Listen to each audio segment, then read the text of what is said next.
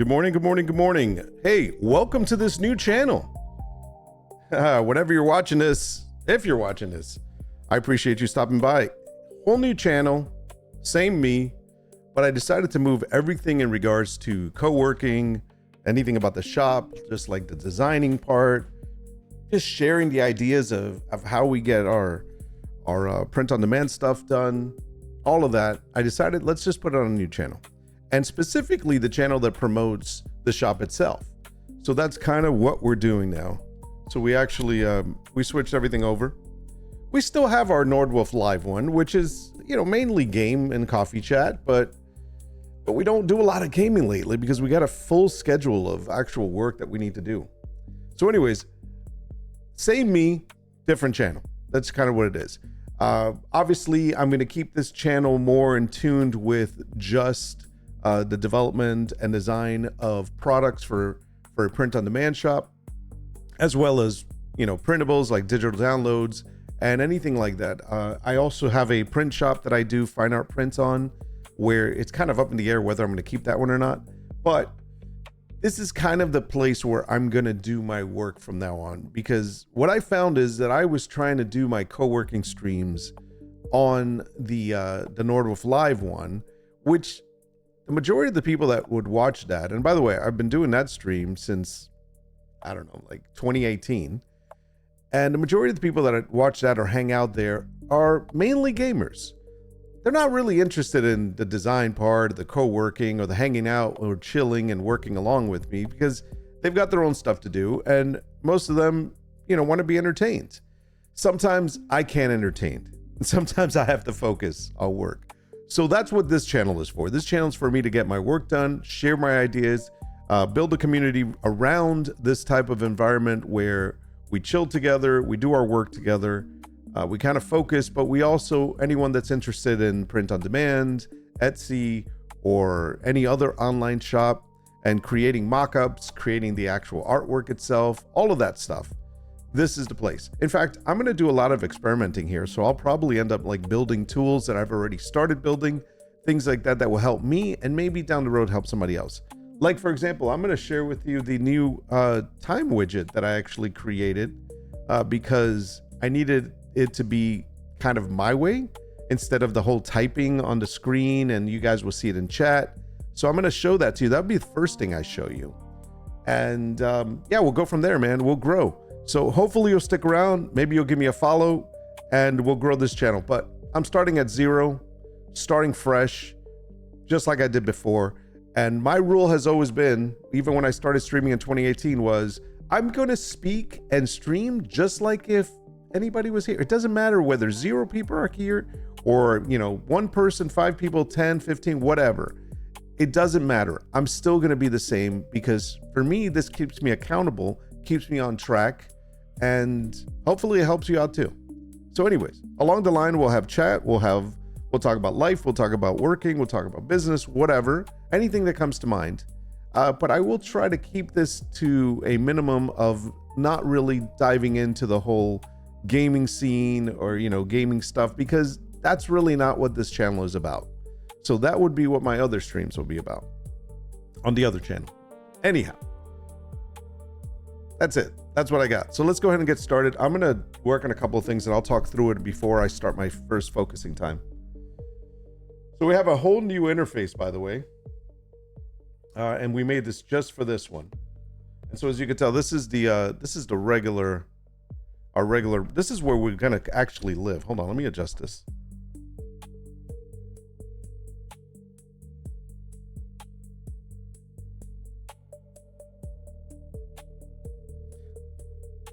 I sometimes feel like I'm crouching over to talk, so I need to put this at a height where I'm not worried about crouching over.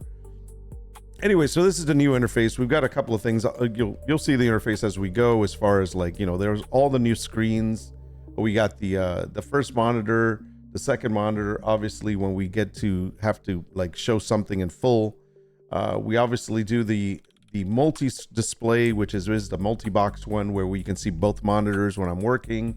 I don't really hide my stuff as far as like when I'm working on something, because I like to share.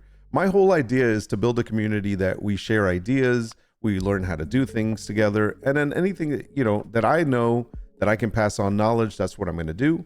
Eventually, we're going to start recording this stuff. In fact, I'll have to do a video at some point because we need to put it on YouTube. But this is going to be directly tied into our Nordwulf Designs YouTube page. So that way, or YouTube channel, that way we can send over videos. And we'll see. And today's really going to be a test day and see how everything works out. And I think we'll probably start recording tomorrow. So let's see. What else can I show you? Okay, real quick. So I got the two monitors. Obviously, there's the coffee chat when we take a break. I have to make sure that the timer is at the top. I got to do that right now. So let me go here. So one of the things is I add this timer at the very top. I wonder if I can make this bigger. Give me 1 second. This activity feed can go.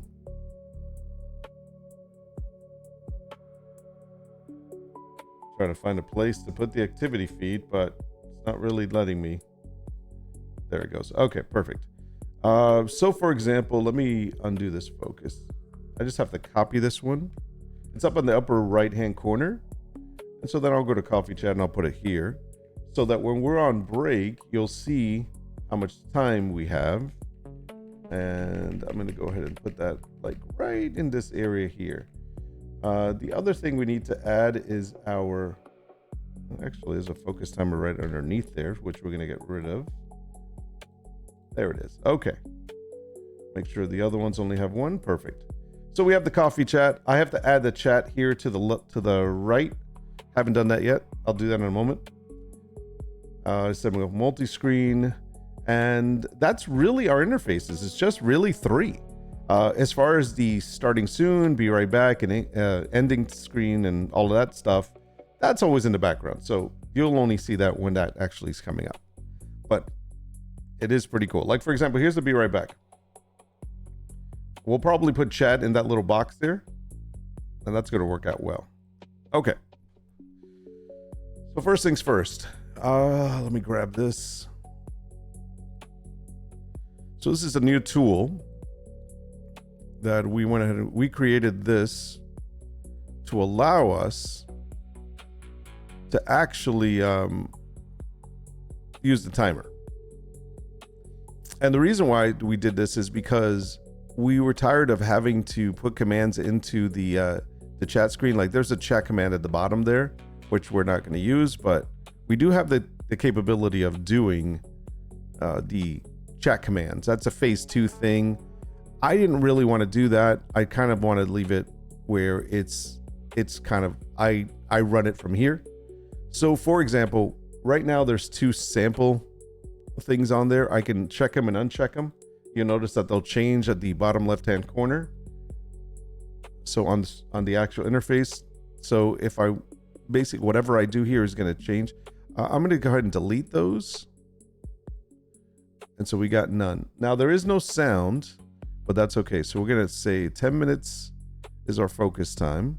The other great thing about this is I can switch between breaks and focus times. So here's a break. There's a focus time. Now this is running off of HTML. This is running off. There's a server connected to this. It's got some JavaScript, obviously, and things like that. But it is all running locally. So this is just for me to use. I may create one of these that I host and that I allow other people to use, or maybe I'll just create kind of a packaged, I don't know, package zip of this actual one that you can run locally and run yourself. And basically all it is, you're running this on a terminal in the background. So it's a service that's always running. All right, so anyways, let's add today's task. So today, I gotta look at my calendar, but I just wanted to show this to you first. How many breaks do we have? So we normally start at 9. Today we start a little later. It's 10 o'clock. And I'm going to see 10, 11, 12, 1, 2, 3, 4, 5. So I'm guessing I'm probably going to go 7 hours today. So I'm going to say probably 6 breaks. So let's change the break time into, let me see, where did I say that? Here it is. So all I have to do is add a cycle. So that gives us 6 breaks. So first thing I'm going to do is is last minute interface.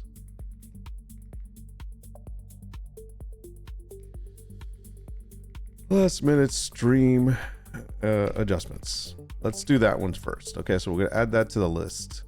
Then we're gonna go forward. Let me get my Google Sheet calendar. We are behind on a lot of our work. We did not do any work this weekend, which is okay. That happens. But I think I'm going to be skipping over some stuff just because we want to get, like, for example, today we should have been starting our new blankets, our new Baroque blankets, but we have to finish our nursery collection for the sleeping dragon blanket. So we want to do that.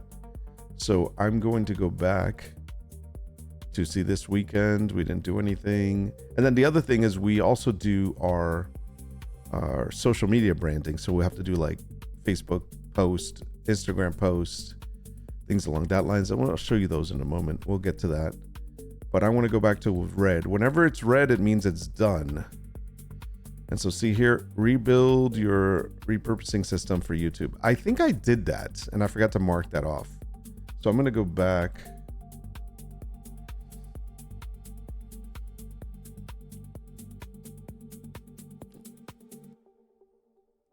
I'm not going to look at that yet, but I'm going to put that on the list here. So I'm going to put the other task we're adding is going to be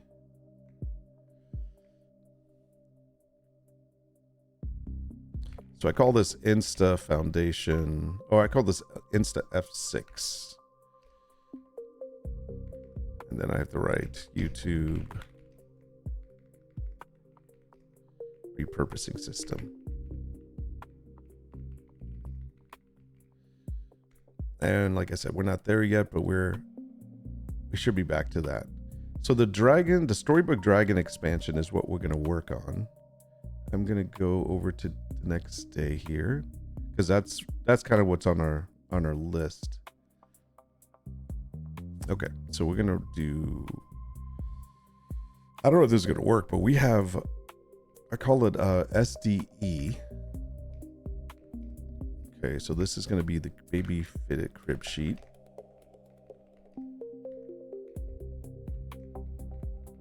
Mockups. We're going to have a problem with these, I know it. And then we'll come up with the SDE. SDE is going to, you'll get familiar with this. I usually try to use acronyms for work projects or collections. So Storybook Dragon expansion, for example. This is going to be pricing. Ooh, I can't type today. Oh, by the way, let me make this a little bigger so you can see what I'm doing here, right? So the whole idea of this is that I'm changing it on the fly. So pricing, listing, SEO. Okay, we're going to add that one. So you notice as I add them, they're appearing immediately. Oh, wait a second. Delete. Why did that happen? Oh, you know something I forgot to mention. I did make a way so I can separate with commas.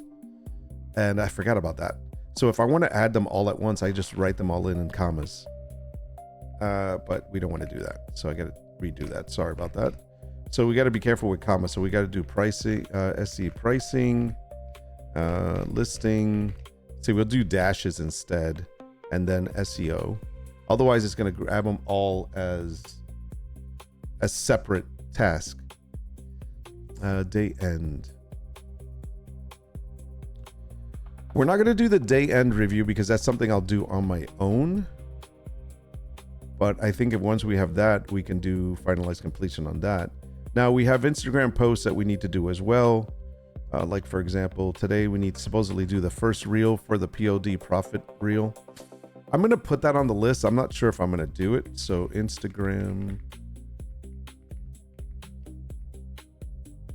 I'm going to write Insta, first reel, POD profit reel, POD profit. That's a video that I made, the first video that's on the channel. I'm not sure if I want that to be my first reel, but we'll see. It's been a while since that's been out. It's been out for about a month. But you know what? I'm getting eyes on it. It's probably cool. Some people want to know about that. POD profit. I'll just do that. I think, isn't it profit margin? I think it's profit margin. Okay. So let's add that task. I'm gonna look down here. I've got launch day, Instagram launch day, POD profit reel. This is all after hours too, so I might hold off on this, but either way, I'm still gonna put it on the list. So Insta,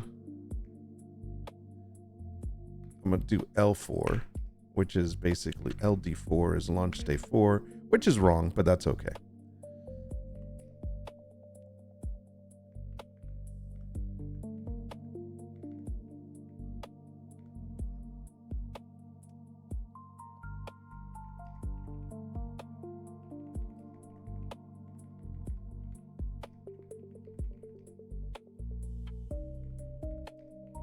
So it's not really a post, it's just telling me to post it. But you know what? We're not doing that if we're already writing it. Hold on. I don't need that one. Those two should be together, but that's okay. Blah, blah, blah, blah, blah. Let's see. Old World Society Collection value post. Where are we on the next guy? Hold on one second. I'm going to go back for a moment. Yeah, we just did Edmund, so we're going to do the... Okay, let's put that one in.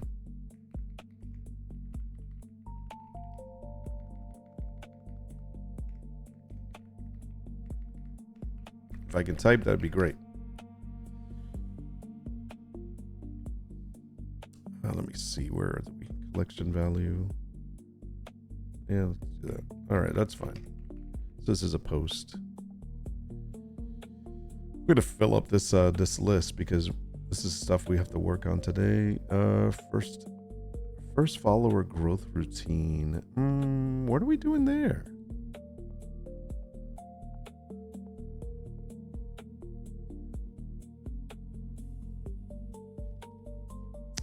Immediate actions. Announce the account that exists in Nordwulf channels. Link Instagram from Nordwulf Designs to YouTube. I think I did a lot of this. Link Instagram to Pinterest. From Pinterest where appropriate. Add the Instagram handle to Etsy. Announcements. Interesting.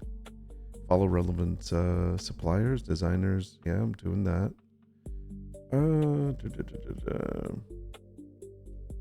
Yeah, I will add that because it's something that we would need to look at. So Insta F7. That's foundation 7. And we'll say first followers growth routine. I will go through that. Add that. Okay. So that takes care of that Wednesday. Let's take a look at what's available here. Okay. Etsy draft assembly. That pretty much is, I'm going to just do that. I don't have to worry about that. I think I'm going to leave that with the mockups, price listing and SEO. And then we're going to go ahead and list it. So that's fine. Storybook Dragon QA corrections and publication decisions. Let me take a look here. So correct artwork, image order. I made all these in a month, so I have the whole month calendar scheduled out. Copy tags, variant shipping and pre-production settings. Publish only the product genuine passes, otherwise document the blockers. I don't think we need that, so we're gonna leave that alone for now. Protected overflow and closeout. This is where we finish out the projects. Okay, that's for me. I don't need to put that on the list. Let's move forward. Okay, this was Friday. Now this is where the new stuff happens, like the new design, whatever. But here's the problem. There's still two other. I'm gonna add another. Yeah, I'm gonna add another one here. So I'm gonna add this one. SDE. This is not on the list, but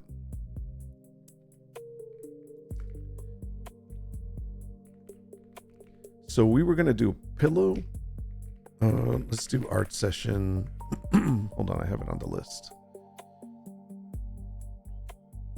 There it is.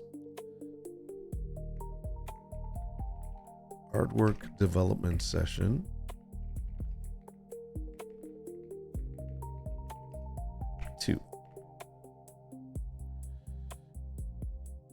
And then I'm going to do, can I do this? Pillow and canvas.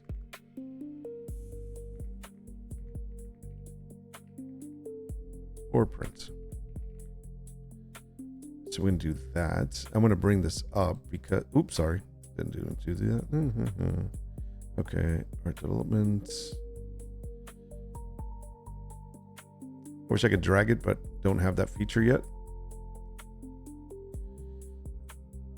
And so what we're going to do to this is we're going to, can we edit this? I can't remember if we can edit. No, we can't. I need to add it so I can edit. That will be important. So let's add a couple of these. SDE.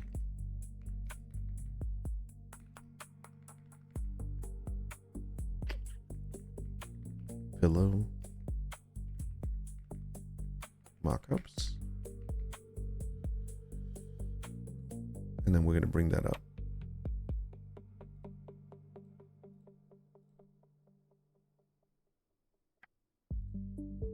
One more.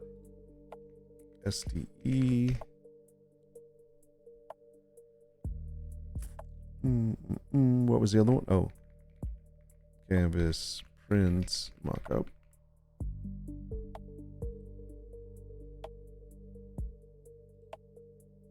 Keep them all together.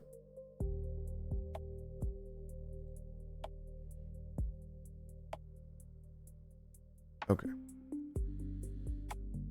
So that actually will keep us busy today. So if we get these all done, then we can hopefully move tomorrow into the Victorian blankets. Baroque and Victorian blankets, yeah. So we'll get there. Okay, so that's what we needed for that. I'm going to leave this open in case I need it for something like this, for example. But as you can tell, so right away we've gone ahead, we've created our task list, everything is there.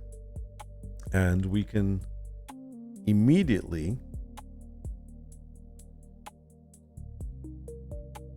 go into starting it from right here without having to type a command or anything like that. It's all in here.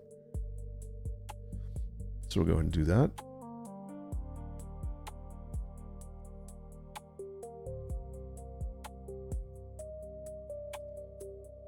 Making sure my audio is fine. Okay. All right. Before I do that, I'm going to check one more thing. Gotta find my phone. Got it.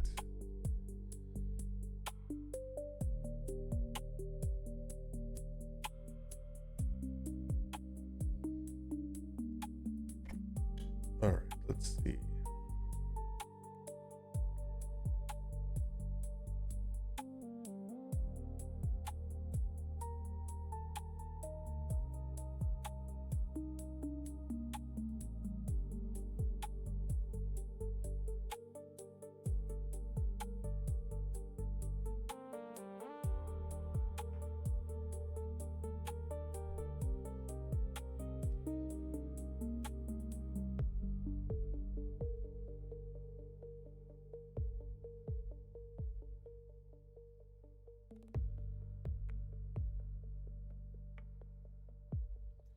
Okay, perfect. I just needed to test, make sure that my sound was good.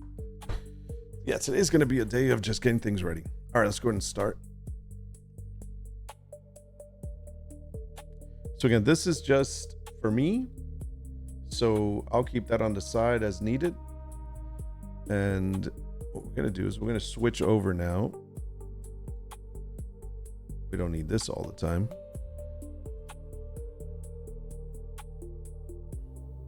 What's cool is that I get to see my this is the other thing. Having it on the screen, like as far as having the timer, task list, and everything on the screen for everyone else to see is great. But the only problem with that is that when I need to see it, like if I need to like check something off and it's not happening, then like right now, why is not going down? So I need to check that. Give me a second. I can just refresh it.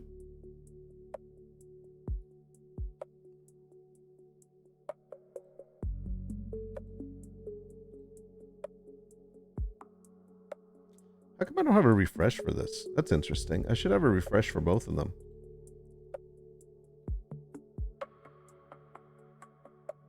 And I can't go to the properties. That's interesting. So something just got messed up. Let me go to this one for a second.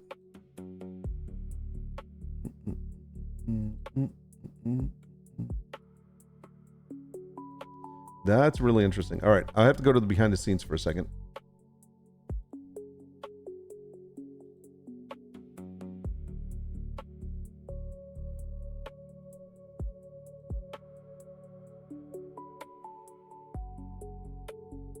So normally that scrolls, and it was scrolling a second ago, but now it's not scrolling. Interesting. Let us do what we need to do. So I'll have to add it again. That's really odd, because normally it just scrolls. Let me see how many visible.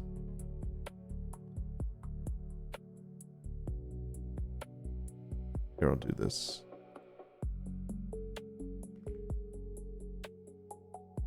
I'll say 4. Really? I can't type it. Oh, let me just do the arrows. I can't show less than 5. Interesting. And I can't change it. Let me refresh.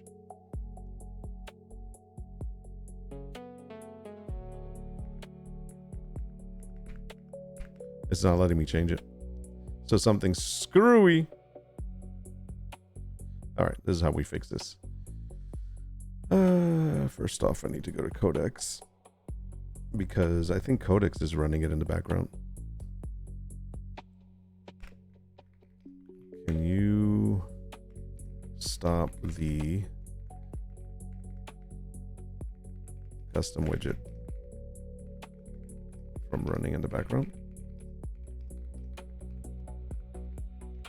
I want to launch it myself. Launch it myself. Manually.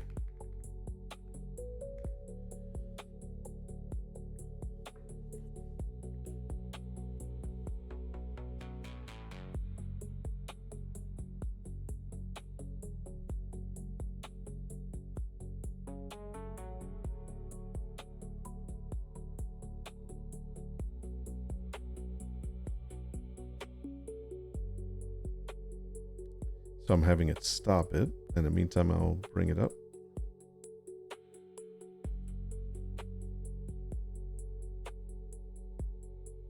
Okay, so it is stopped. So what we're going to do is we're going to go here. Let's see. Where did I put that? Oh, yeah, here it is on W. So it's still under brainstorm because we don't have it as a live project yet. So we're going to go in here, custom widget solution, open a terminal, and then we should be able to do this. And now we have errors.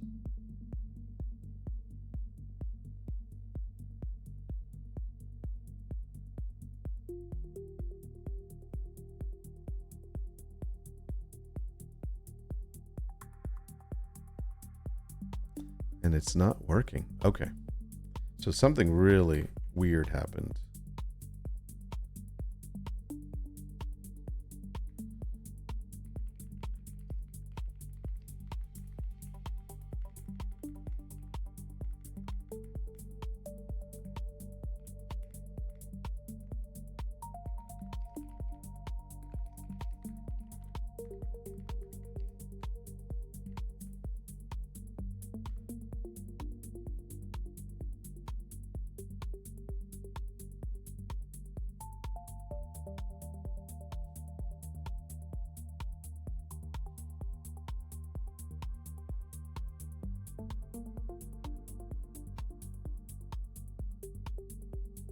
which is stream elements, copy and paste.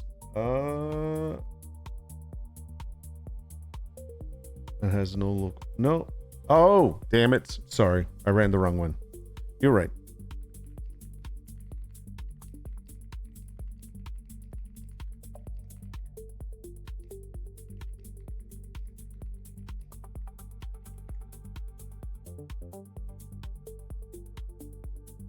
I ran the wrong one. That's why. Duh. Shame on me. So I have 3 versions of this. I have a hosted, I have a local, and I have a custom widget. The custom widget is for stream elements, and that's the one where you type commands, but we're not using that one. We're using this one. So I'm supposed to go in here and do that again. Hey, I have my fail moments. That's okay. All right, so this is going to be... There we go. Now it's running.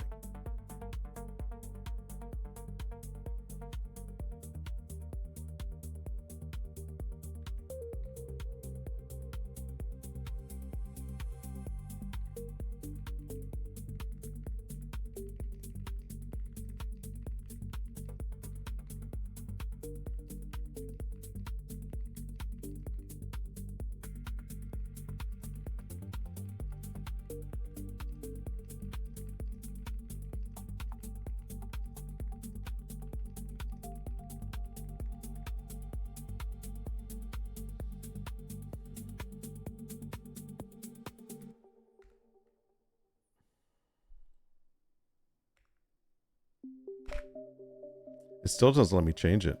Visible is 5. It doesn't let me change it to less. It must be something that we probably hard code it.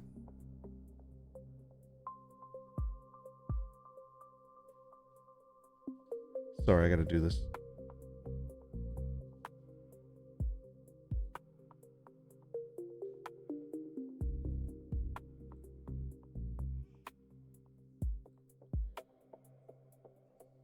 Yeah, it's weird. It's not scrolling. That should scroll. I wonder if it's because... Oh, you know what? I think I know why. So let me see if I have to adjust this. I don't have properties here. I have to go to here. Sorry. I have to do this here. So we have to move this to 50 in height.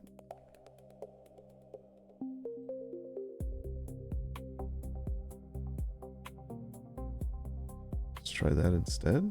Refresh.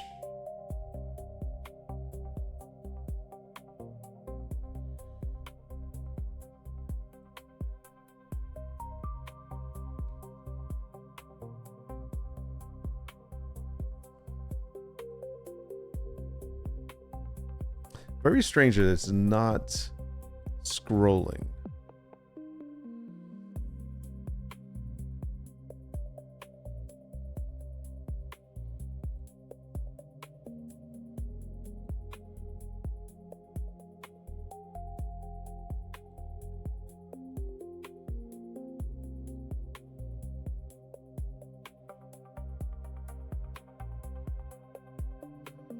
Yeah, something's definitely going on because I can't even highlight this.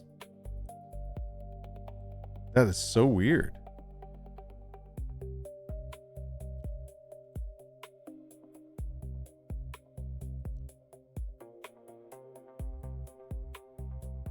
That is very weird. All right, let's figure out what's going on here.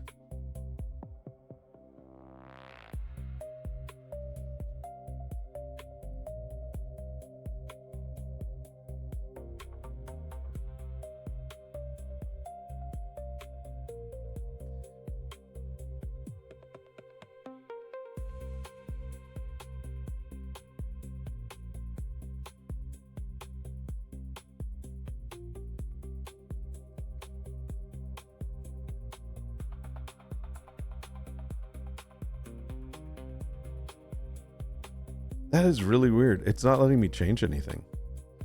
All right, well, there you go. This is the first thing we're working on today.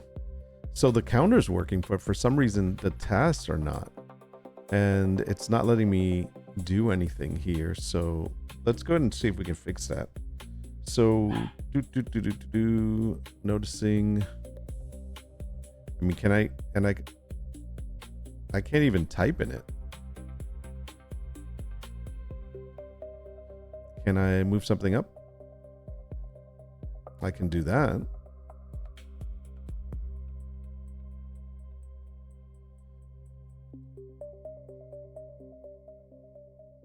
I can do this. I can do that. I can't.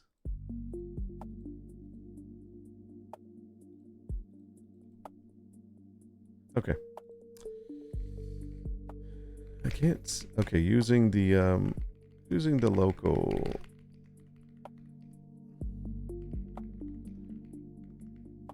Using the local version.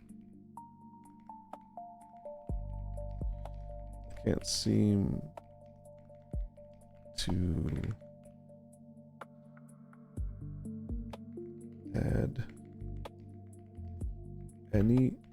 I can't seem to type anything into the add tasks, which was working a second ago.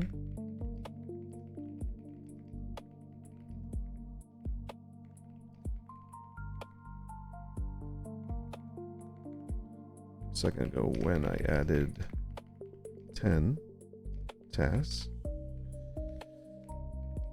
but the tasks are also not scrolling on the screen.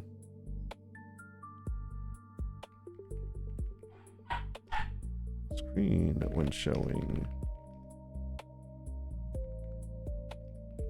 only 5.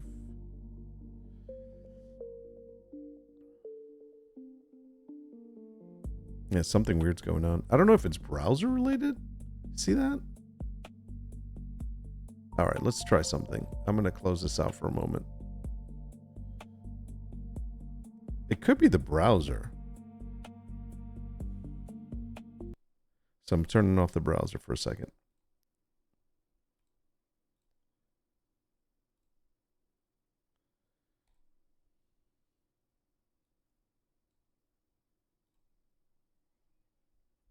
So this could be the browser related. I'm not sure.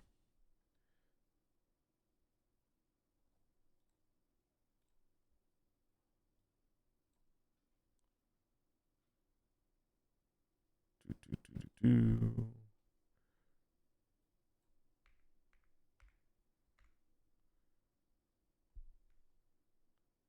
doing a hard refresh. No, I can't type in there. And I can't save. And look, I can't save anything. All right, so something else is. Using a local version, I can't seem to type anything. Type anything into the add task field, which was working a second ago when I added 10 tasks, but the tasks are also not scrolling on the screen when showing only 5 of the 10. Also not able to change. Hold on, unlock list maybe? Let me see. No. Unable to change the list title or edit it.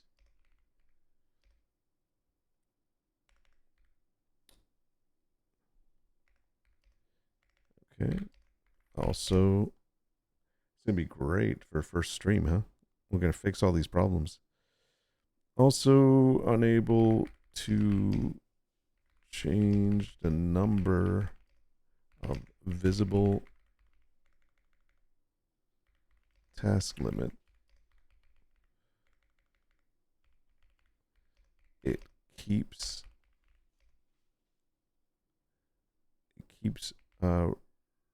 rewriting it, reverting back to 5 when I type a different number.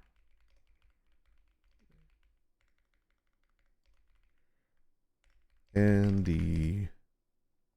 because there's little arrows, right? These arrows aren't working either. And the same thing happens when I use the arrows. to increase or decrease. Increase or decrease the number.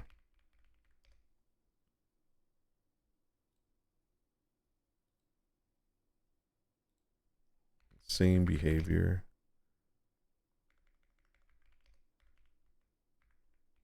Is happening. Let's see.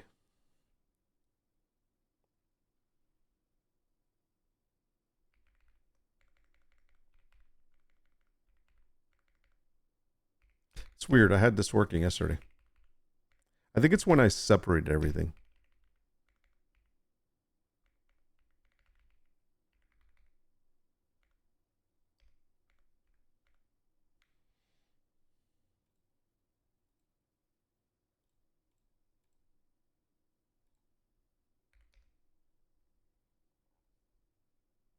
It's as if the state is wrong. Like, for example, count on stopwatch. That doesn't work either. You see?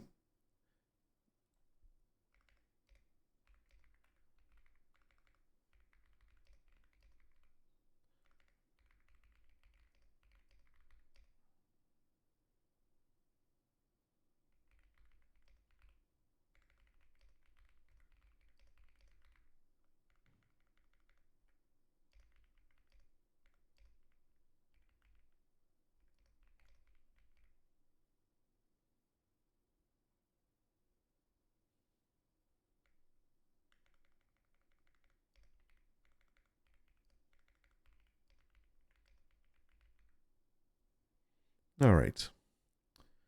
That is very weird. It's weird because everything was working before we started today. Let me put the music back on because we need our music. Oh, that's not the one. Let's see. Actually, this is the one.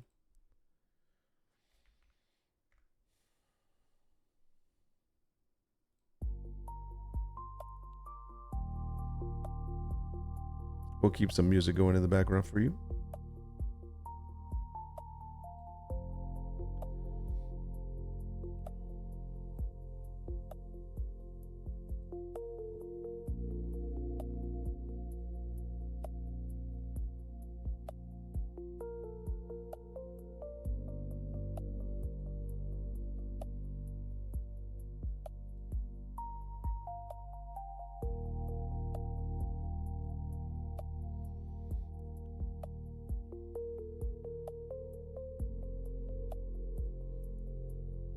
Very odd.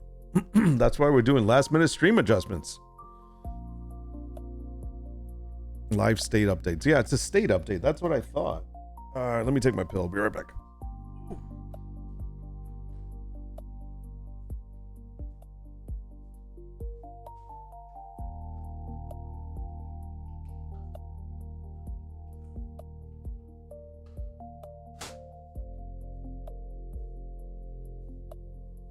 My limitless pill.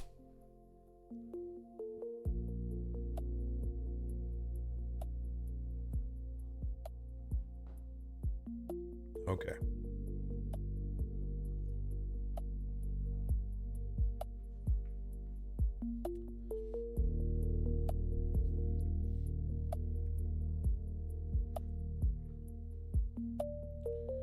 It's doing a manual restart, which is fine.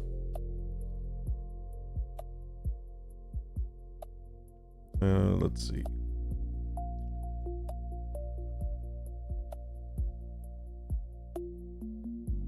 So that's what I thought. It's a state update.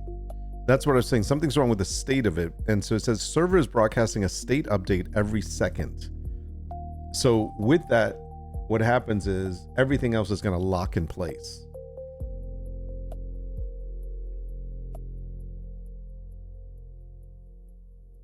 So that's not good because then nothing will actually happen. Like the scrolling won't happen. What's weird is that the countdown does work, or the counting.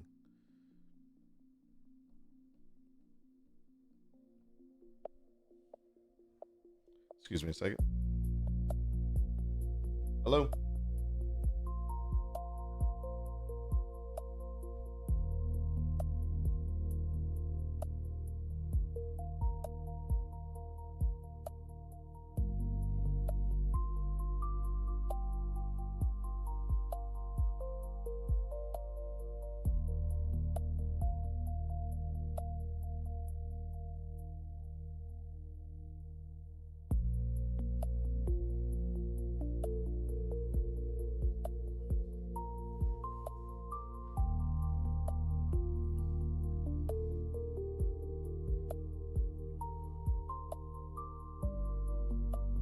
Scammers asking me about my Medicare coverage.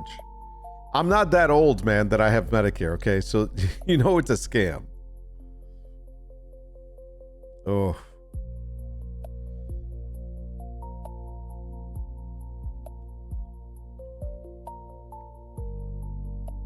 All right, so this is gonna run. I'll let this do its thing.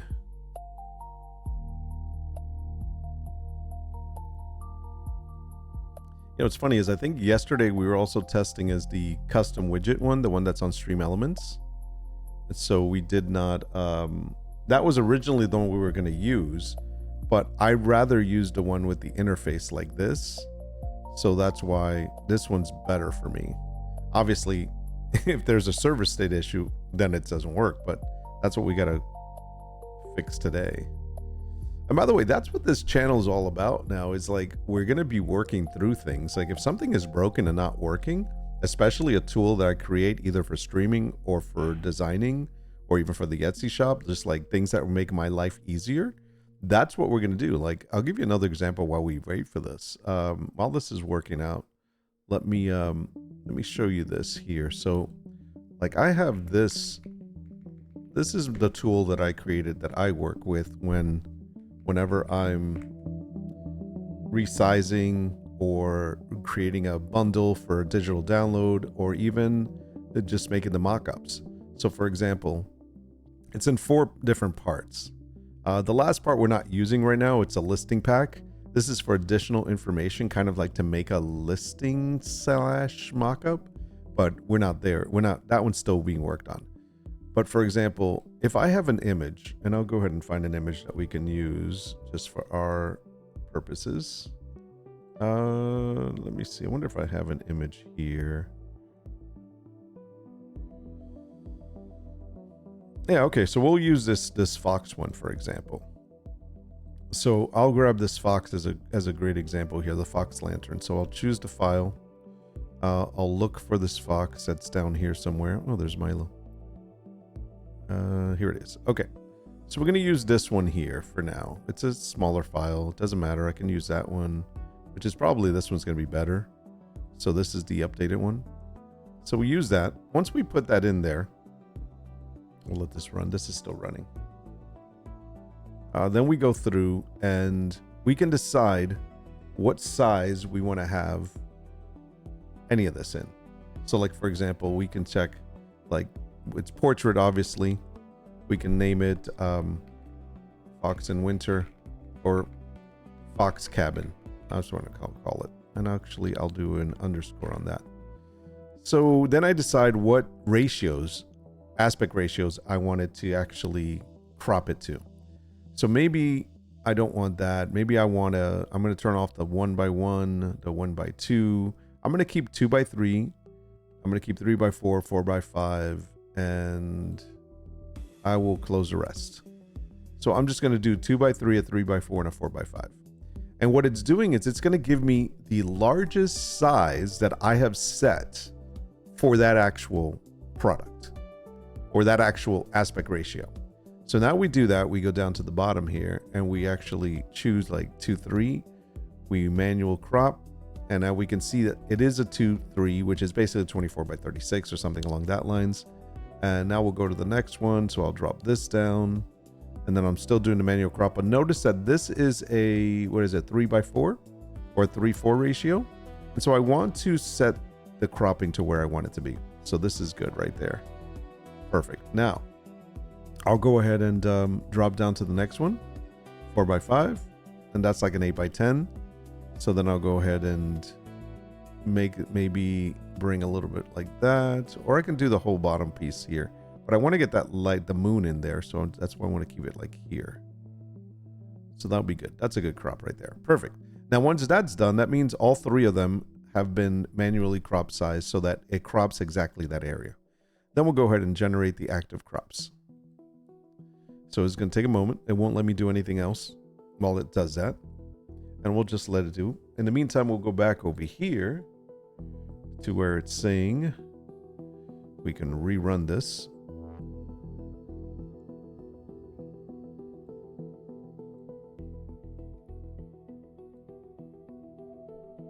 while that's working in the background. Okay, so there is a problem because he's already running it. So we're just going to let it sit for a moment. And we're going to refresh here. Control F5. Okay, so there it goes. So now we should be able to add an S here if we wanted to. And the S is staying. And I don't want it to be S, so it doesn't really matter. Then I'm going to run over here. Now we're going to refresh these one more time.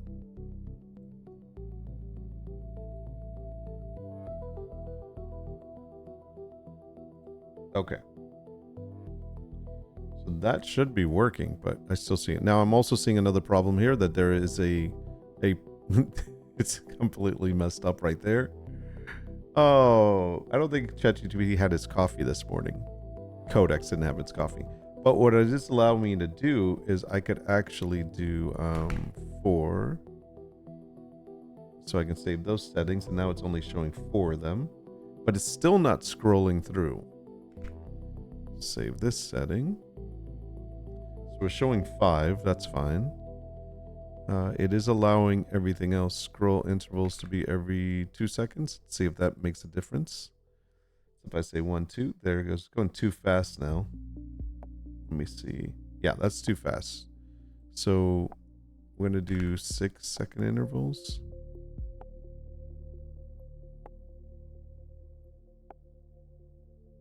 But you see how fast that is? So that doesn't work right.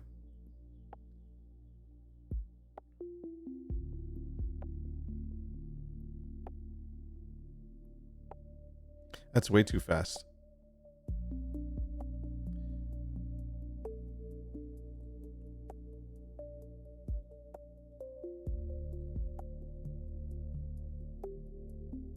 So what happens if we hide things? So let's see. We're going to make this easier. So we got 10 of them, right? So I'm going to hide this one. Oh, there we go. Hide. Hide. Hide. For our purposes today, I'm going to hide those. Okay? So I'm hiding them. I'm not deleting them. So at least now we don't have to worry about we'll dissect this later.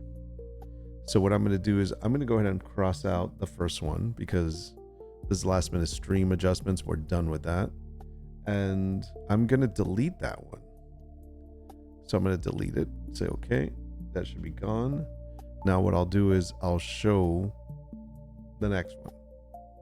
So that they were there, I don't have to show them all, and I don't have to scroll through all that. Because the truth is, it doesn't need to have all of them, but I am going to fix that scrolling issue because if I wanted to have a bigger list, I wanted to be able to do that. So that's fine. I'm going to lock this list. Oh, actually, unlock. Shake that S off again. Save title.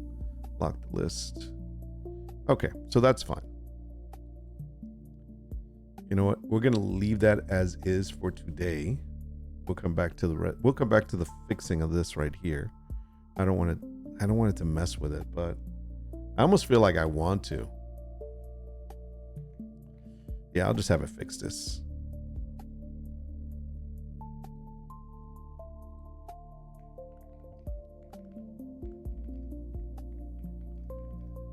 The up and down button, the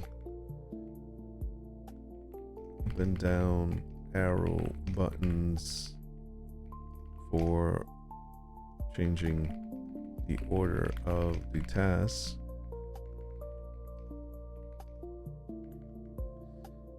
Buttons label.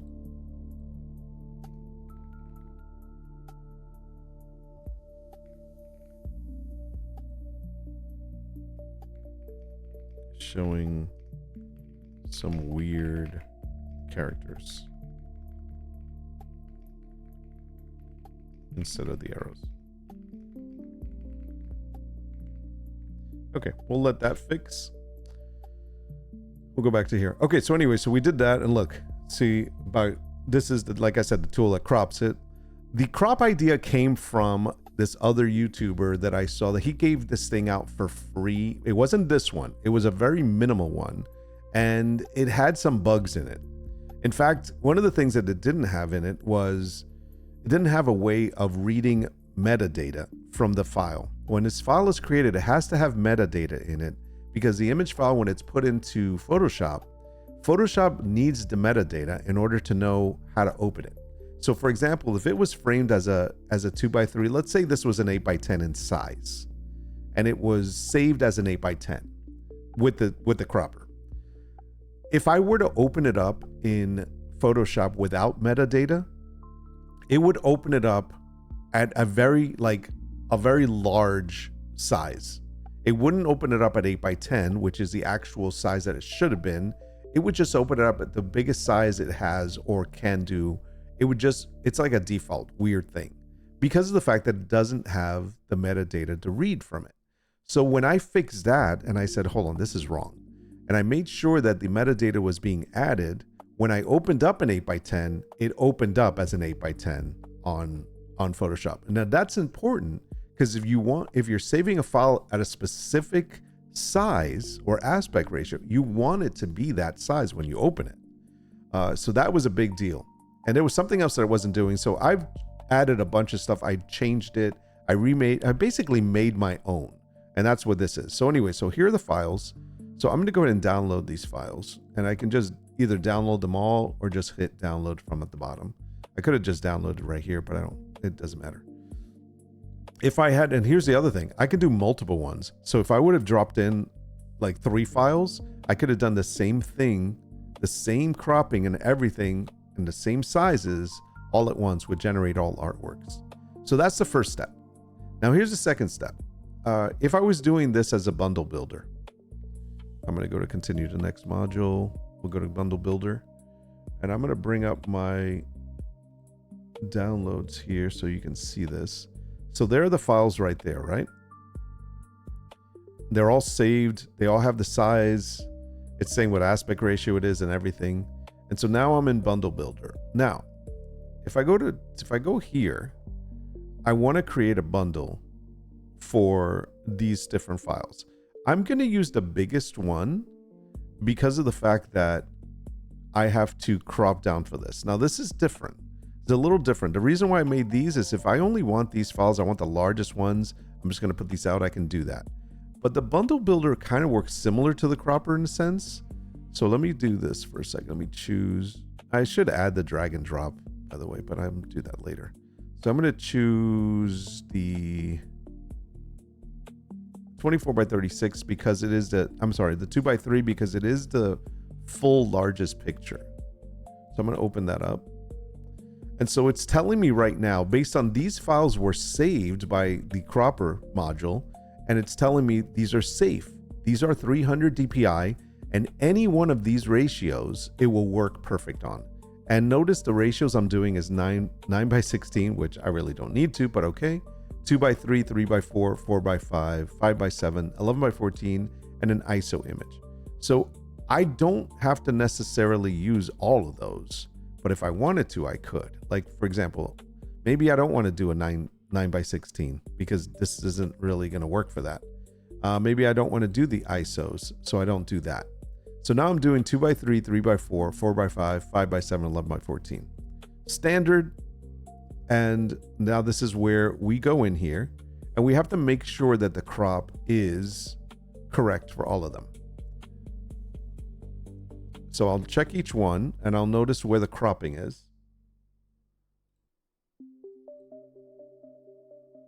So that's all fine. Now, by the way, the one that I showed you earlier, the cropper, is for dealing with printed like canvas prints or fine art prints that you're going to print out. This is for digital downloads that you're going to make a digital bundle and put this up there, and it's a zip file basically. The difference is the other ones you're going to use them for, let's say if you're going to keep them in stores so that when you sell a print or sell a canvas, that's the one that gets put on those sizes. This one is that you're going to be selling the digital downloads of this like a bundle. So I did all of them. Let me see, 11 by 14. Okay, so they're all fine as far as I don't need to move anything. But I want to show you something that I added to this that makes it so much easier. So I have a manual crop zoom. So for example, if I wanted to crop in into that actual image only. So I want to do this, and I can drag this now. Now you see how the area that I'm zooming into is going to be the area of the image. That is something that the other softwares weren't doing. And by the way, the reason why I built this is so I don't have to do this in Photoshop. You don't need Photoshop to do any of this. You just use this app. And this runs off of, right now it's online, so it's running hosted right now, but you have to have a password, login and password to use it. And since I'm still testing it, I have not released it yet. And I'm waiting to see if there's interest, if anyone actually wants to use something like this. But okay, let's go back to where it was, because I'd rather have the whole thing. All right, so that's all done. Now, the additional things it's going to give me is a README first, a ratio guide, a size chart, a bundle cover, and a bundle manifest. So I'm going to go ahead and include all of those. And the other thing that it can do is it can give you a PNG and not just a JPEG. And it could also give you a PDF. So I'm going to do both of those. And I am going to be okay with I'm going to use the Gold Studio for this one. Leave it as descriptive. And we'll go ahead and prepare the artwork, because everything else is ready to go. Let me see if I need to do a pre-saved preset. No, we don't have any of that. Optional shared name. No, I'm going to leave it as it is. Actually, I don't think I have to do this, but I want to do DD. I want to see what happens with DD. So I'm going to prepare active artwork. And by the way, again, we can do multiple artworks, not just one. But we're going to go ahead and prepare.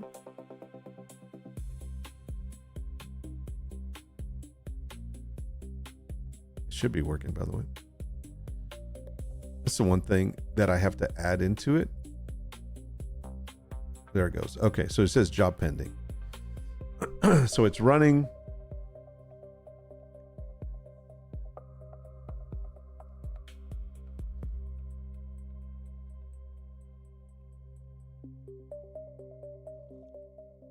And that's done.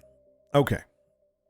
So by the way, the DD that I added up here, digital download, whatever you put in the file name prefix, it's obviously going to put in before the actual name of it, Fox Cabin 3248. Now, that really shouldn't be that way, because that should actually just say Fox Cabin. So I need to probably set it to where I do a prefix or an actual file name change, so it knows what to name it as. Anyways, so here they are. Every aspect ratio is done. It's basically already told me it's ready. The preparation's done. It's all safe. It's all clean. The bundle settings is JPEG, PDF, and PNG. And then it is good to go. Here are my downloads of this. Like, here's my README file. Here's my ratio guide, my size chart, my bundle manifests, and obviously the images. So all of that is ready to go. So it's funny. It's like one cover image. Okay. So if I go here now I want to download active bundle. So I should be able to do that, and that should download immediately. And there it is on the other screen. I'm going to go ahead and extract this. I'm sorry. I don't like doing it that way. Extract all. And by the way, how big is that file? So that file is a very large file, by the way. So obviously we're not going to be uploading that. So we're going to look at what we have here. So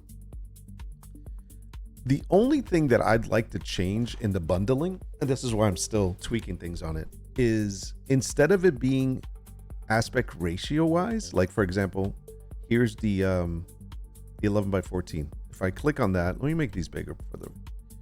If I click on this one, 11 by 14, inside of it, I have a PDF, a PNG, and I have a JPEG.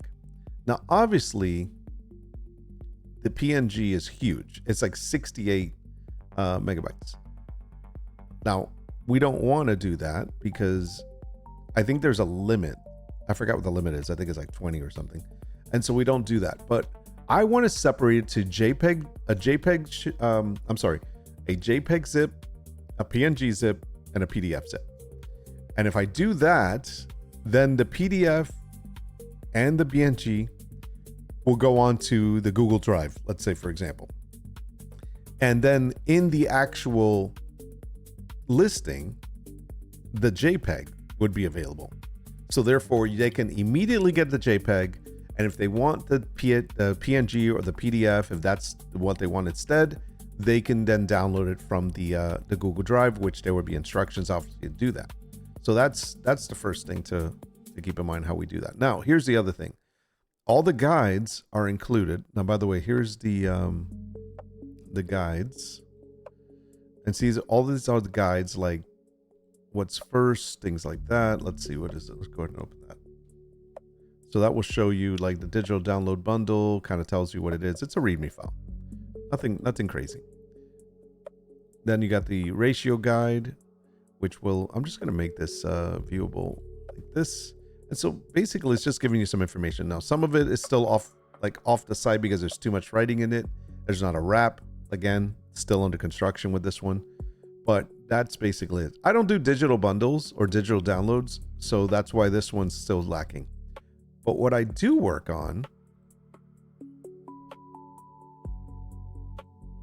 is this next part. I love sharing this, by the way, because that's what this channel's about. Is like I'm going to be doing tools that I like, that work for me. And the whole reason I was doing this is because I'm tired of using Photoshop for every little thing I need it. So this is the mockup builder. So we're going to go over to the mockups for a second. And by the way, I also use the mockups to put a watermark on. So that happens too. Let's go over here. I need to get rid of a couple of these. So I'm going to get rid of this one. I needed to add a mockup watermark on these images. So that's why I uploaded them here in order to do that. But basically these are for canvases. I can do the canvas straight on, or we can do the framed work, as you can tell. So it depends. Whatever mockup I decide to upload into the system, I can actually use. So that would be an example we'll do. So first I'm going to clear all visible, and then I'm going to include that one. And I will include not a kid's bedroom. Let me do, because I want to do portrait. So stairway, maybe. Okay, we'll include the stairway. And then we'll include this one here. Okay, so we have 3. So now I will go over to the editor mode. I will choose a file. And I'll pick probably the biggest one, which would be this one. And that's in there. And then we're just going to go to placement down here. Now you'll notice immediately that it is already in place. That's the first one. Then I can do the second one. Where's the second one? This is the only thing. I need to be able to select which ones I actually chose here. And this is the part that really drives me up the walls.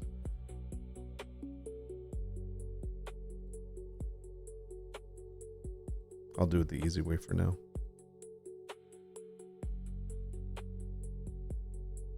There's that one. I'm going to make this smaller so you can see this. Oopsie, not that. Sorry. There we go. So there's that one. And let's say I wanted to do the other one. I'm just going to go look for it because right now I've got so many examples. This is kind of crazy. Where's the other one we chose? There's the office one. I'll just select it. And there it is there. So they're all ready to go. So the only other thing, let's say I would add is, let's say I add the watermark. So I'm going to do load preset, and there's my watermark there. So go back to editor, and I can simply download active template set, download alt artwork set. I'm going to do this one, just because I'm just going to download one. And that will download the one image. And here it is here.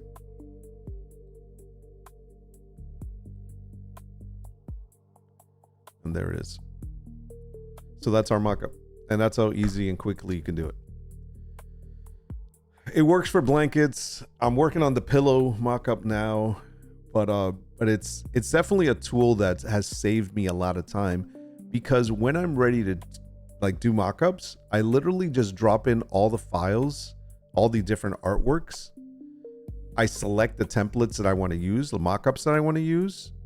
And once I do that, I basically just have to hit create all mockups, and it creates all of them at one time.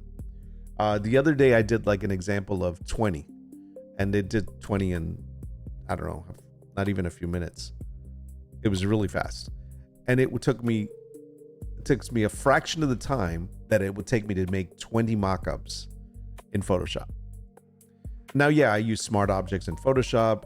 I have templates that I can sit there and then just export and put one into like a bunch of different mockups, and it does it automatically also, but it's still that process. The thing with Photoshop, ever since they added like AI into it, it has slowed down. So every time I go to use it, there feels lag, and I'm running like 128 gig, what is it, 128? Yeah, well, I'm running 128 RAM on this. So there's no reason for my Photoshop to be laggy, especially when it's the only thing open sometimes. So anyway, so there's that.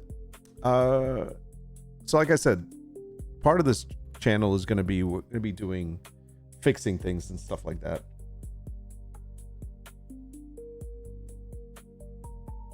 All right, let me put this out of the way for a second.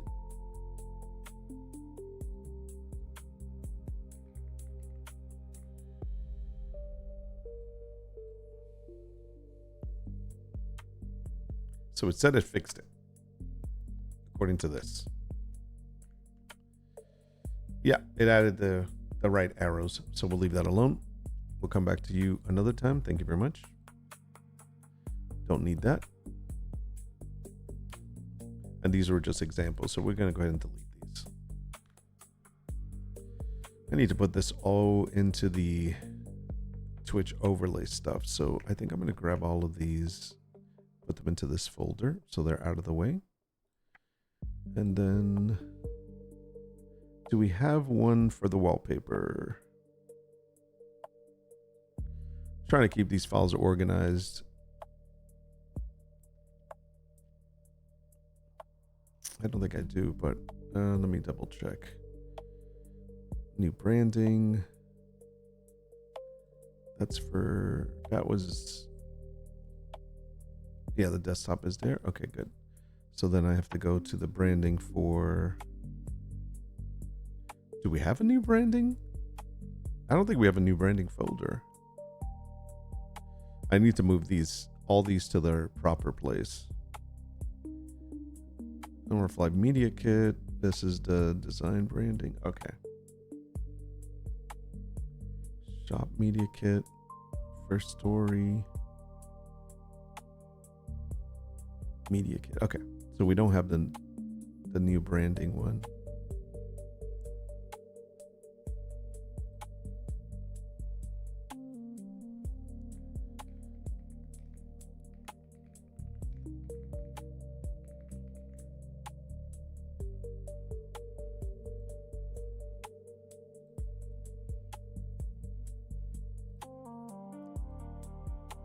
Actually, I don't think I can change one of these. Leave that alone.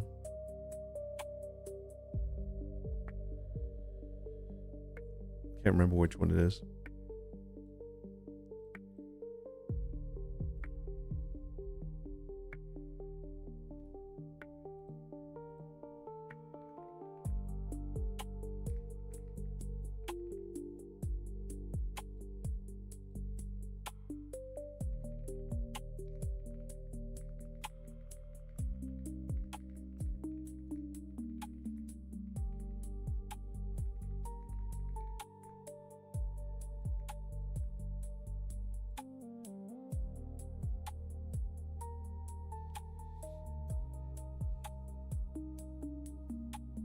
Okay, I can go back to my list.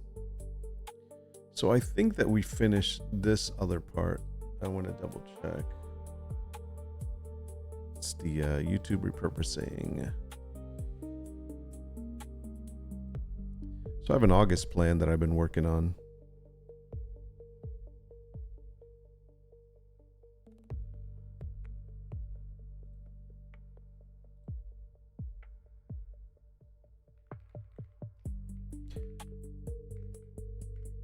Oh. Oh, break time. Didn't realize that.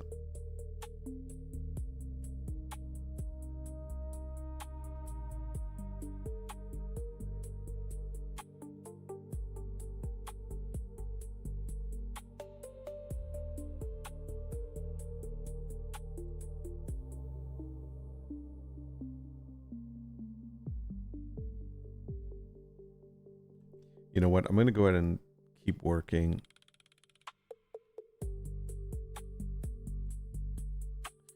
Oh, the hell? Something's not working right. Refuse connection. No, great. Yeah, this is definitely going to be something I'm going to have to work on. Well, this is why I wanted to kind of come on today so I can work out the kinks, but I don't know why this is happening. So we didn't turn it off. Let me see if it's running or not. Local solution.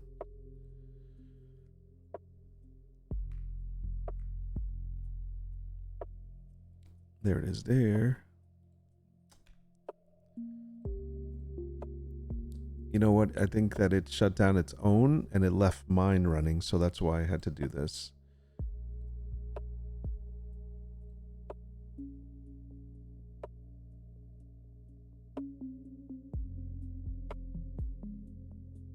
Okay. So this would be a break time, but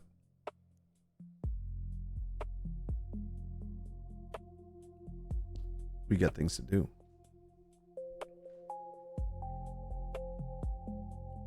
I'm just going to work out the kinks. Okay, so this is this system here. I believe that this was done. I just need to go to the bottom here.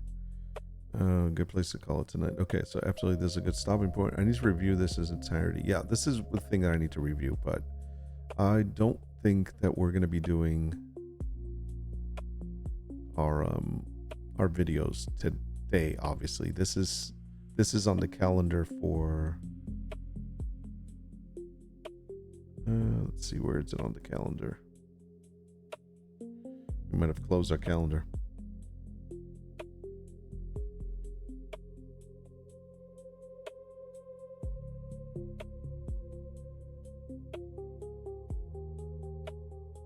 Okay, we did close our calendar.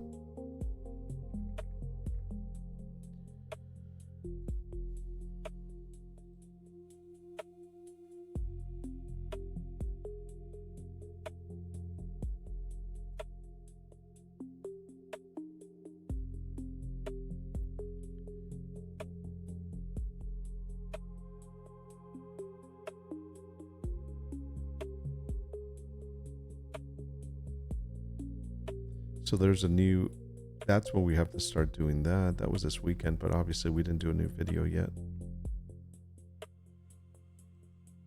Okay.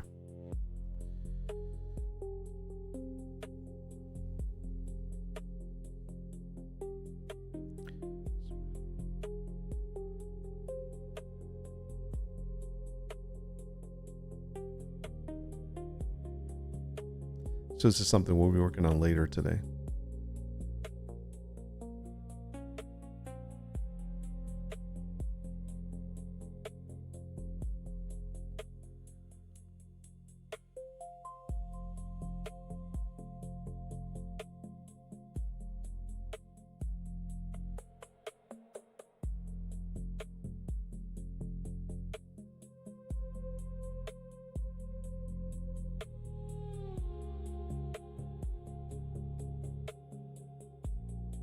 Okay.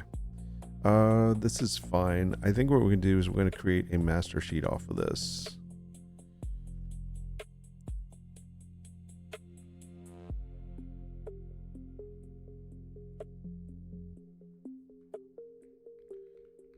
Let's create a master sheet.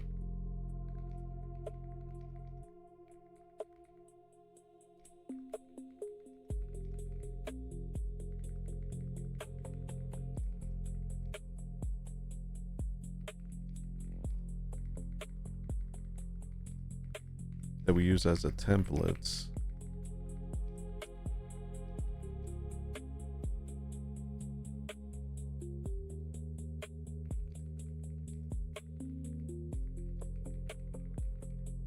That we use as a template when we are each time.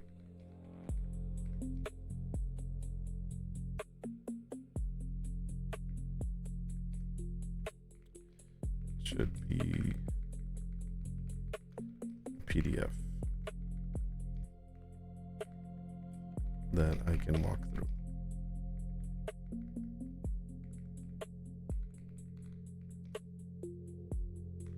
Okay, so that's going to be that repurposing one.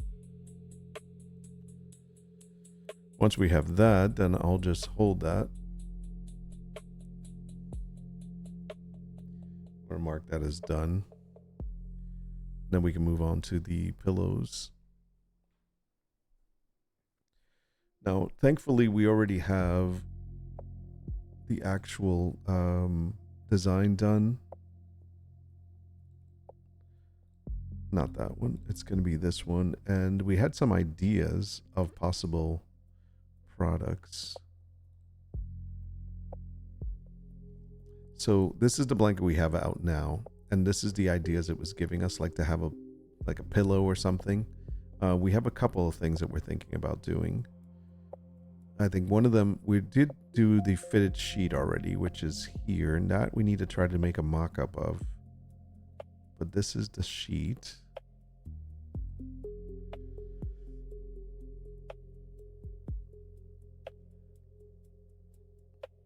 So that's the sheet. We already have the blanket, so the blanket's done. The fitting sheet is done.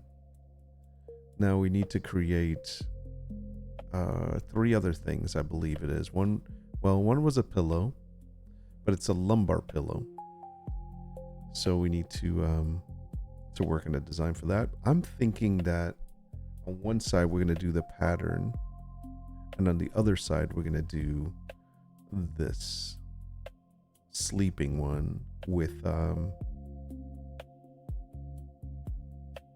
I don't know if it should say the same thing.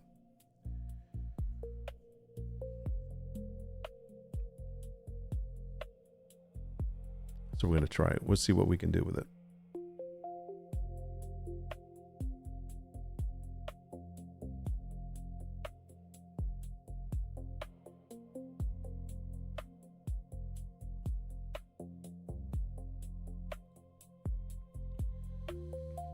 Give me the file to download.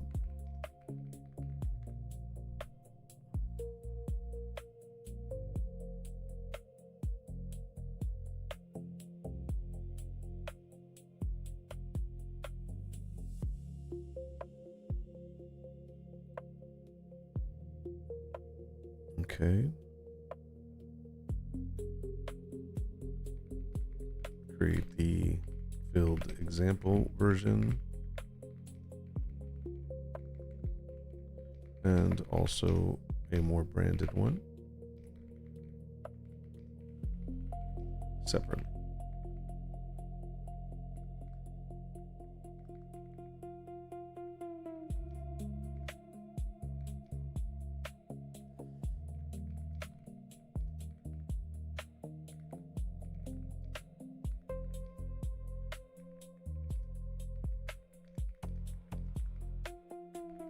Okay.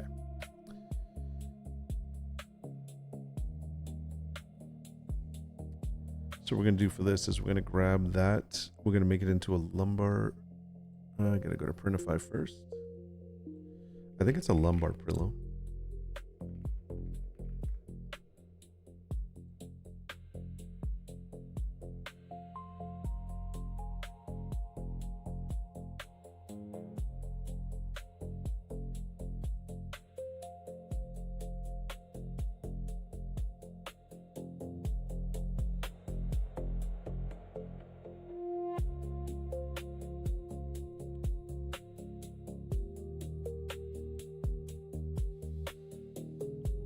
Oh man.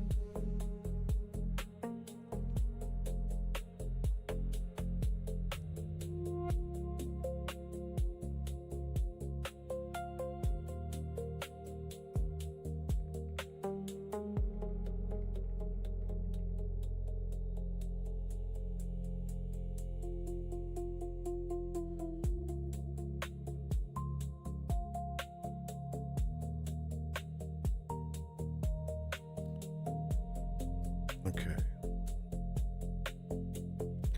So we need this pillow.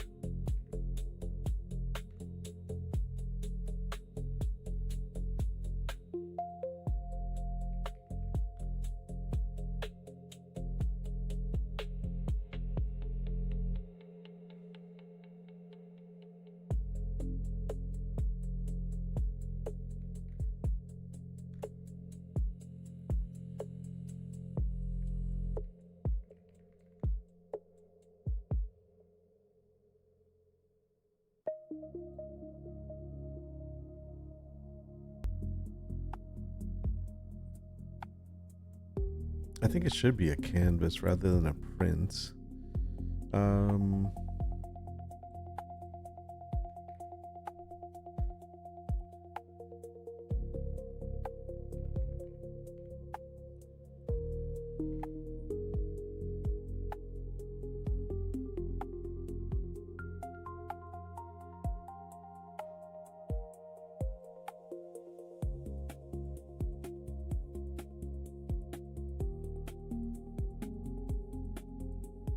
Because what if they want their own, like, well, you can do it with the frame, but let me see.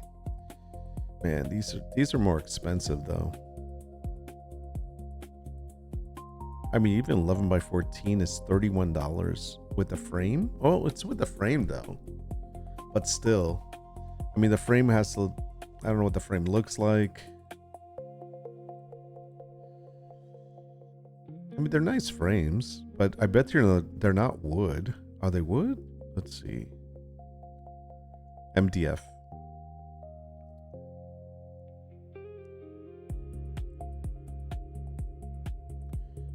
Or dried pine from Roma Imaging. But Roma Imaging has a 6.3. Holy moly. MDF is from Sensaria.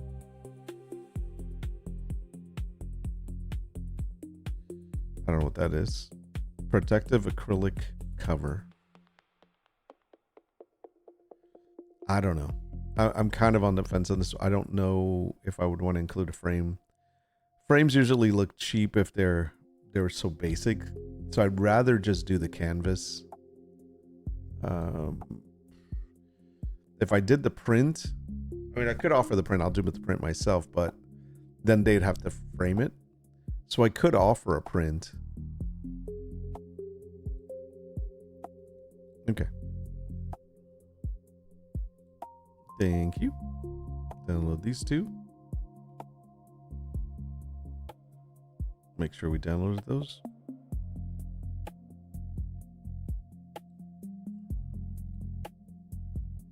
Okay.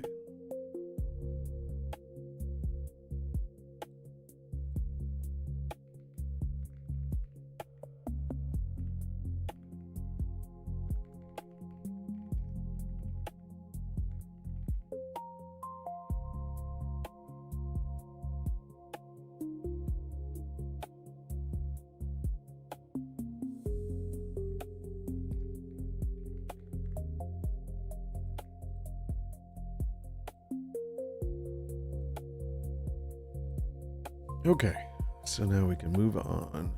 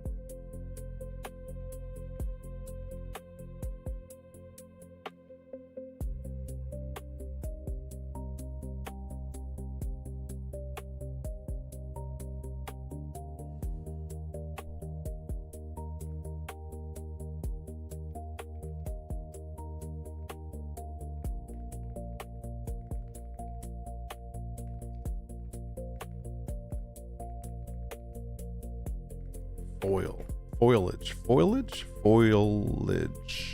I think that's right.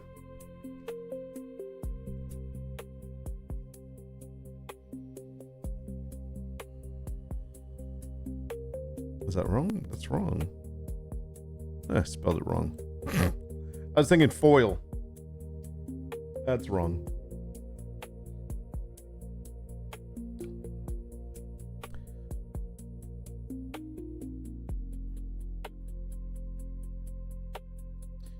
I'm noticing this is not playing through.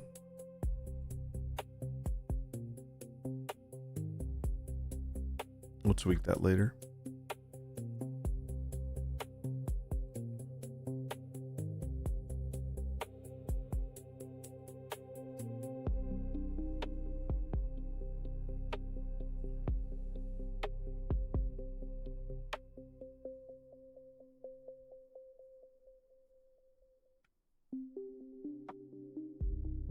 Okay, let's see what it comes up with.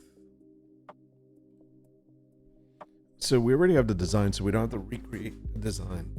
And this was something we already created before, so we had it laid out. So I don't have to like redraw or resketch or anything like that. I'm using the same design, but we want a variation of it, so to fit this this new size. So that's kind of the area we're going towards. So with doing that, a couple of the other things that we need to do.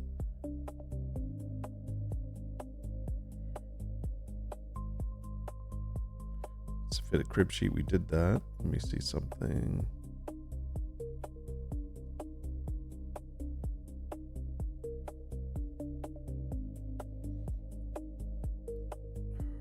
I wasn't sure if we were doing the changing pad or not.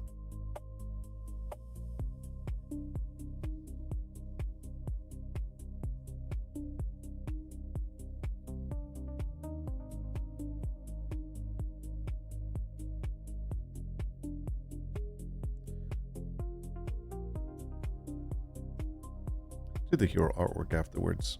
3-wall scene, we could do that too.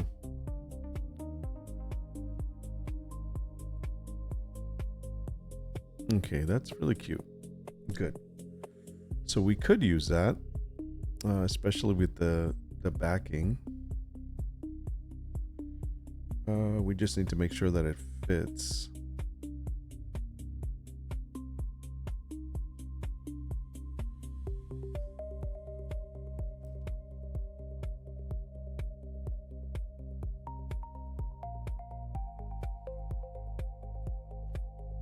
Yeah, so what I want to do to this is I want to see if we can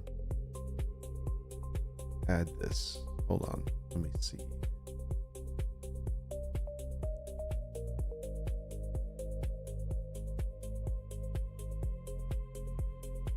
Maybe we should have something written at the bottom.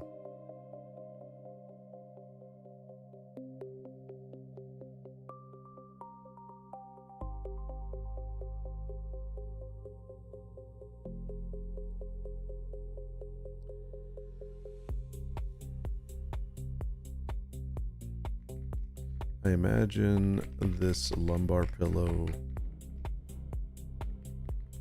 would be used on a rocking chair in the nursery.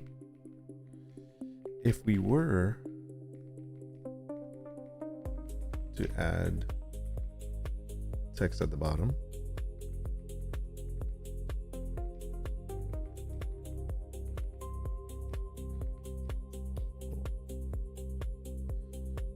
what would we... I'm thinking of something, but I'm not sure.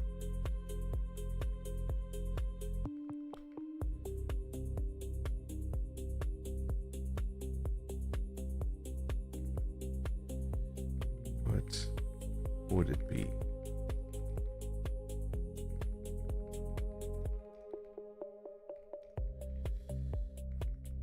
As it's a gift for a new mom.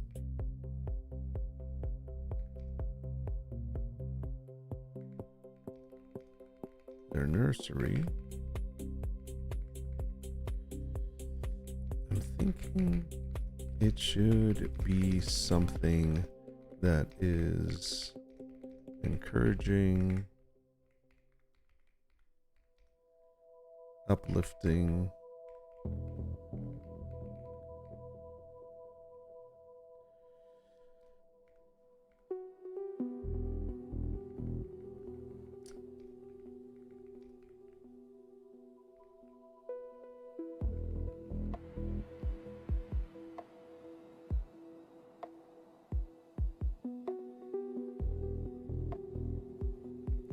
relatable to their baby.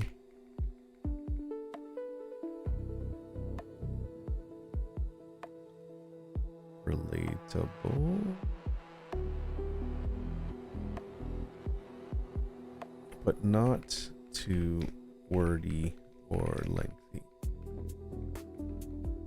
Just something, just a quick read.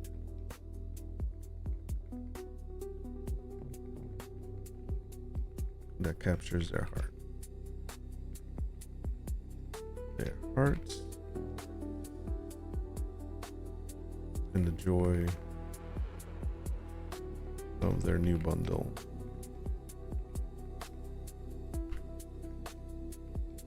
What goes with our theme. Yeah, we don't want something completely different.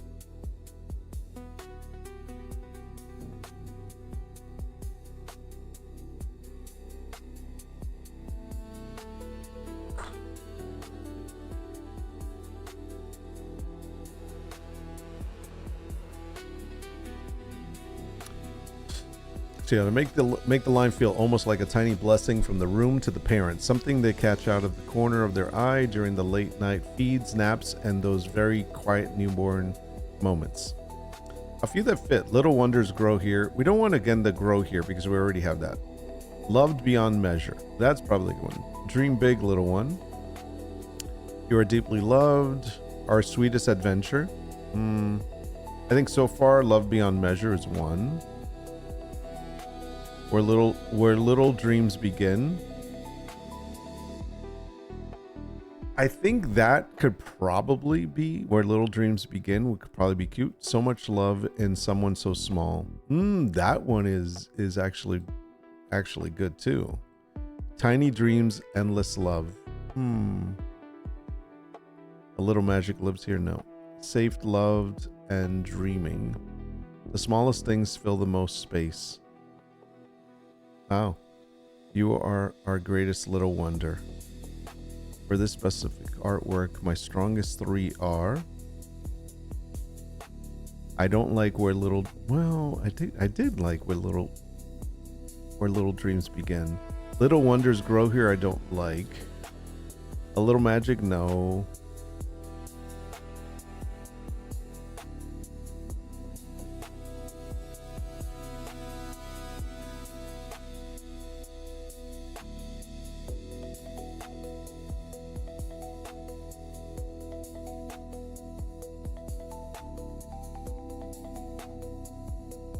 Tiny dreams, endless love. Really lovely for a rocking chair because it connects directly to sleep, bedtime, and nursery itself. Soft and sentiment without being overly sugary. Where little dreams begin.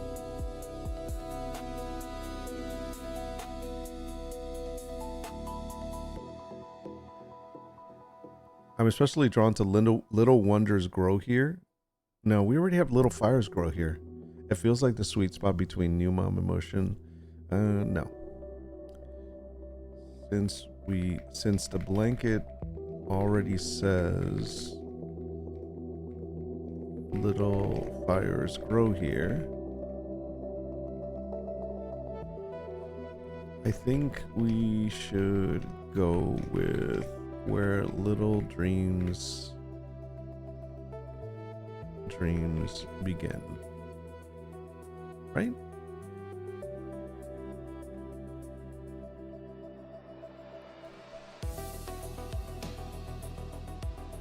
Let's add that and give me some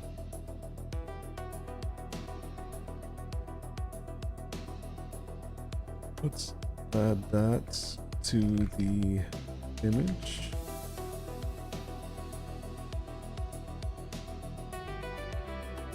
and give me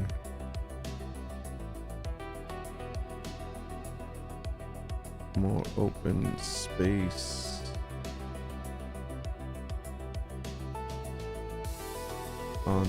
On all sides for possible cropping.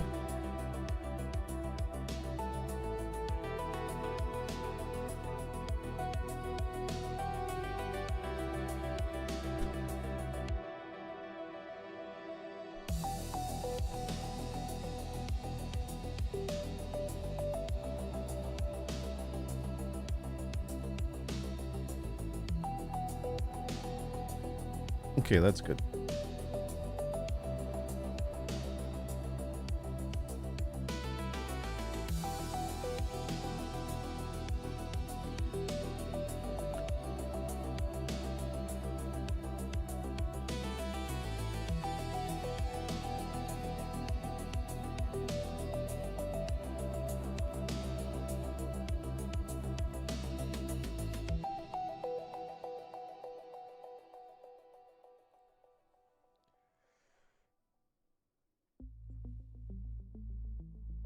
Yeah, I think that would fit well. Can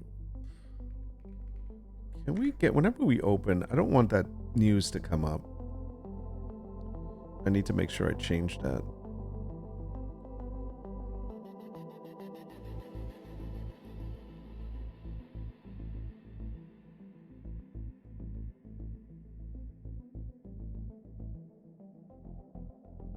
I mean, it's definitely getting views. We put it up last week, so it's definitely getting views on the Pinterest. We need to work on our Nordwulf stuff. Seriously, I really do need to change this so it doesn't give me all this crap. I never use this browser.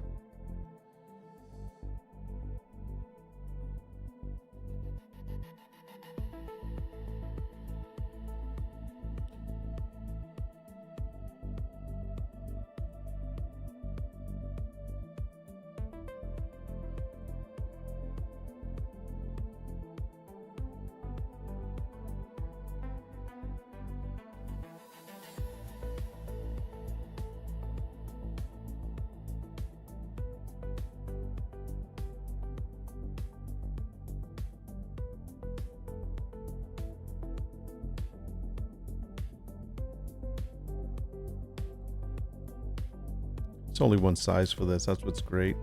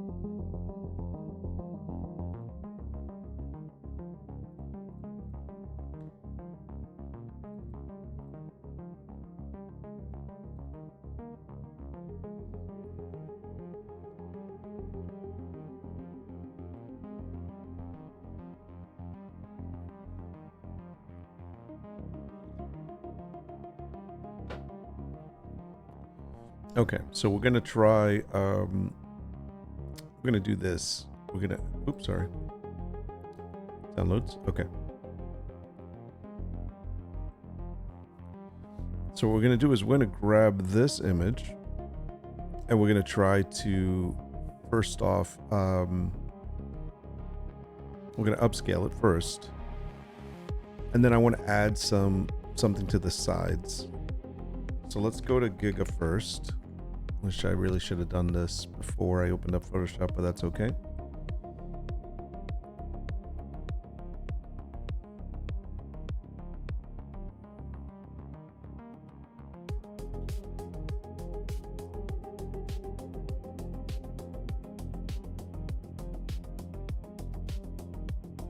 We want to make sure it doesn't change it. You see how it changed the image? I mean, it's it's not terrible. It just made it more defined. It defined every little thing about it.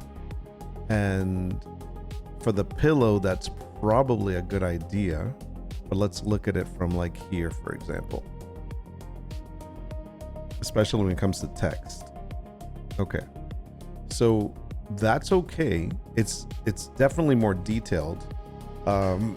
The blanket is a velveteen blanket, so it's a different type of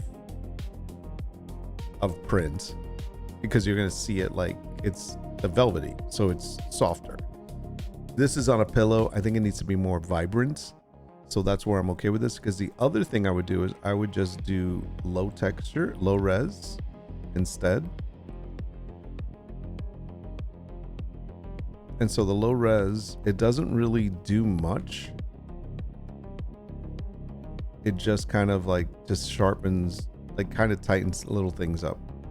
So like you'll see there's, the D looks better, obviously. So it's a little cleaner, but it doesn't change the image, which I'm kind of feeling like it shouldn't. The other one, I think it might be too much. Let's take a look at it again. I just want to double check. So test text and shapes. So if we scroll in for a moment, I want to just look at this. I still feel like the other one's better.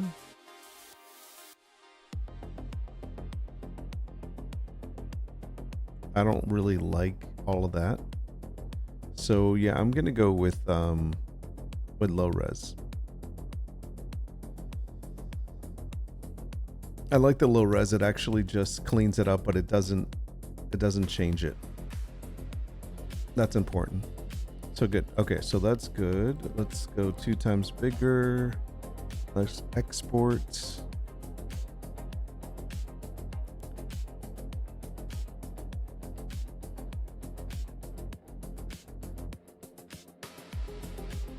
Okay, then we can take this and we're gonna put this in here. Oh, wrong place.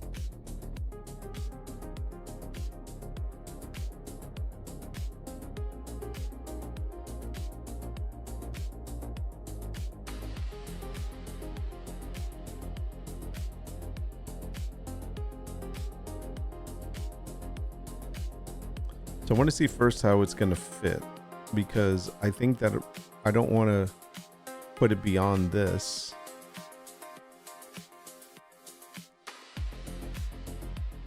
So I'm going to add some stuff to it. Let me just make it centered here.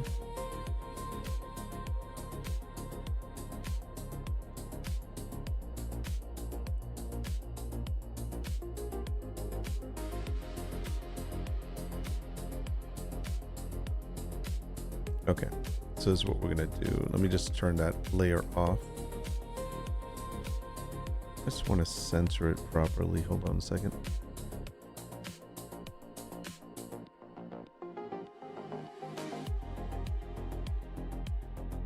Don't want to bring it too low, because then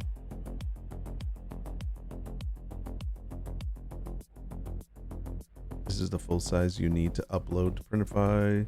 Print area. The full area is going to be printed. That's the black. Okay. And then the safe area is everything within there. Okay. So we want to keep it kind of here. Like that. And then we're going to add the other parts. So let me do this real quick. So we should be able to do this.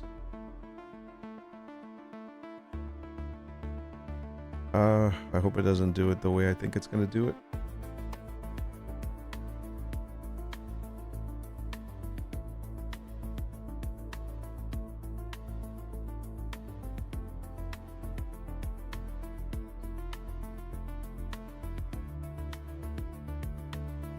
Ah, it's doing all of that. Okay. All right, we're going to have to do this the other way. Let me think. Yeah, let's just select it this way.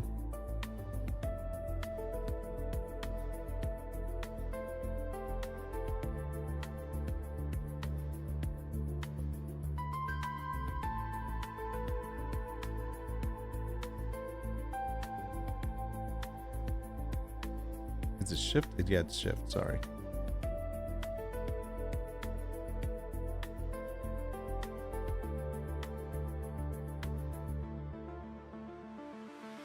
Ah, crap.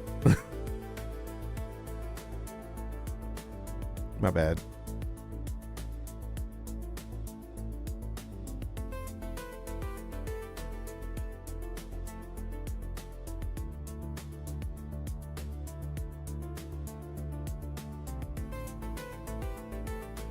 So I shouldn't have to write anything. And this, 8 times out of 10, it gets it right. But there's always those 2 times.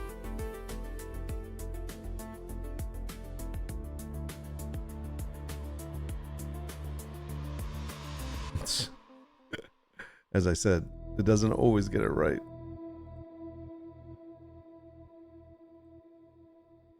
Those are all wrong. Okay, let's do that again. So we're gonna get rid of those.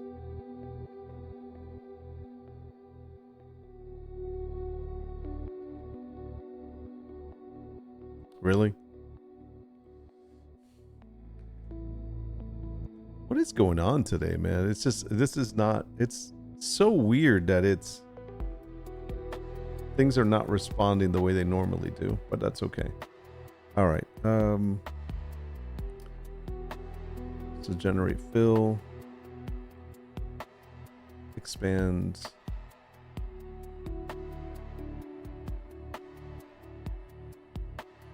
The background image, background image.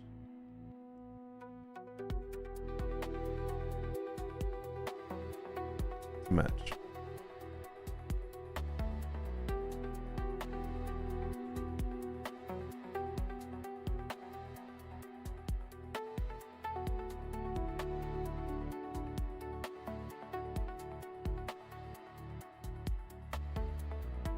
What the hell is that? Wow.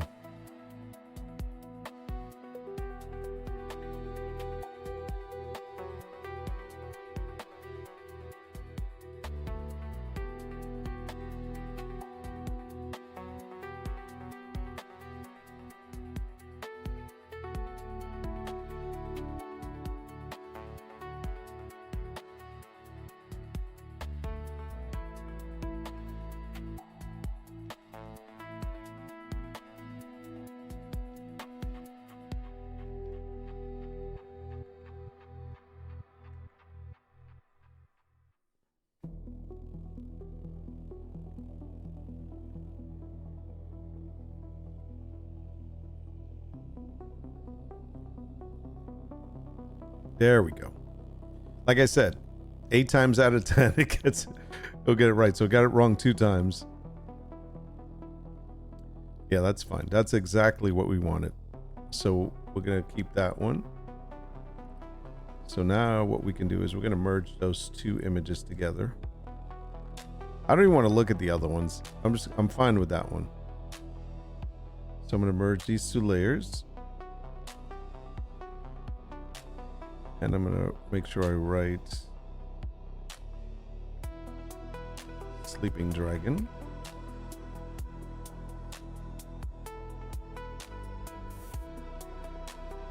So that way when we see now the edge, that actually works out well. Because now it's that whole thing. We don't have to worry about anything getting cut. We don't have to worry about any whites. And so now we'll move over. We'll do the same thing over here.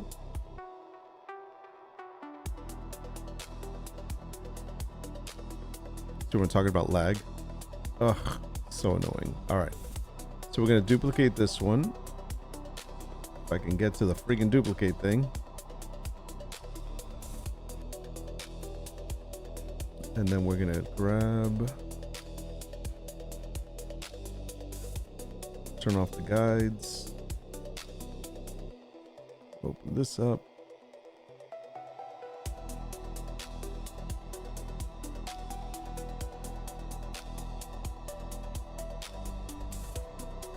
Which is basically fine.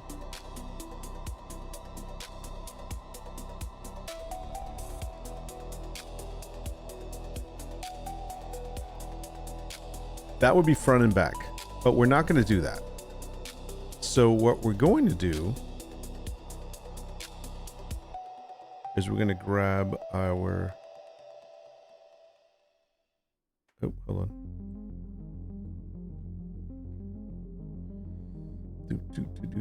By the way, I need this image, so I might have to take that image and save it. And maybe I'll do that real quick. Give me a new image. Make it 300 dpi. Create. Yes. Yes. And then we're gonna export. Come on. Export.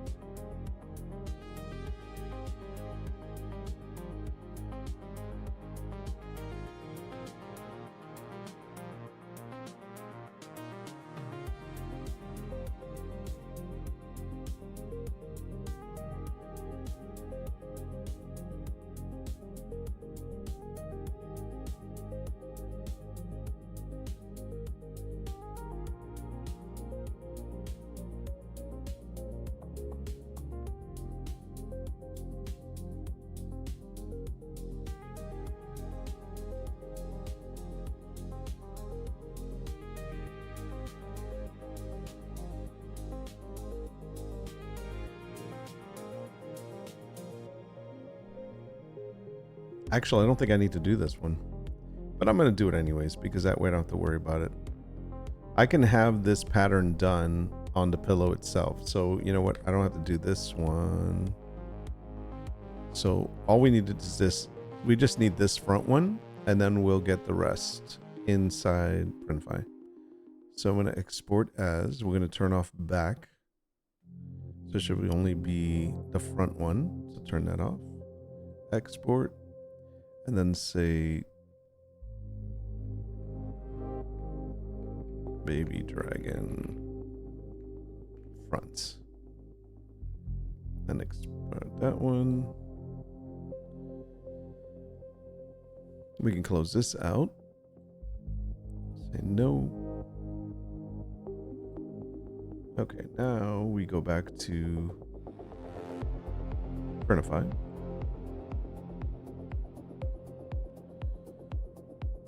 And here we're going to use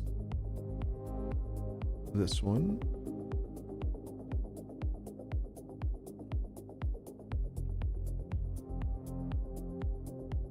So that's the front side.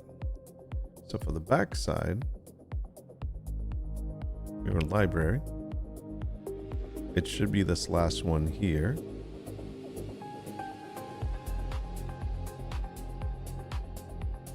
And then I'm going to do pattern.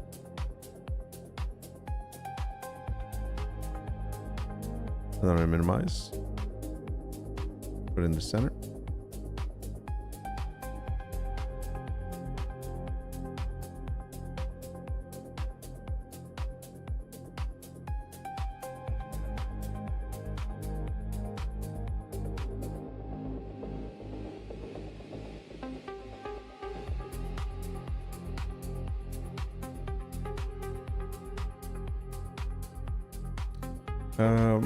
Maybe make it a little, should I make it a little smaller? No, I think that's okay.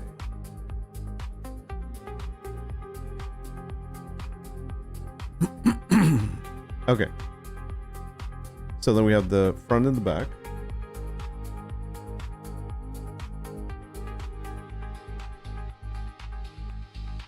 I want to preview. Let's see what kind of mock-ups they have.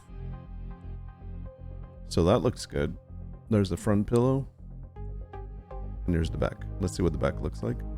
Nice. So then we use front and back. That looks really good.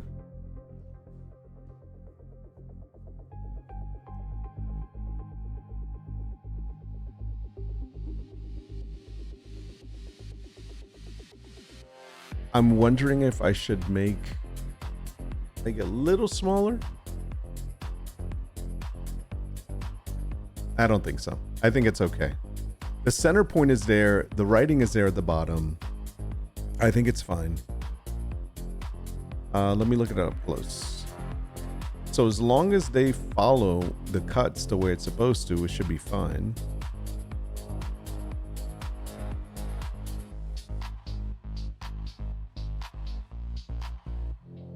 I mean, I could go in just a little bit.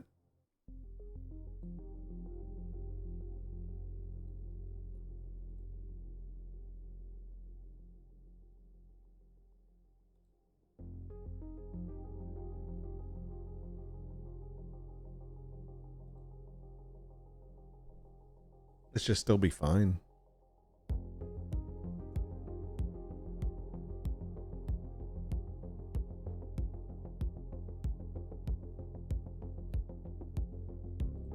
I always worry about this because they say this is what's going to be visible, but if you notice, it's like obviously there's going to be stitching there. This is where it's going to be cut, so they got plenty of room beyond it. So that actually that should still work.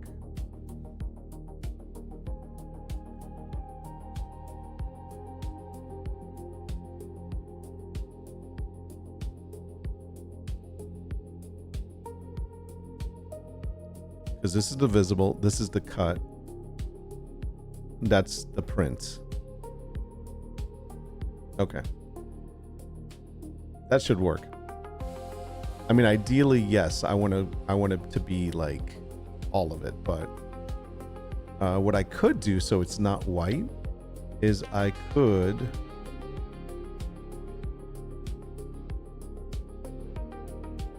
do that. Oh, that's ugly.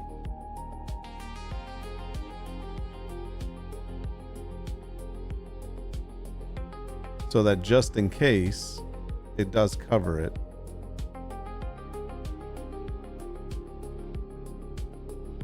Trying to make it so it's kind of the same. I mean, I think it should be fine either way.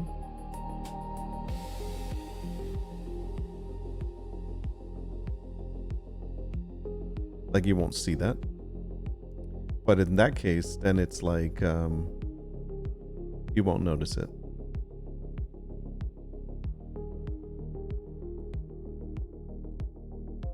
In the event that they make a mistake. I don't think they will, but I'm just saying. Okay, I'm good with that. I would say this one's done. Save the product. And the mock-ups aren't bad that they're giving us, but we can make new ones. So we'll keep all of these up here.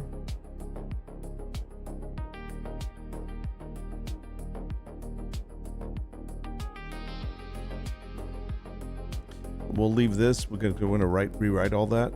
So we're going to go ahead and save as a draft. And it's going to be part of the nursery. Bird's nest illustration. I love it. It's called Bird's Nest. See, so we have the fitted sheet. And then we have the lumber pillow. And the blanket is here somewhere. Oh, here it is. Okay, so far so good. Let's continue. So we want this blanket now.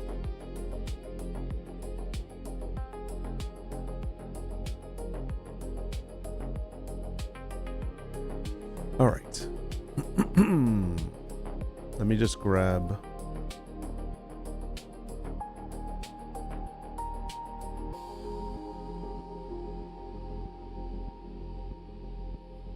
Just going to grab an image of this. Save image as pillow sample.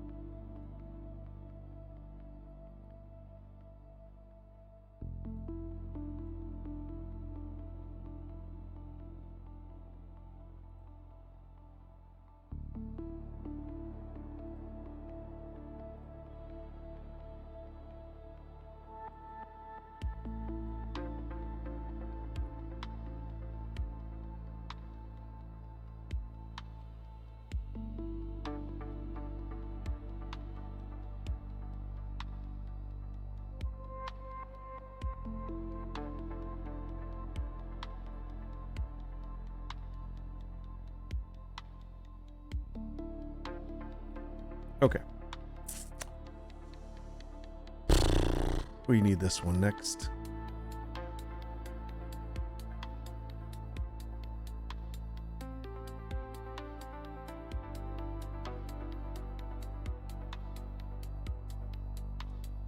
Guten job. Guten job. I'm making up words. Okay, so this one's good. I'm okay with that. So I'm gonna go back to August plan, and then we have the Minky, whatever blanket.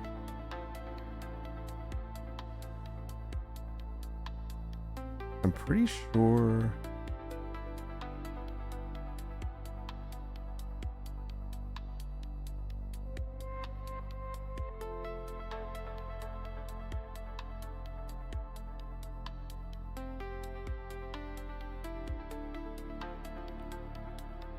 Okay, I'm gonna go with that.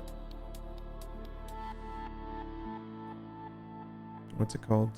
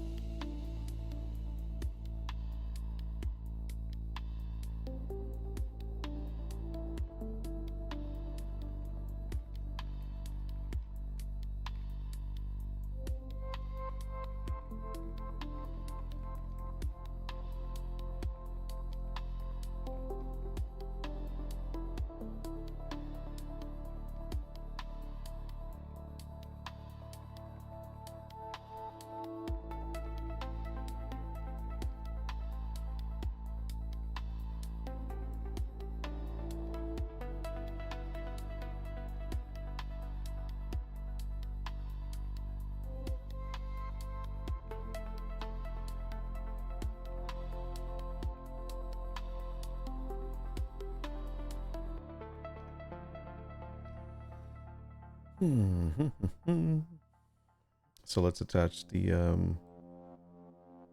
product information.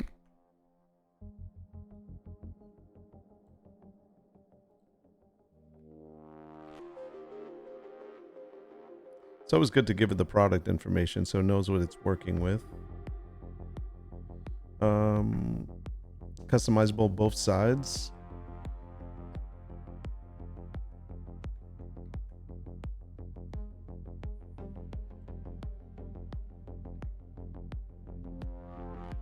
And then the sides, the measurements.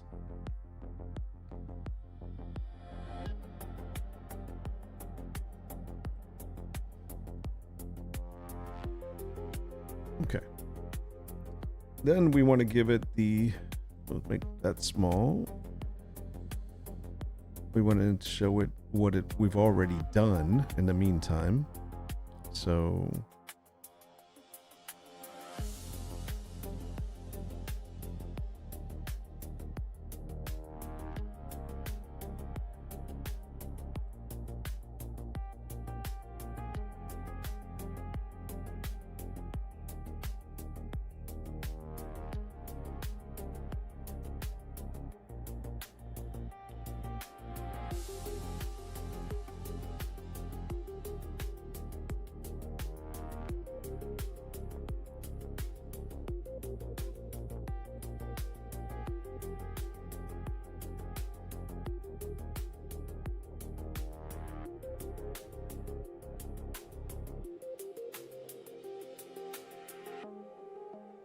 do I not have the pillow out here anymore?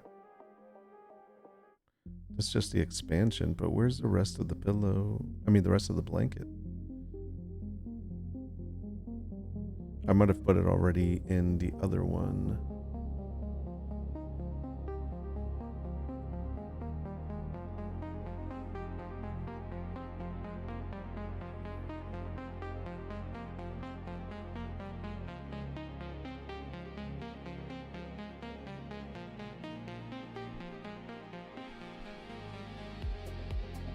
Design center. No, it's under shops, I think. No, it's this one. Art gallery. Is it animals or fairy tales? I think it's fairy tales.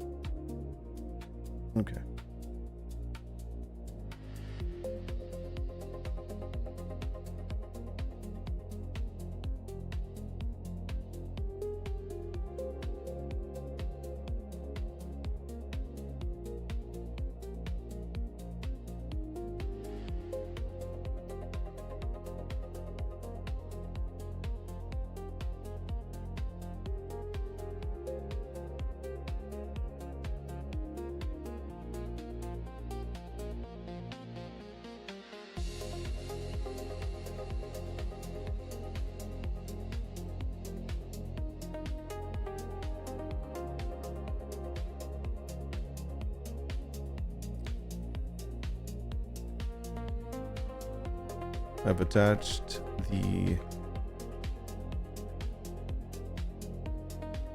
product description and size information, the other items we've made for the items and designs we've made for the other expanded, for this product expansion, for this series, sorry, including, doesn't matter how many run-on sentences I have, baby crib sheets, crib fitted sheet, the pattern design, the lumbar pillow with 2 sides,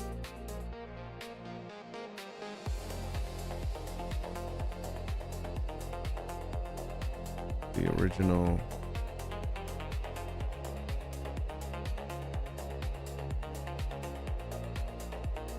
flagship product design,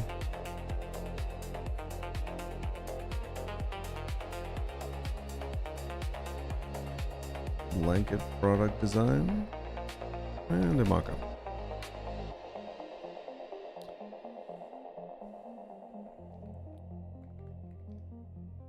For this Minky,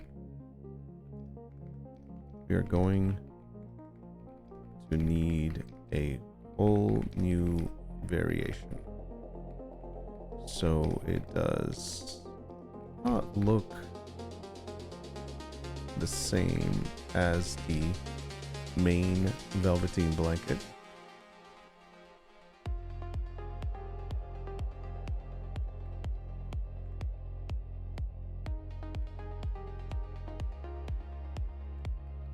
But fits the collection for the nursery theme. So one of the things that it said was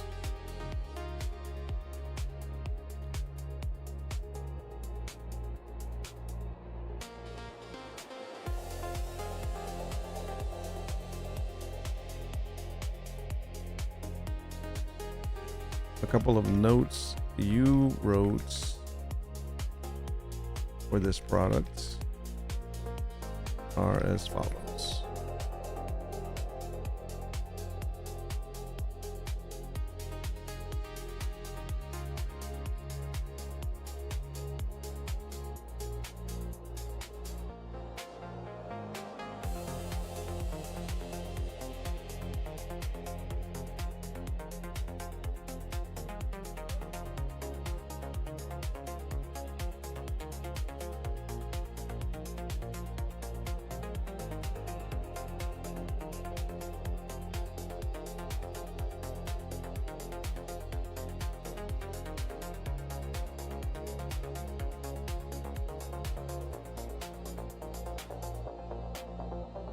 I actually like that pillow. Gives us a chance to add different emotional beat to the Story Dragon collection instead of shrinking another existing design.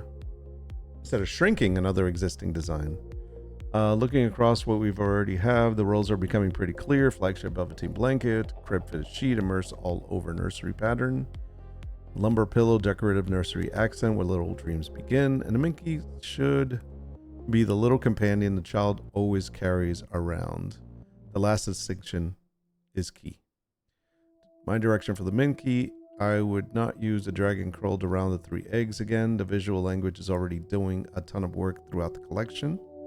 For the lovey, I want to finally introduce the baby dragon as an individual character.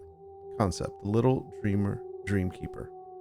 Picture the dragon fully hatched, sitting curling peacefully in a small woodland clearing, not fierce, not overly cartoonish. Same vintage storybook illustration style as the collection, but the dragon has a slightly more readable expression and personality.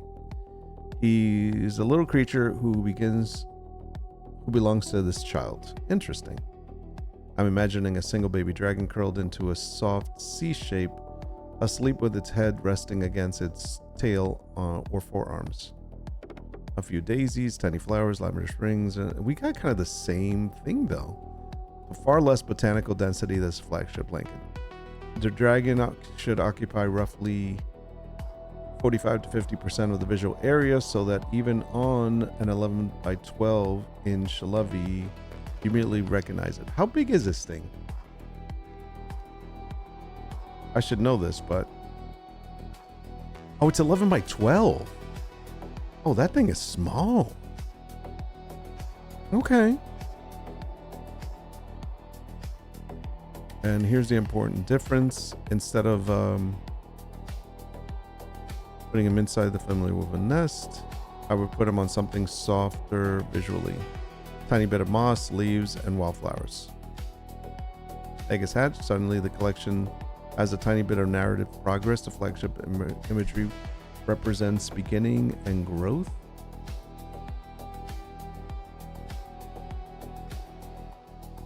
Okay.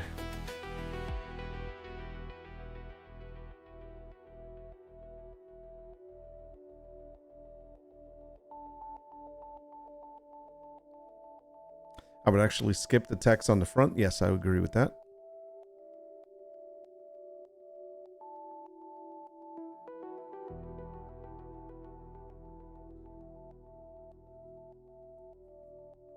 Two printable sides. Instead of repeating the crib sheet pattern exactly the back, I would make a special simplified lovey pattern. I agree with that. Something like side A, large sleeping baby dragon, little dreams. Okay. A tiny scale coordinate pattern featuring only little dragon footprints, strawberries, tiny mushrooms, lavender. Okay. Maybe every so often there's a tiny sleeping dragon silhouette hidden among them.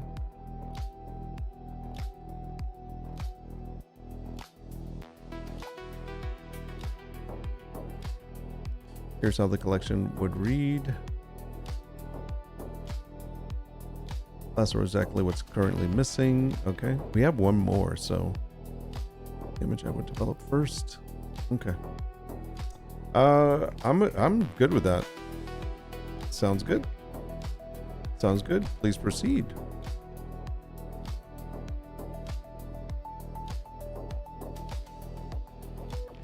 I'm just excited we're getting to the end of this actual expansion of this product, because we've been sitting on this for like 2 weeks now.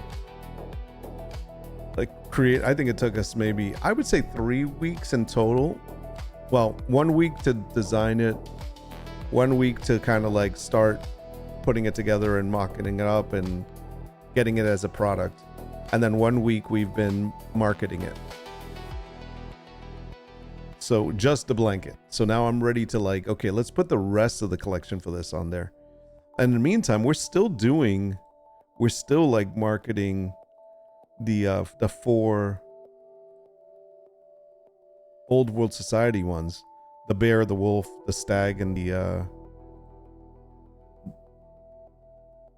the fox. Yeah. So we're still doing this.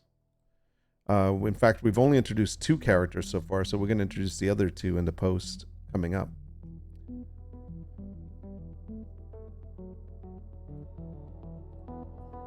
Same thing there. So I'll be excited to be able to show the other parts of this nursery collection. Why doesn't it do the timer? It should immediately flow. Now it's like, I don't even know how much time has passed. See, this doesn't stay. This should always stay collected. I'll start next period.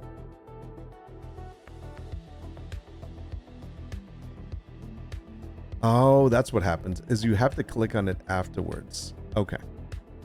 It's fine. But it's not counting off the cycles. So I'll have to take 2 cycles off. I'll take a couple off.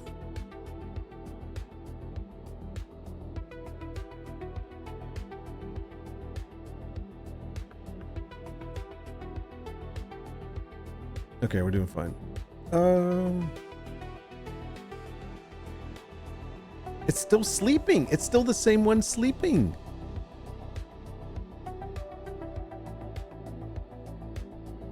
What's the other side do?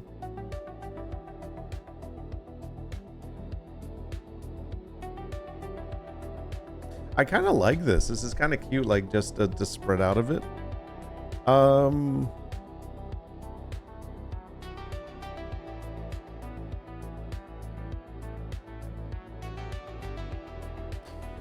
Okay. I like this pattern.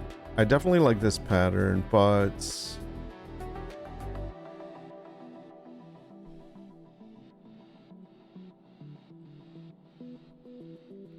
I like this, but what if we, but it's sleeping, but it's still sleeping. What if we did one where, okay, I do like the butterfly edition. So what if we did one where it was up and it was sitting up and interacting with the butterfly?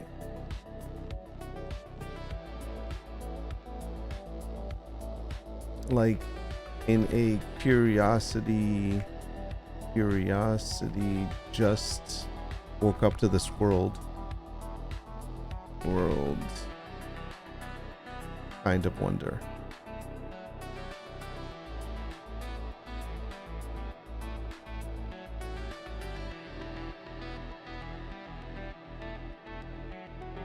Couldn't spell curiosity. Nice, bro.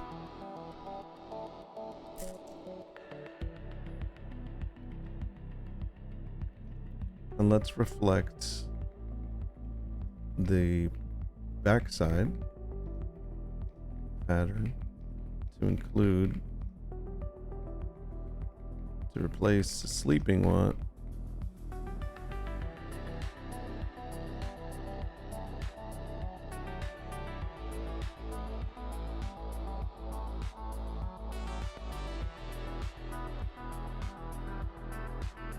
With interactions instead.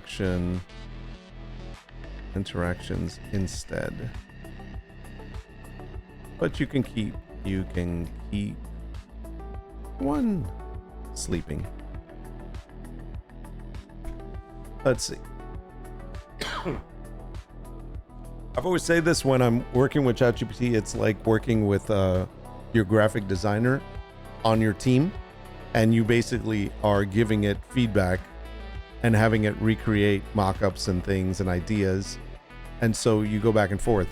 A lot of times, like even when I used to work with a graphic designer, because obviously I had to do that in projects, I would always sketch out my ideas. This is what I'm thinking. I give them sketches just like we do with ChatGPT, and then have them create like kind of a visual of the idea that you gave them. And then you kind of go through and like, all right, now let's add some color. I'm thinking these colors. What are you thinking? And then like they would go that route and come back. You get feedback. You go back and go back and forth until you shape the actual design or image that you're trying to create. And that's kind of the same way we work with ChatGPT or with Claude or anyone. I prefer working with ChatGPT and Codex only because it's more of it has more personality. Like I can go back. I think Claude is very like rigid. I don't feel it has that conversational part as I do with ChatGPT.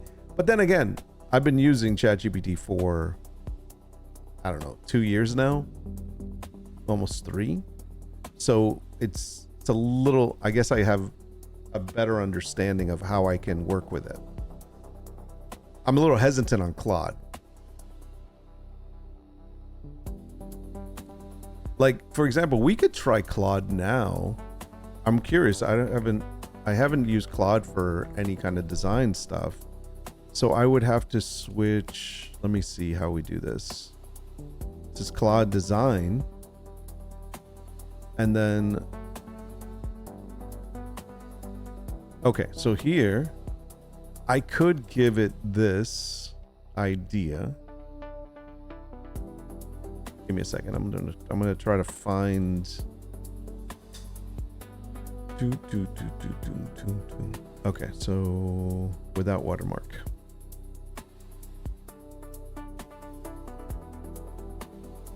We created this blanket design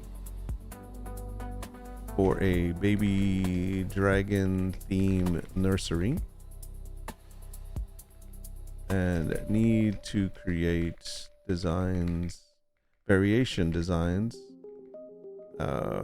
Need to create designs for the rest of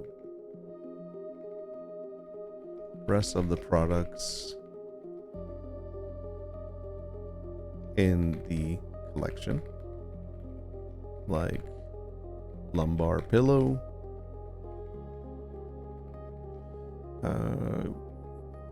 baby crib fitted sheet,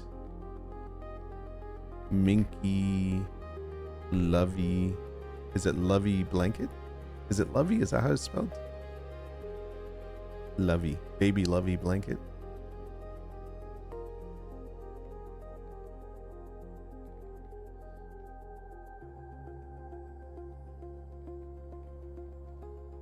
And a canvas wall art print. They should not be the same exact design, but a variation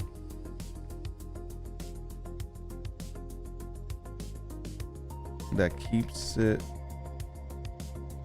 in the theme and show, and maybe some sort of progression.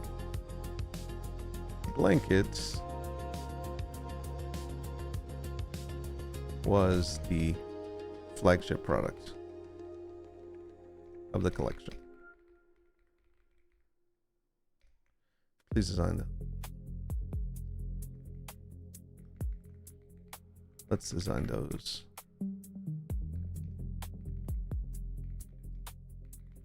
Let's design the remaining products.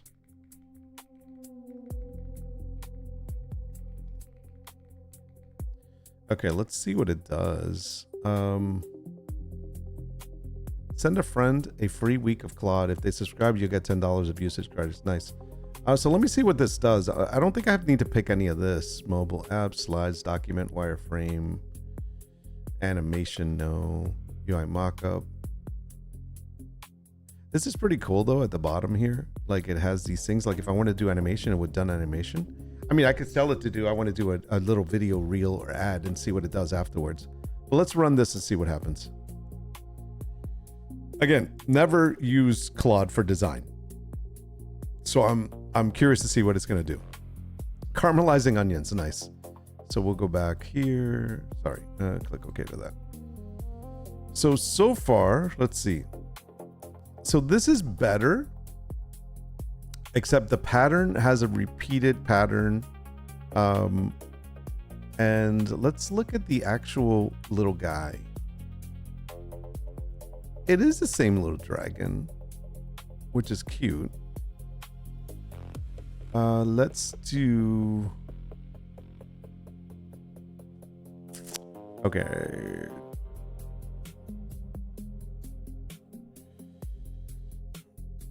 This is good. Good. Does he look scary?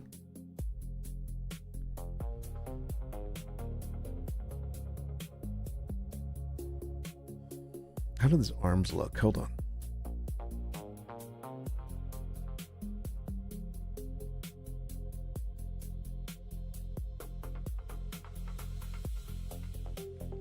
But let's keep the arm down, arms down to where it's just looking with curiosity.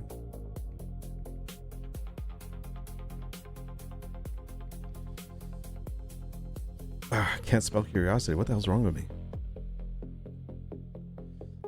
As to the pattern side, we need some more variations, and let's not use the sleeping one.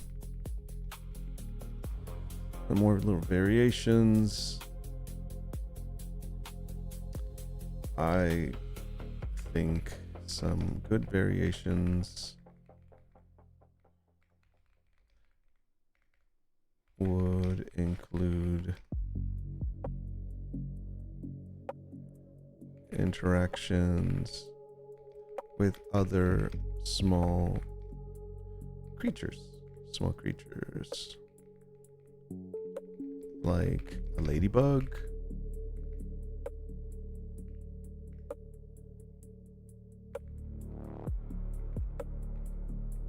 tiny frog,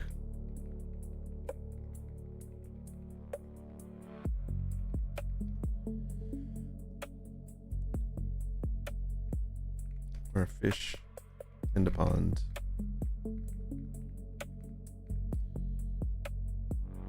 In a pond. Change the setting. Change the setting a little for each variation.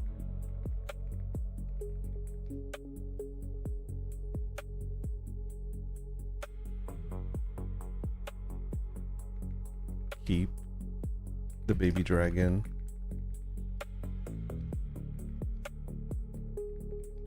cute and innocent.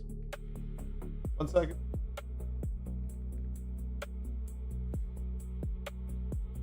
All right, let's try that. Let's see. Okay, so Claude works a little differently, so we're going to go through this in a second. Give me a moment. I'll be right back.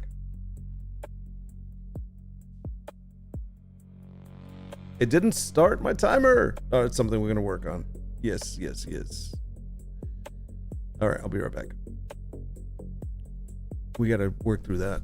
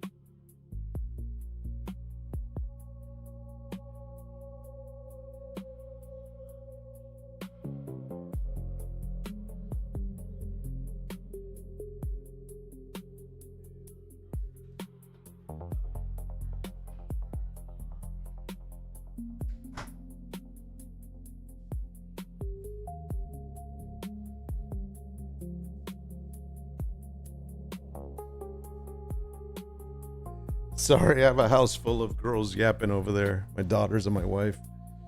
Oh, okay. So see, I've never used Claude. I usually, like I said, use Codex. So this is different, and use ChatGPT. Extended the Dragon Nursery a few questions before I designed the pillow. Now, this is interesting because the reason why Claude asks me questions is because it doesn't know me or my style or my needs or whatever as ChatGPT does. Because I've spent over the past 2.5 years or so training it to know what we work on, how we work, our style, our needs, everything. So it knows everything about me and the work that I do. Claude doesn't know that because we don't really use Claude. So it's going to ask me this, what should I actually produce? Can I make this bigger for you guys to be able to see this, read this along with me? Okay. And I don't know if I can hide the sidebar. Okay. So let's see. So according to this, these are the questions it's asking. What should I actually produce? I can't generate the illustration artwork itself. I can write, what? Oh, so wait a second. It should be able to do, the design is supposed to be able to do images. That is so weird. So wait, Claude does Claude generate images?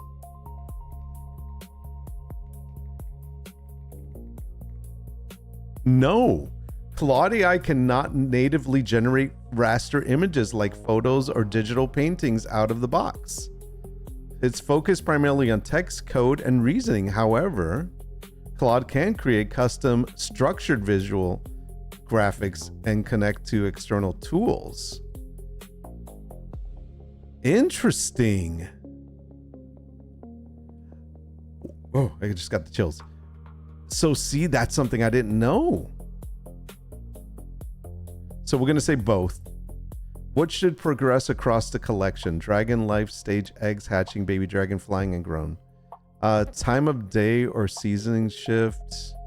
Same nest scene, different framing. No progression, just coordinate. You know what? I'm going to let it do progression just to see what it does. Text phrases for each product. No. Confirm the product list. Add, remove. Okay, those are fine.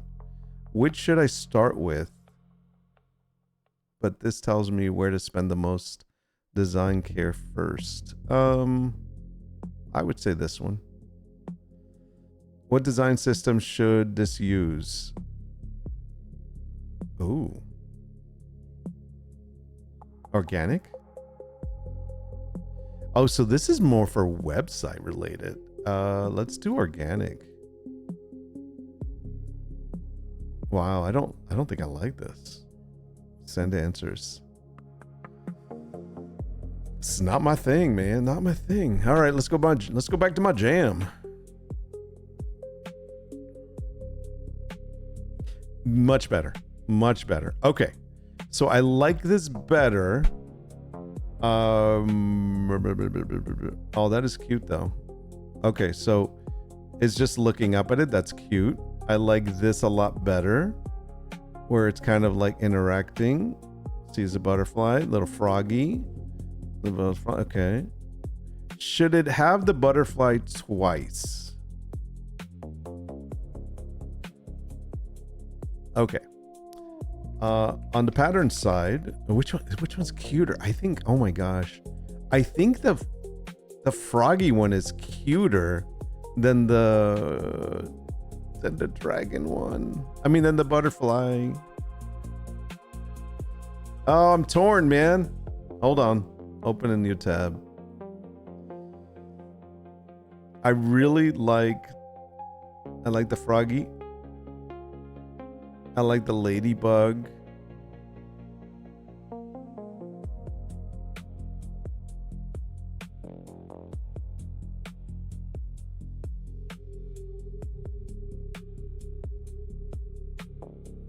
Okay. Ooh. Okay. Let me see if I can say, I don't know if it's gonna be able to understand what I'm gonna ask it, but we're gonna try. Now, boom, boom, boom, boom.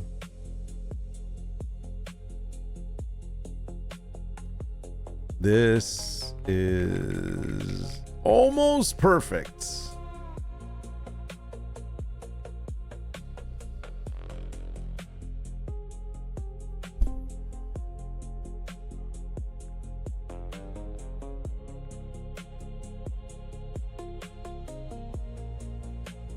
Let's, I noticed the butterfly interaction regarding, okay, I gotta do this right. Okay. Regarding the tile, oh, the pattern side. Is it called pattern? Yeah.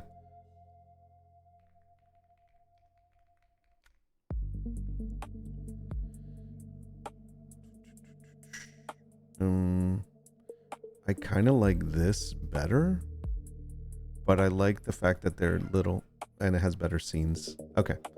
Okay, now let's keep it. Regarding the pattern side, let's... I noticed, yeah, I noticed the butterfly interaction is twice. Is duplicated. Is added twice.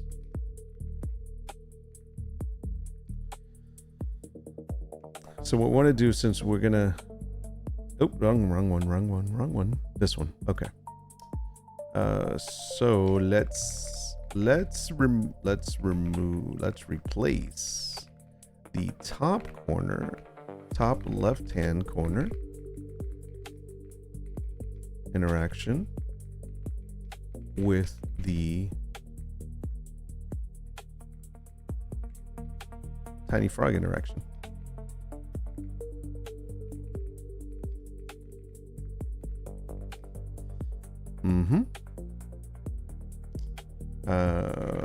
Then let's add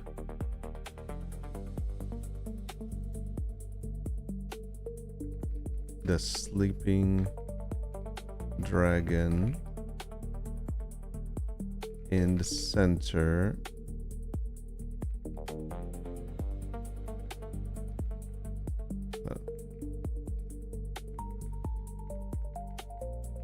But instead of a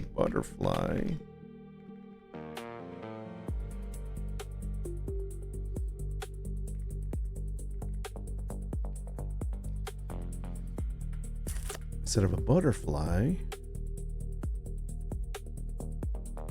flying above,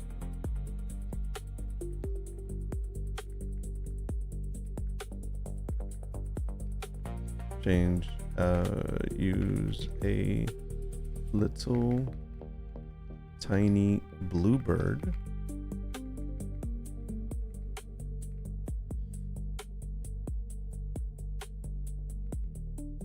sitting on top of the sleeping dragon. Let's try that. In the center of the pattern,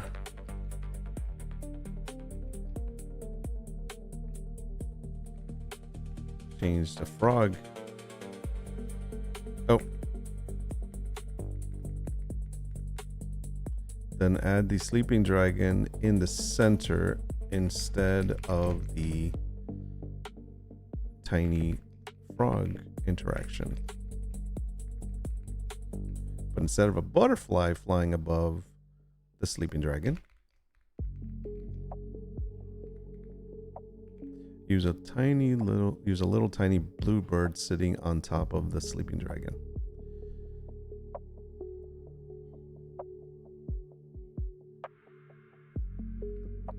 And make the dragon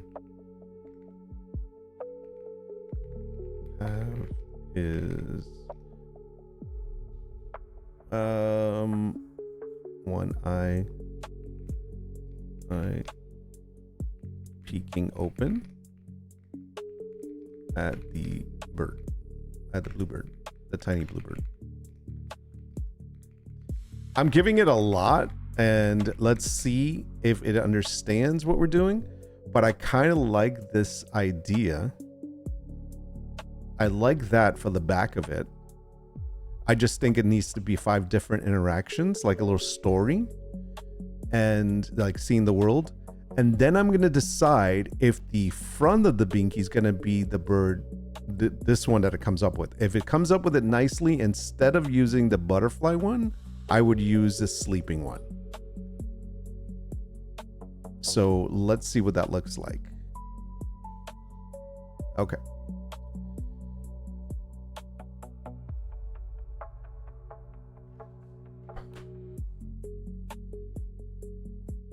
All right, so then now let's go back to Claude. I'm just curious.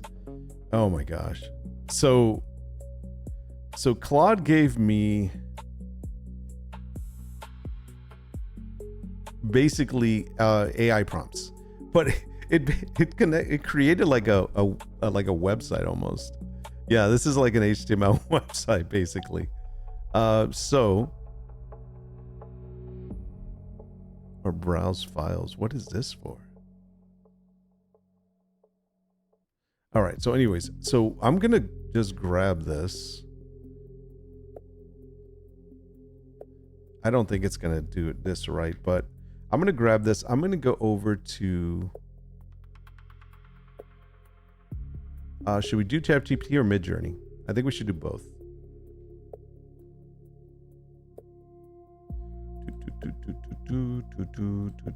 Bring you over here. Let's do Midjourney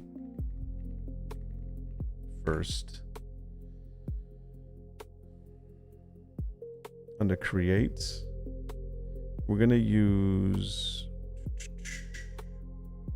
baby nursery.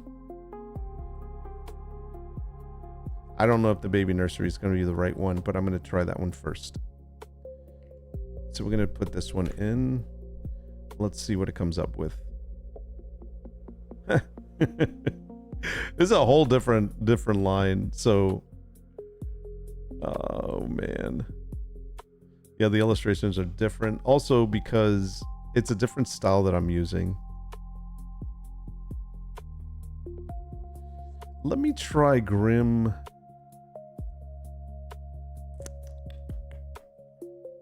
Let me see. Hold on a second. I'm thinking.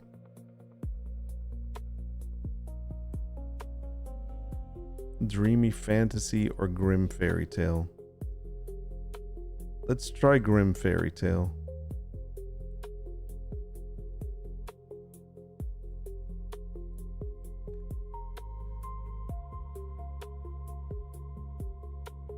So it's definitely different. Let me try fantasy.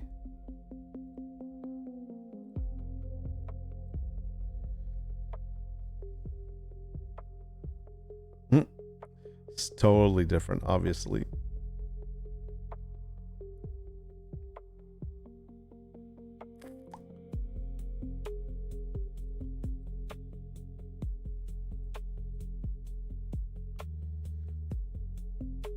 Oh.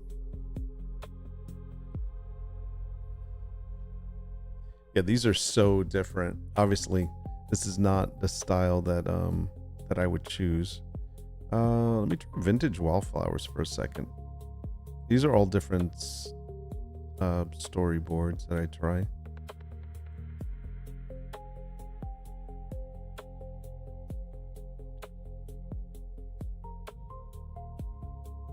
Yeah, it's very realistic.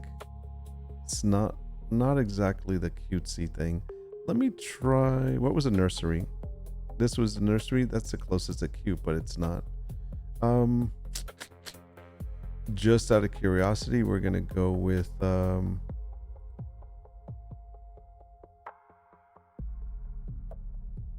actually, let me try this one real quick.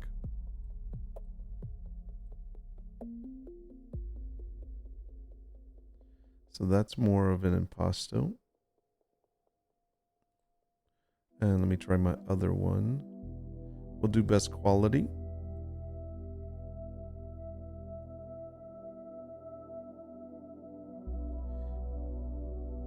And none of these are actually even close to what I would want. Let me try that.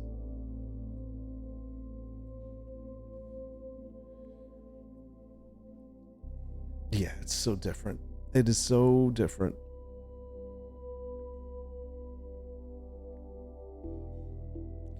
So basically,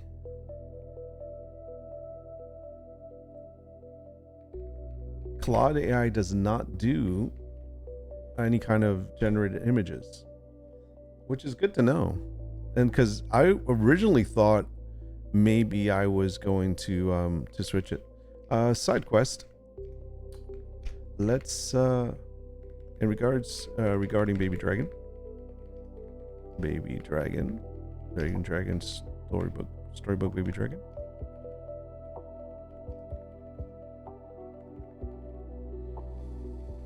I want to run this prompt. Generate the following.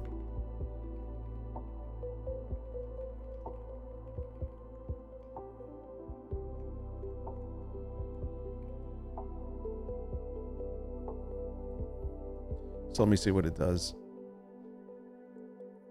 Let's go back to here. Okay, how did it do? It did a good job. Okay. This is much better. Let me go ahead and open this in a new tab. So this is great because now we have 5 different interactions.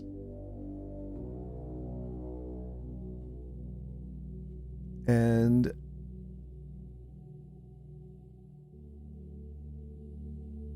it's not necessarily looking up at the little bird.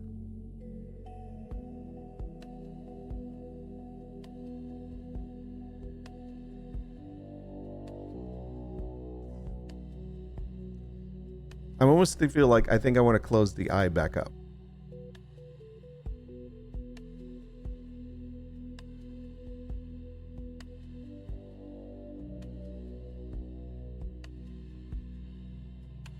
Okay, let me change that. Okay, hold on. Oh, this is so much better. One last change. Let's make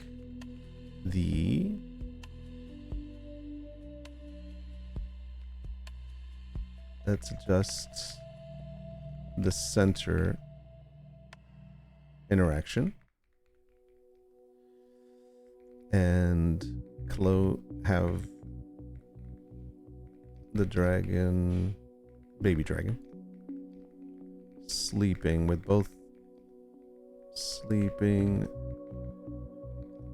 both eyes closed. I gotta put the other one in there because it's gonna forget. Like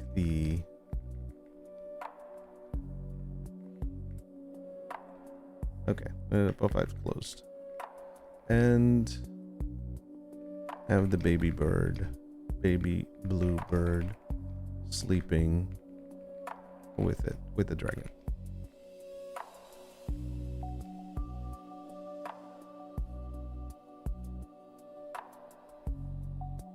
Like nestled with it. Nestled with it? That's a word, right?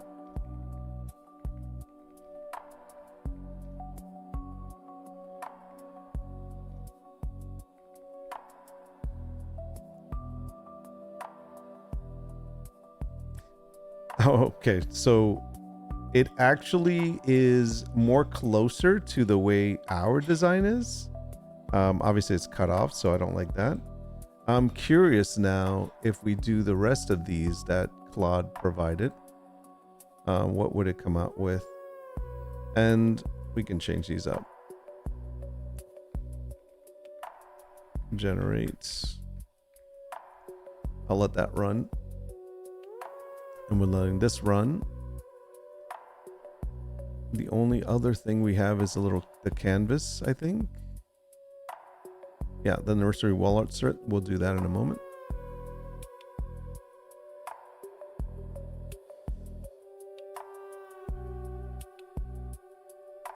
It's interesting.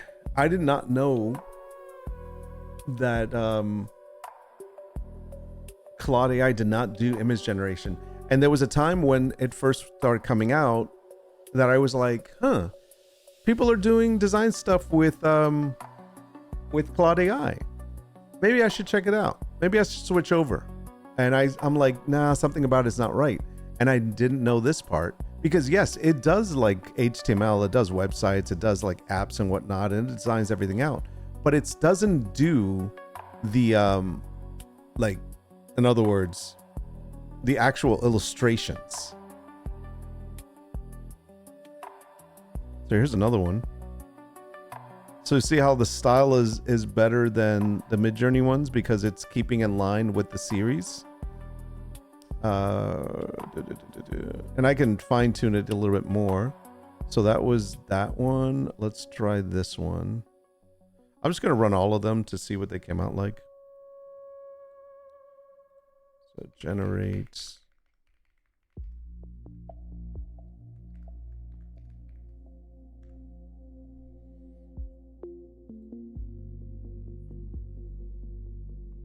We're going to be closing out on this one soon. This is done, so let me mark this completed. This is going to be closing out, and then we're going to do mock-ups. We're almost done here. We need one more canvas. Ah, so much better. Okay, now I think that I want that as the centerpiece. So open image, a new tab. Yeah, look at that. That should be our main one. That should definitely be our main one.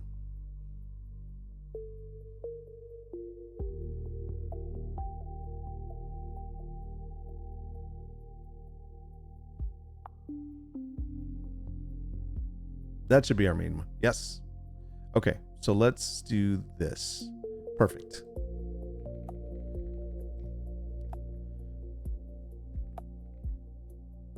Let's do the bird interaction.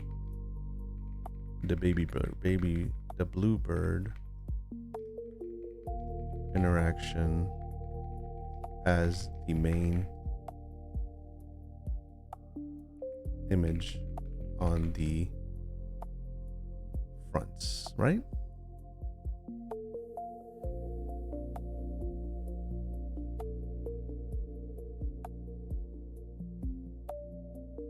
On the front.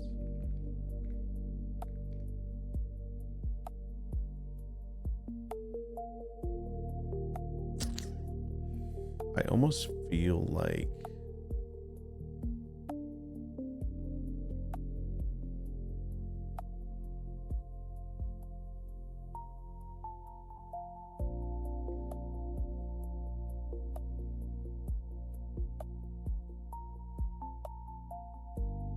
that's fine. Let's do that. Okay, so this is an example of the Minky that it was doing from Claude's prompt. It's a little baby dragon flying. It's cute, but I think it's a little bit more scary. I think not. I don't want to say scary, but so like this is okay. Looks a little creepy. Looks a little for older kid. I don't know. It doesn't feel nursery vibe. This is cute again, but this is like a note card, I think. That's cuter than this one. This one's scarier. This one's a little cuter. This one is now leaning into a different illustration, and I think it's because it's growing up. I think that's a progression, but I'm not feeling it. I just want to see the rest of Claude's prompts. Let's see. What's the next one? First flight. Okay, now the pattern piece.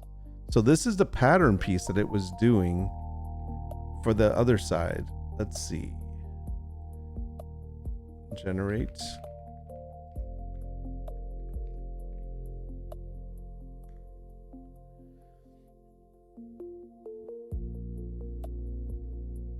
What's good about these is I can... Oh, there we go. Now we're talking. Okay. That is cute. Can I see what this Minky thingy looks like again?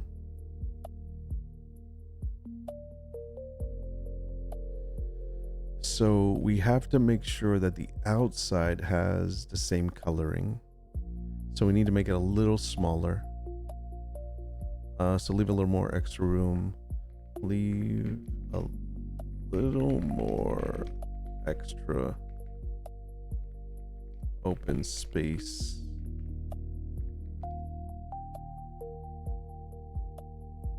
On all sides for cropping when printed.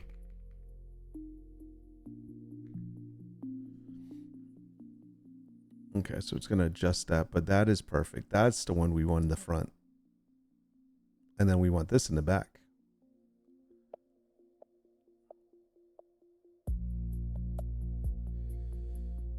All right, for this one,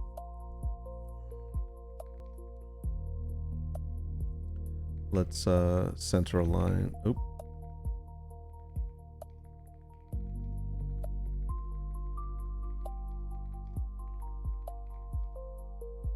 Pattern and the interactions so they fit perfectly centered, perfectly on the back side of the pinky. And let's add a little more of the side imagery on all sides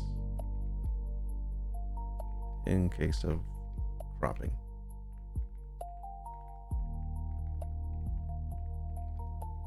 More space.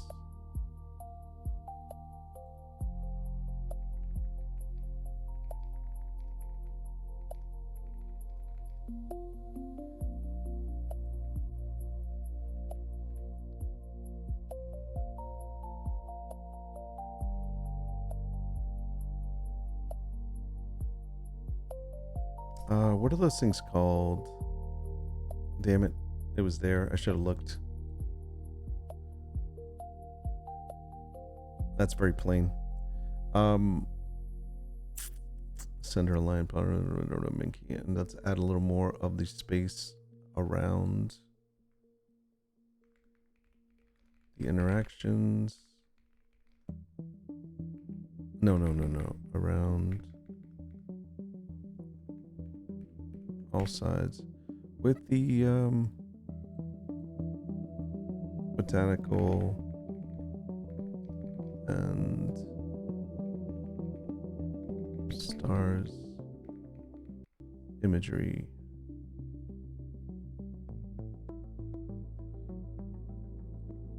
In case of cropping when printed. Okay, let's do that one. And how do we do? Okay, that's better because then we can zoom in. So that's good. Perfect. That looks really good. I like that a lot. Man, we might make a storybook out of this little guy. I think so. All right, let's do this last one. So this is what I want to mention while we're waiting for the other one. So even though Claude can make these prompts for us, and this is the thing with prompt generation, just so you guys know. When you have AI create a prompt for you, it is going to create a prompt. It's going to create a good prompt and something that you can use, but it doesn't have any life to it. You know what I mean? Like, it doesn't have your style, your branding, your design, your vision. It's just a prompt. And whatever AI you use to generate that prompt as an image is going to give its own kind of style to it, depending on what it's set up as a default.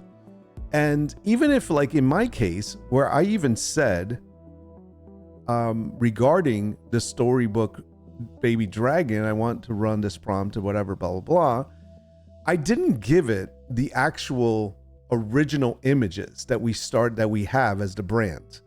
So therefore, it is just creating something in that realm because it knows kind of the style that we want, but it's not exactly the actual same character or same style or same brand, and it's very generic. Like even this, like for example, this is the backside pattern. It is a very, it's not that it's not a nice pattern, but it's very generic. And it looks like something that anybody can create. There's no real branding on this. So for me, this doesn't work. Same thing with like this. This is cute. It's kind of there. It's a little bit more watercolor, but it's not, again, this is probably the closest to the style that we were doing before. So if I wanted to redo these, I'm going to say this. I'm going to give it the original, and this is just for our test. And this is why I don't like doing random prompt generations like this, because you might get a good visual, but then you're going to be like, okay, well, I have to change this. You might as well start out with your concept or ask it for a concept that you can then start working off of. Like what I like to do is I like to start with a sketch. I build a sketch or a very rough draft idea of a sketch, and then I start having ChatGPT develop that. And therefore, we're kind of like taking that journey together, creating it, not just creating something off of a random prompt that was just generated by AI. So I think that's kind of the downfall that I see with using AI that way. Okay, this is much better. So you see what it did? It took the initial one. You see how like there's no spacing around? It's kind of like not aligned. And it now centered everything and gave it a little bit of spacing on the outside, which is really great. So I actually like that. And I'm going to add a border around this. So what did I say on this one? Okay, so I'm going to do one more. This is perfect. This is perfect. Let's boom, boom, boom. Let's leave a little more extra open space on all sides for cropping when printed. For extra cropping or resizing.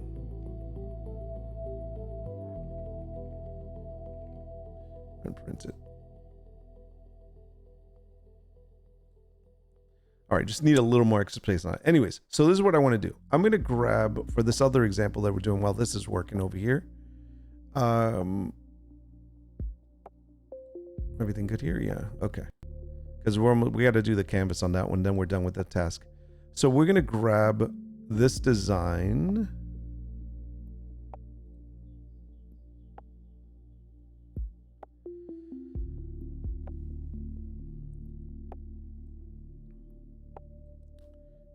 Recreate, regenerate.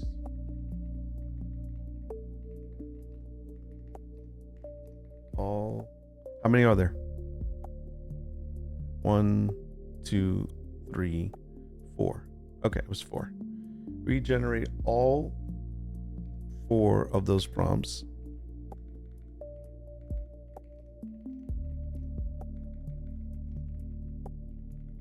Using our original flagship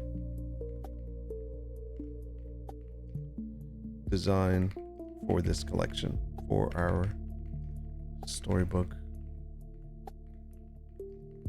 dragon collection. Regenerate all 4 of the prompts using our original flagship design I attached.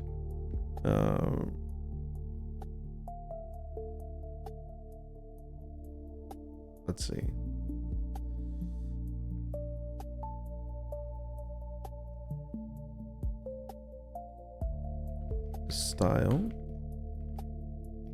The style of our original. Okay, that's perfect. Let's do that. So I'm going to have it recreate all 4 of those prompts and see if it can come closer to our original design by giving it the style of what we did. And this is something you can do in Midjourney also if you provided the style. it gets it close. I wouldn't say it's exact, but it's close. Let's go back to this for a second. So they did a good job here. I think I need a little bit more space at the bottom. Missing a little bit more space at the bottom. At the bottom. I don't want the print to cut off the design. Okay, so let's see what it does. Just needs a little bit more. I could probably just move the whole image a little bit to the center, but why? I'm letting it do it. Okay, so that's running. All right, so see, this is doing it now. So this is going to be good. So now remember, we did these based on just random prompts that it gave us, that Claude gave us, which, you know, we weren't so thrilled about. But now that we fed it, it's the style of the actual product that we're working on, the collection, it can now generate items that are similar to that. And it's actually doing exactly that. Now, I have a feeling that it's going to add this border around to all of it. So we can say things like, you know, remove the border or whatever. But this is fine because I'm not going to use any of this. This is just for our example purposes.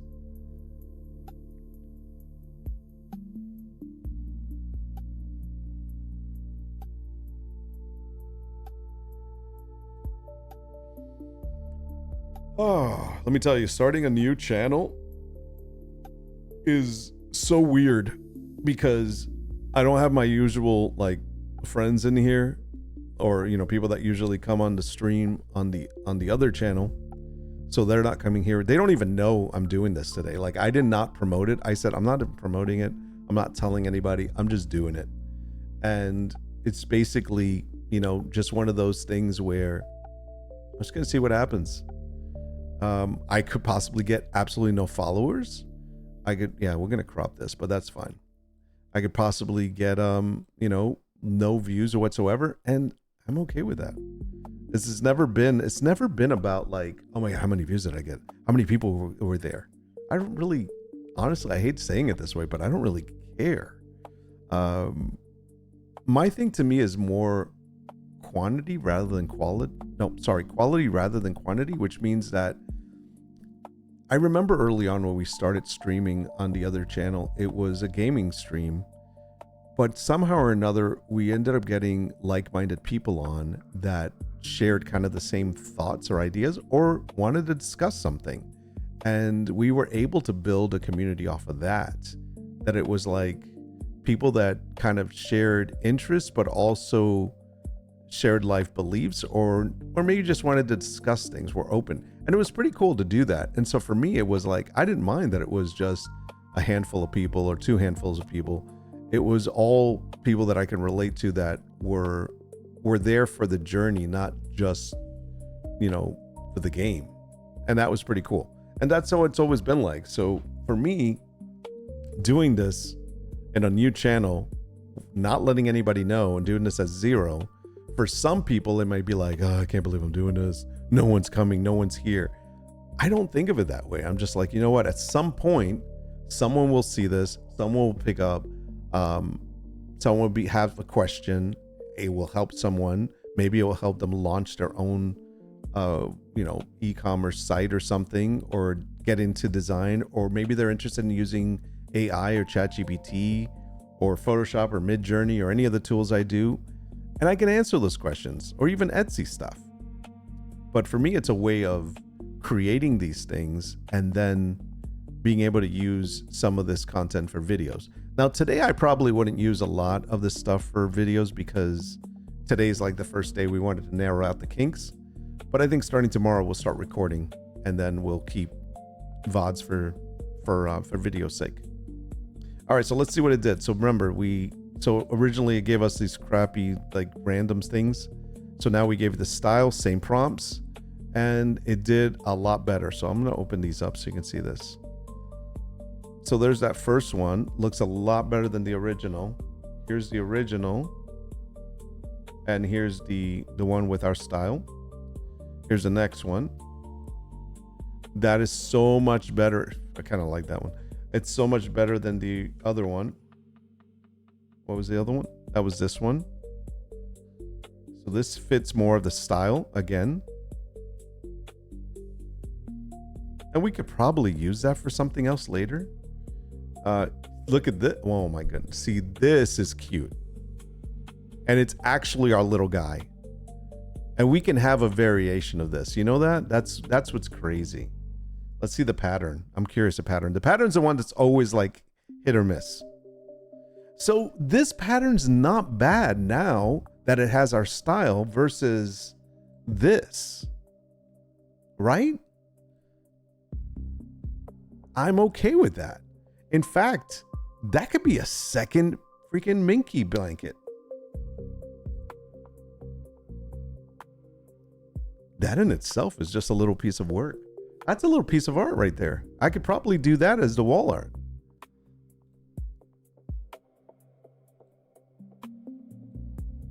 Or even that one. We got to look at our pillow again to see what our pillow looks like.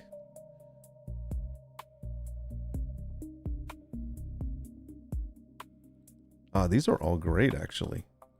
And this goes definitely with our little design.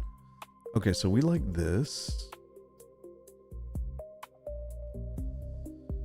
All right, so let's download the ones we're using. Like I said, I can center this, but this is fine. The little guy's good. Little guy's good. Okay. I almost feel like the character may have drifted a little bit. So can we reinforce? Because I feel like our character may have drifted a little bit.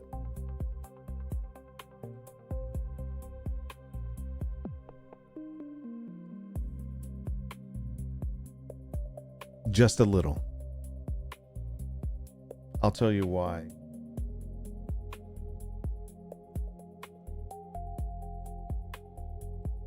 So this is our dude. This white face doesn't have the horns, may have drifted just a bit. So let us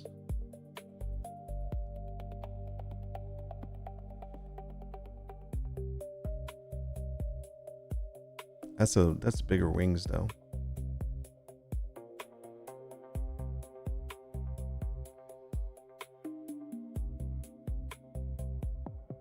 This is missing the arm, by the way.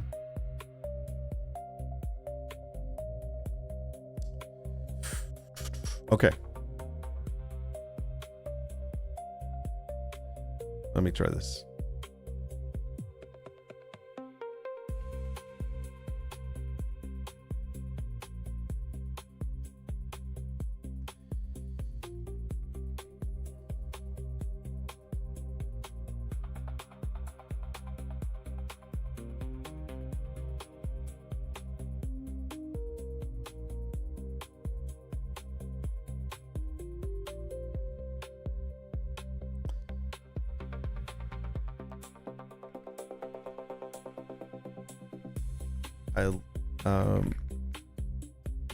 This is exactly the layouts and interactions we needed for this pattern. This backside pattern.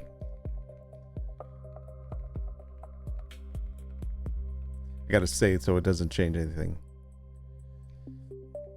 I wouldn't change anything other than I noticed we may have drifted from the original look of the dragon, of the baby dragon itself.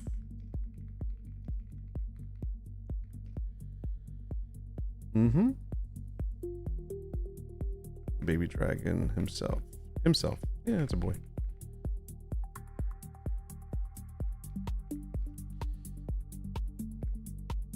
I've attached to examples of the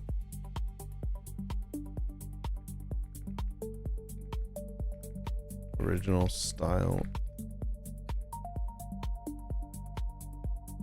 and look of the baby dragon.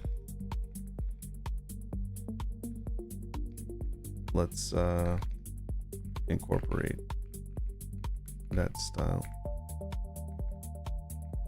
its proper style, to the pattern interactions.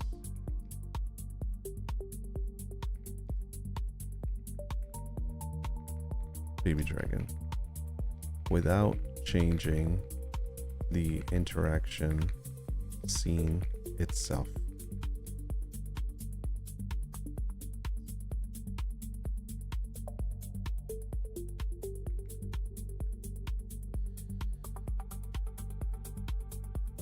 All right, so let's see if I can do it. Ready? Yeah, please don't mess it up.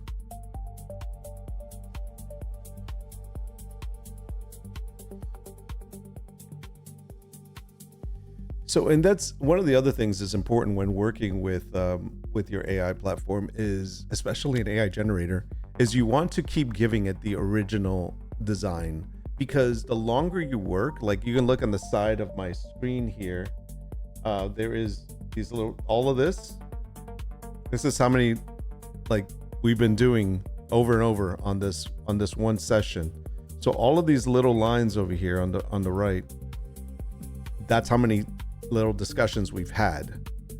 So the longer you go, it starts kind of, it doesn't completely forget what you're working on or what it looks like, because it has the memory of that overall, but it won't remember sometimes exactly the things.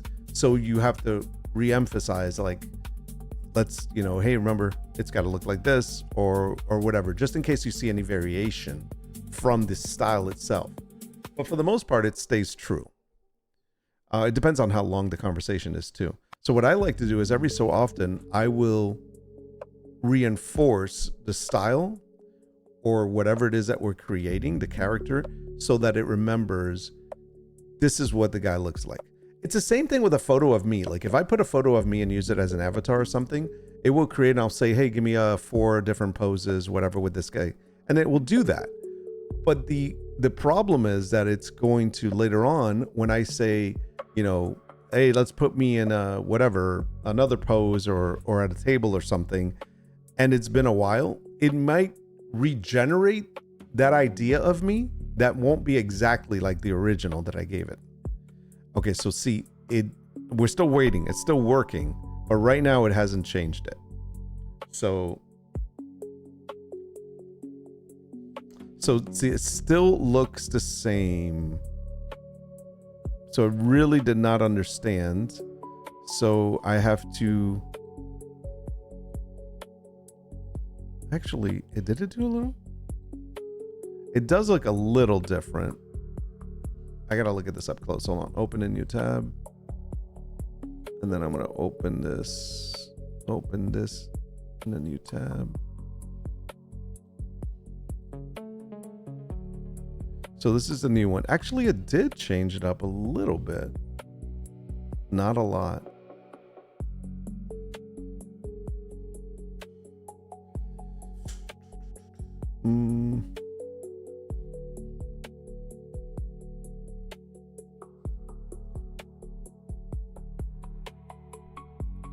It did change it up just a little bit.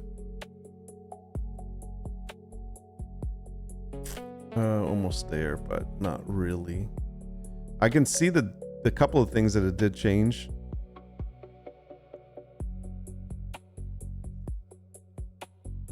Very similar. So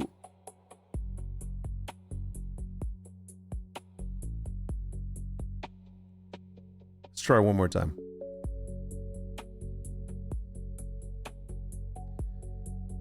It happens.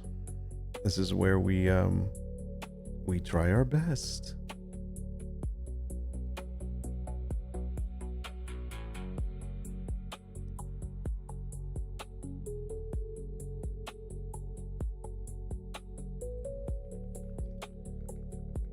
very close, but but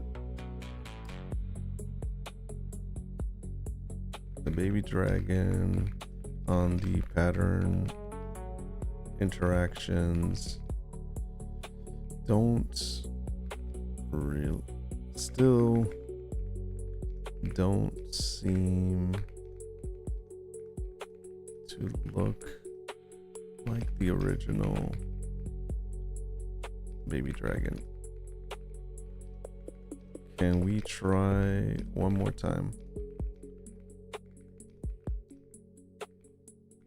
to fit the style of the originals to the interaction? Original dragon. I like saying baby dragon, so it doesn't do a dragon to the interactions.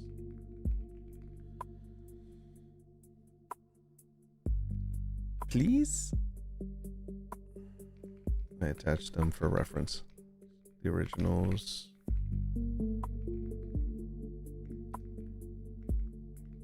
For reference. One more time.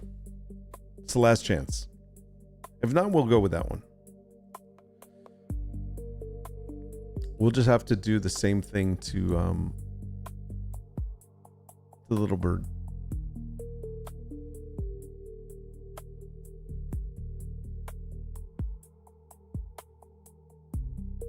Although that one looks kind of similar though. I mean, it's a little bit of the snout's a little different. We want to get it as close as possible. So it looks like it's the same little family.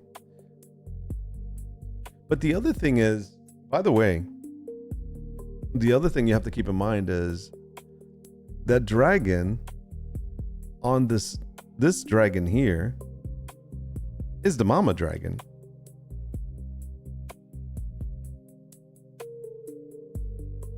Kind of. Or the big sister or the big brother. Isn't necessarily the baby one that's hatched. So that's the other thing to keep in mind. I mean, we can take the story any way we want. So we can just say it's part of the family, part of the other ones that hatched.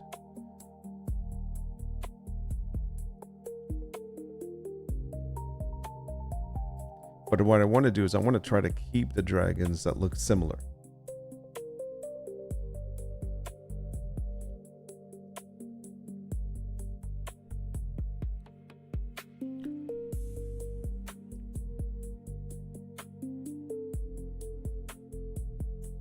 And it has opened eyes now, so I mean it's a little different. All right. You know what? We're gonna stay with it. We're gonna stay with it. It's fine. It's a little blanket. It's okay. It's a whole baby dragon theme.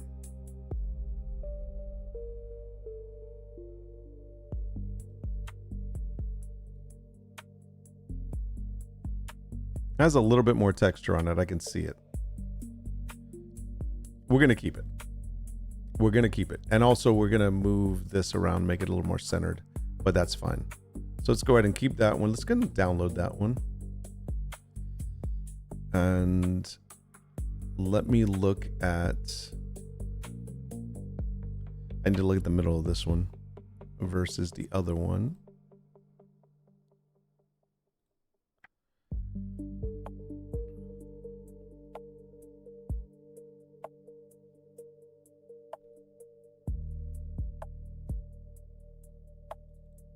So this is the old one.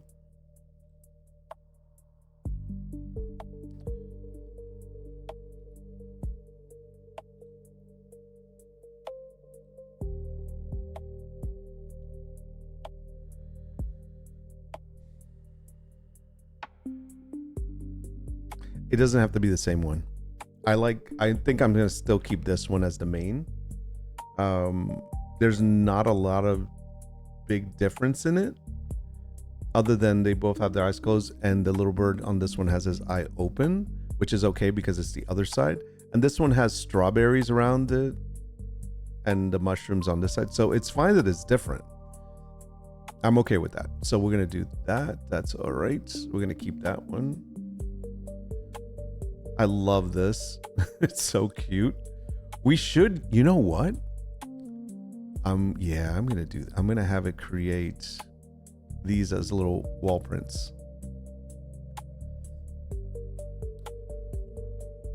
Great. Okay. This is perfect.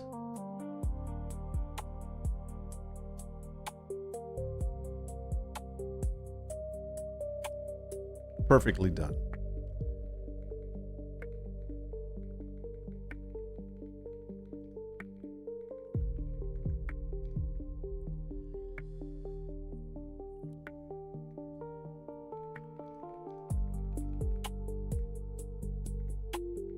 Now let's separate each interaction to its own single file, single image that we can use as wall art prints.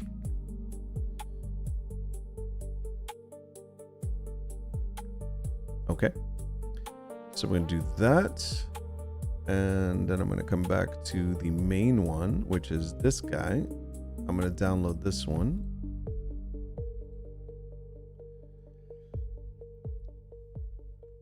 I'm gonna download these as backups, download all of this series.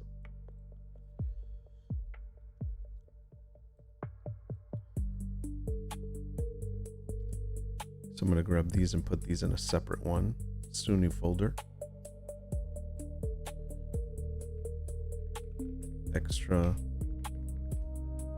baby dragon designs.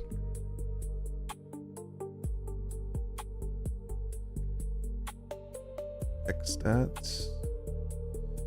Is it going all the way to the bottom? Really? Where the heck is it? Oh, it should be on the same day, right? Here it is. I'm sorry. Okay, that's good. Go back to downloads.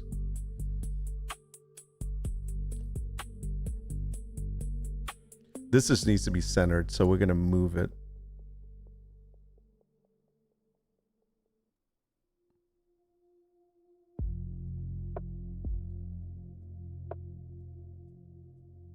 Okay, great. So we'll get the interactions for these.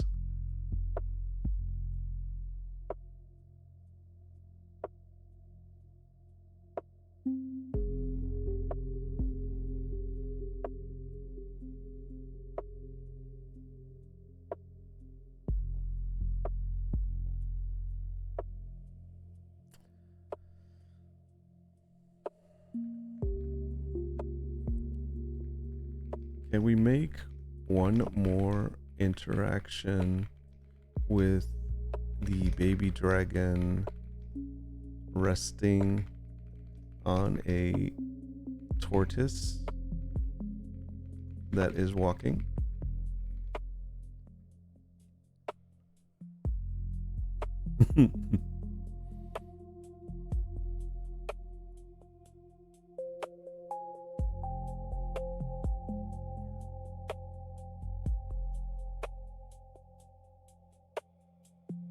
On a tortoise back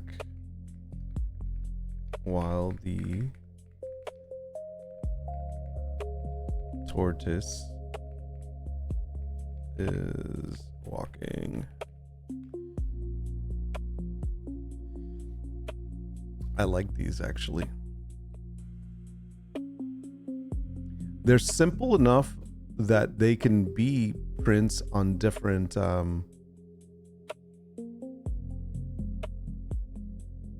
little frames. I just gotta figure out a good size for these.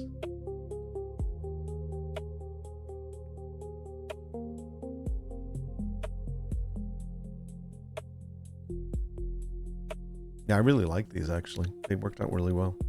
Okay.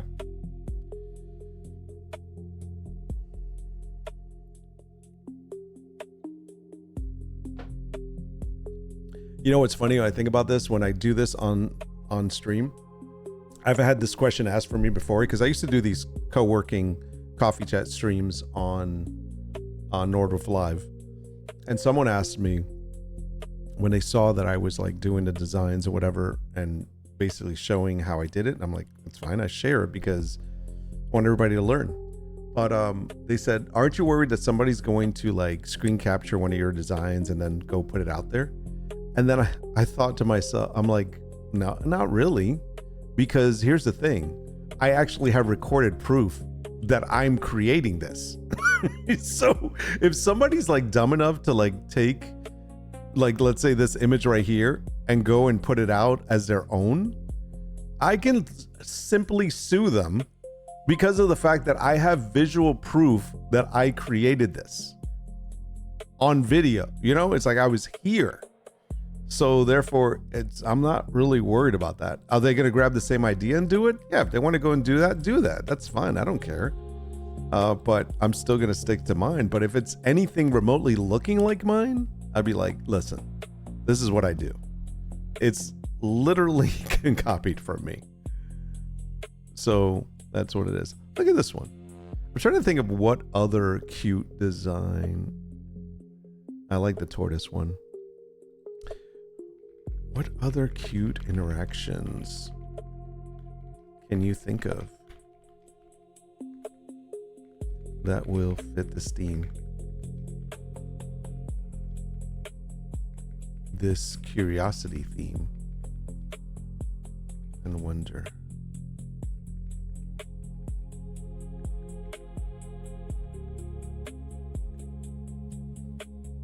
Hey, I thought of all of those. Now you do some thinking. So we have the little froggy. We have the ladybug. We got the bird sleeping. The little fishy. And the butterfly. And then I just said the turtle. Oh, crap. Okay. So I wonder... Oh, my goodness. Here it is. Snail encounter, firefly at dusk, dandelion wishes, tiny rabbit meeting, duckling following.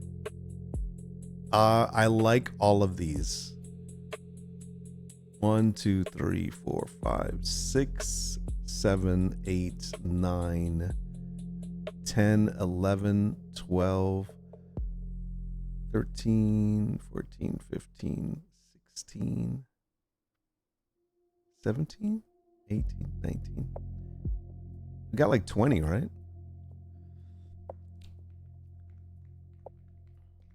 Those are like 20. And they are all great ideas. Let's generate all of them in 2 batches of 10.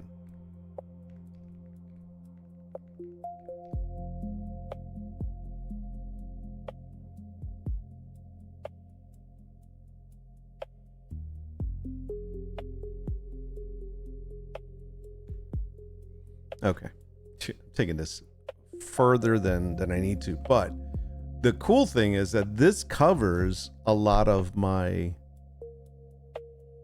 canvas part of this. So what I'm going to do is, now that we did that, once it finishes this, I'm going to say, okay, I need basically one flagship canvas art print for this collection. What would it be based on all this that we created? And that's kind of the idea. Proceed with the first 10. Okay, I can only generate up to 10 total images. That's what I said. Proceed with the first 10, and then we start second 10x. Yes. Start with the first 10. That's what I told you. Are you not reading? Jeez, I pay you $20 a month. You should be reading. Oh, we're on break time. I'm gonna switch to break time. It's funny because this break time really doesn't apply. I need to figure out why this isn't working the way it should, because every time we do auto start the next one, it does not do it. So I got to make sure that it does that. So if I say start, and the other thing, it's not taking off the cycles. I'm manually taking off the cycles.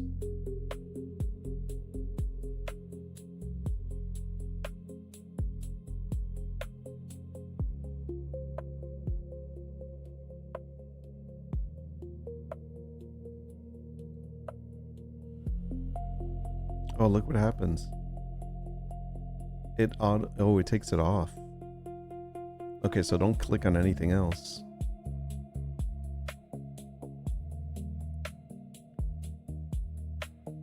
Let's see if it, I just want to see if this time it works.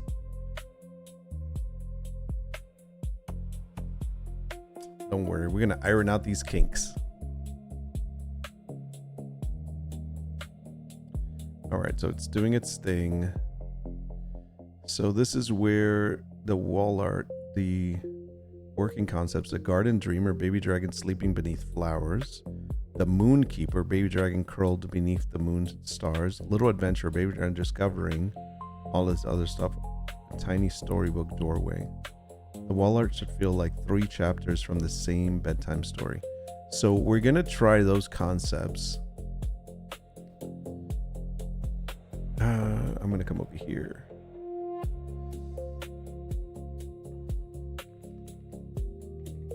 One of our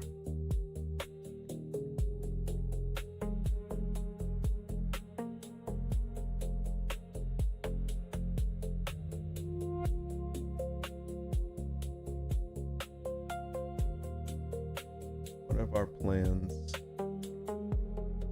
for expanding the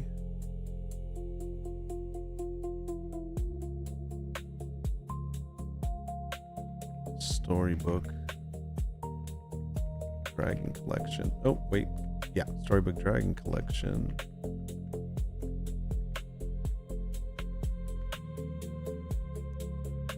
is to create wall art pieces. Here's the 3 ideas you came up with originally.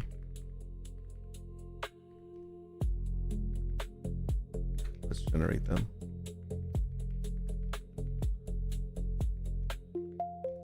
In a 2x3 or 3x4 aspect ratio. 4x5. 4x5 aspect ratio. Whichever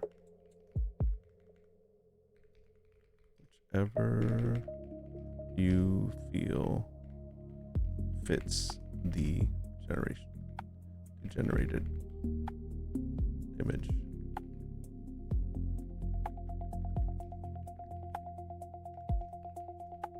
Of each.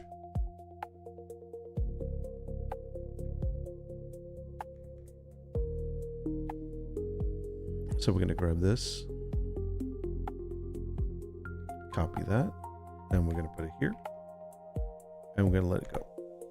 So we'll let that run, and we'll come back to this. Look at this. Okay, so it's going to do the next 20, I'll say. Do the next 10. So while that's doing that, we're going to come back here and take a look at these. These are so cute. So this one's with a snail. This is nighttime with a little firefly. That is really cute. Oh, what are these called again? I forgot what these are called. Yes. Oh, what is this called? I forgot what it's called. Anyways, they fly around. You make a wish with them.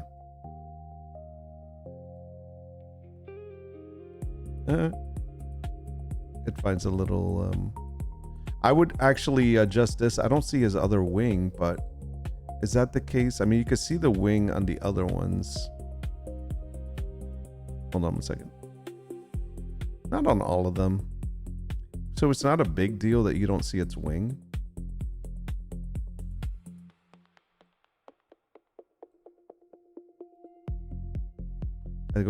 I went too far back. Okay, there we go.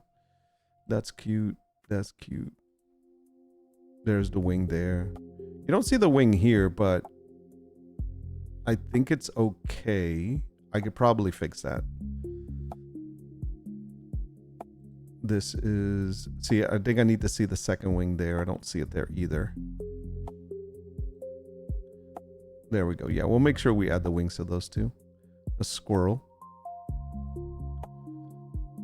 I'm telling you, this is a storybook illustration. This is just... We're going to write a story. We're going to give all of this to put this into a book. Yes, and we're going to do it. Oh, look at that.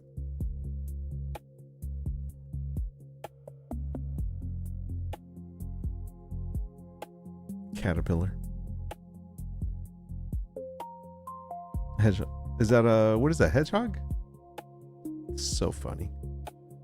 Okay, so some of these will need to adjust the wing, but the concept and the idea is really good. Okay, it's done the others. Oh my goodness. It's done a dragonfly. Okay. This is still working. It's working on some similar artwork. Let's take a look at these.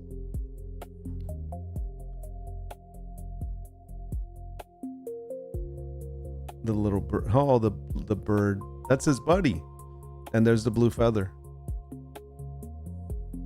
I love that it kept the original design of the character. That's a big butterfly. Little mouse with a strawberry. Nice.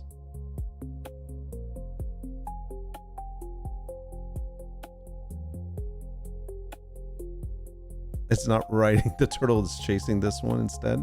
Again, missing a wing. We can fix those things. Okay, so it still does the little froggy ones, which we have a froggy one, but that's okay. This is a different one. These are really cute, by the way. First winter. I can do a Halloween one with this little guy. That is cute. Oh, wow. They've got some good ones. These are some good ones. And there's a little thing. Yeah, I think it did a good job. Okay, so unfortunately, I don't think the canvas one ideas that I came up with are going to work out. I think we're going to go with these. I'm hearing somebody at my door. I like this. Let me try one more thing.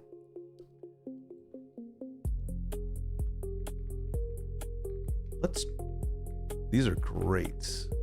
These are great. Let's try some that have to do with seasons and holiday events.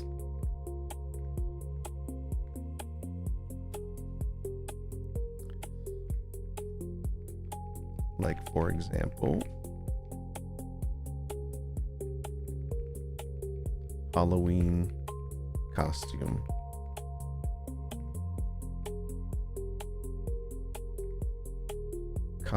Sorry, I spelled that wrong.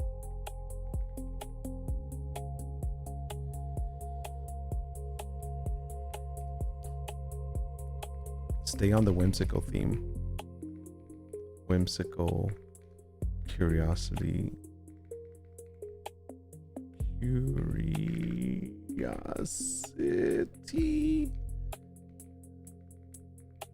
Wonder theme.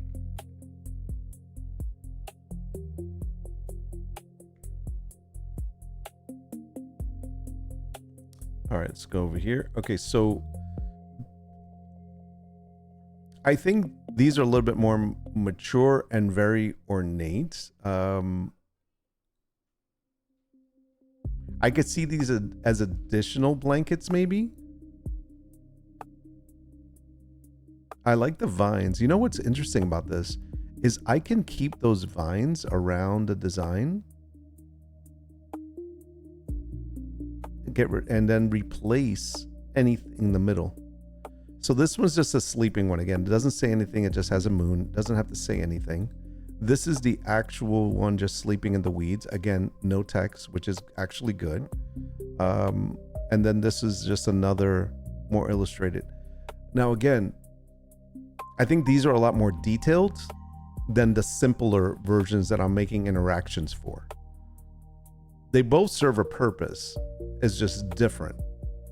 And the question is if one of these would be better as a canvas, which I think so. Like, I almost feel like these two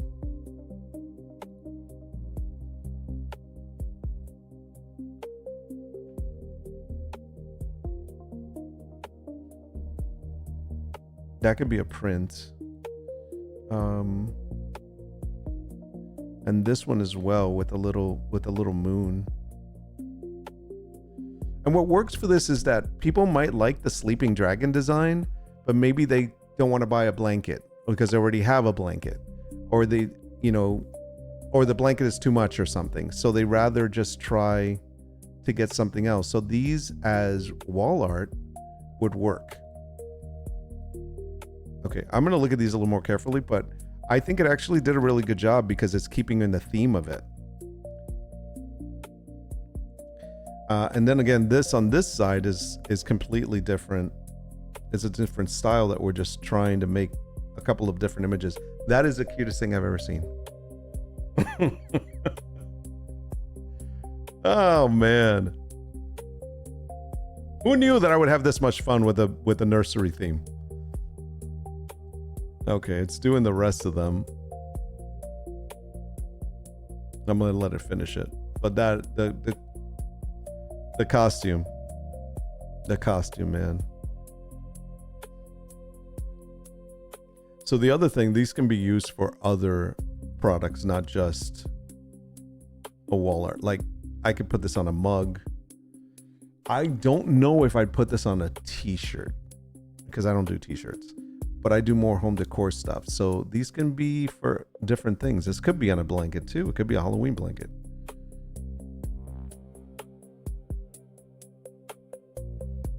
We gotta wait and see. All right, let's take a look at the other ones. So this is more harvest. This is for Christmas. By the way, I could also make some Christmas ornaments out of this little guy. This is Easter. Nice. Little bunny and Easter eggs. Okay. What was that? Was this one? That's cute. That's really cute too. Okay, we got a lot to choose from. So I would say we are done with this part of the assignment, and I think we have enough with the canvas. Let's get let's do one more without the border.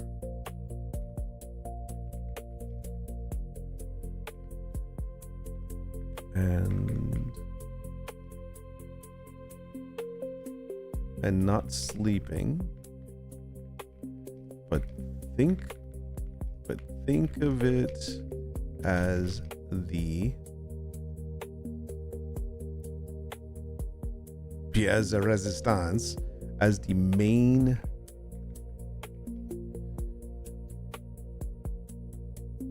wall art piece. Oh no.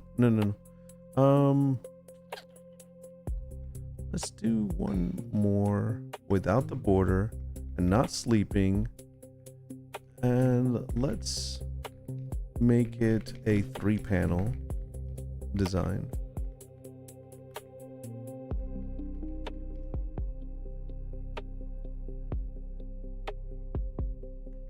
Okay, so it's going to do that. Now, I think we're done with this one, so I'm going to go ahead and mark this as completed. This is the artwork development. So the next thing we got to do is mock-ups. So let's go ahead and mark this as completed here. And then in the freaking timer that didn't start again, it doesn't matter what I set. I'll have to test that and fix it later. I will then go here and check this one off. So that one's done. So we have baby fitted crib sheet mock-ups, pillow mock-ups, and canvas print up mock-ups. So we're going to try some mock-ups next. Let's see this last one it's doing. Okay, those are pretty cool. It's a little bit different, but it still can be considered wall art. And it's a different style or design, just a little bit different. But those actually work, and they're 3 panels. I said those are 12 by 18. That's like 2 by 3, right? Maybe? That's not 3 by 4, that's 2 by 3, I think. No, that's skinnier than that. 1 by 2. Okay. We'll run a couple of these. Let's do 2 different variations and we'll come back and fix some things. Run 2 more different variations of the 3 panel design.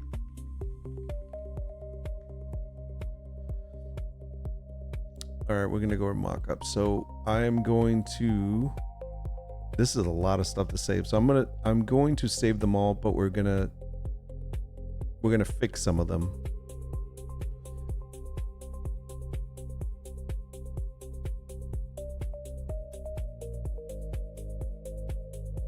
Did I grab that one already? I did not. Okay.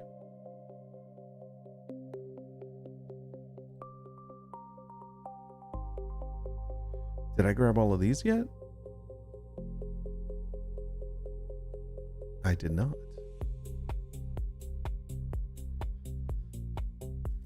Okay. Let's put these in the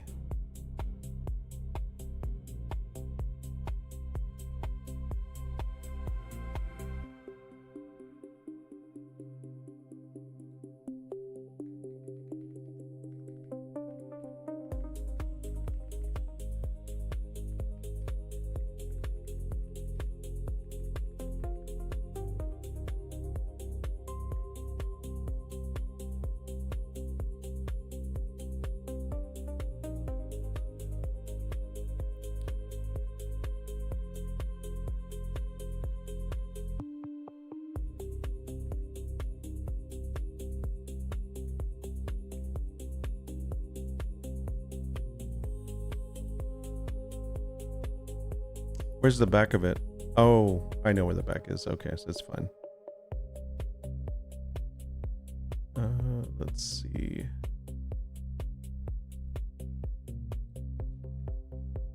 I'm gonna put this in the other one as well because that is the back design.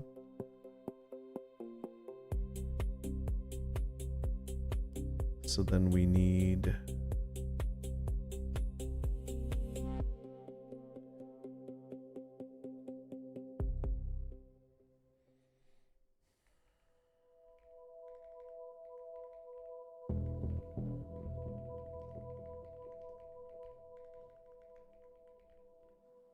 Storybook Dragon Minky, and we'll grab these 2, put that in there. Okay. Diane, we're going to download all of these. Oh, sorry, went the wrong way. We got to go back up. So we want to take those, all 5 images, download.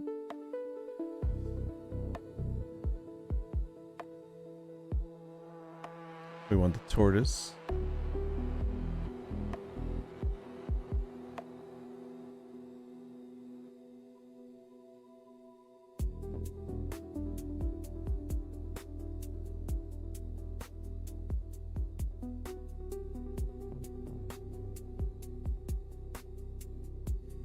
Should be 10 of them.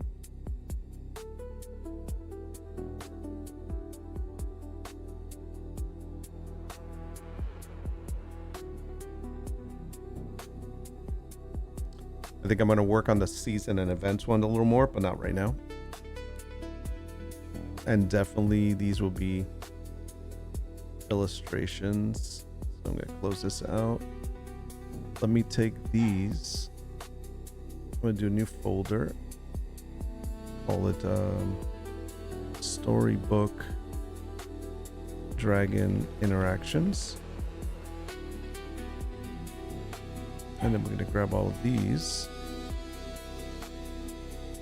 X that.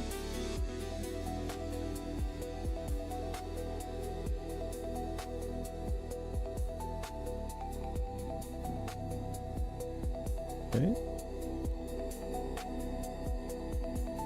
We're going to grab all of these.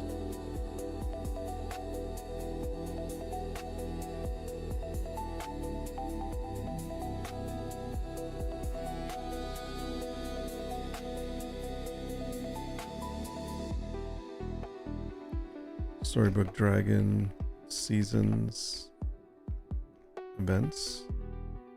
Oh no, Seasons. I'll just write Seasons. We'll get a little bit more specific on what we want for these, but for now, this is a good start to get the idea solidified in my head. Okay, so we have all of those.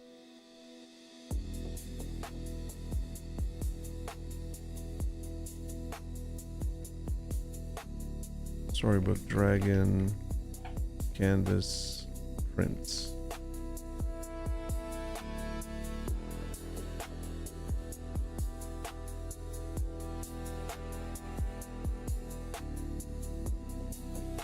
Okay, did the same ones. No, wrong. That's wrong. I meant two completely different sets of 3-panel designs.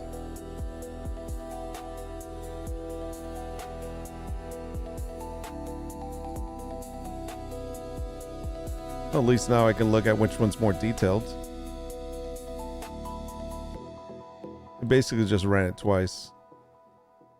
Slight adjustments on some of them, but they're like this and this are almost the same.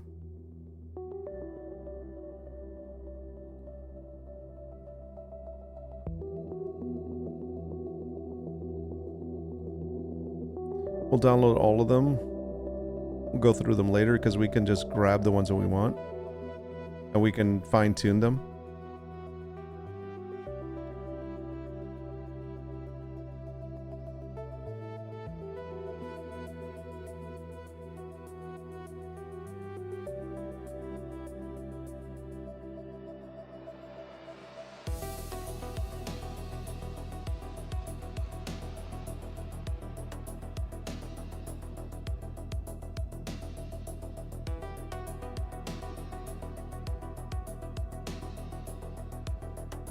I gotta take my other pill. Hold on one second.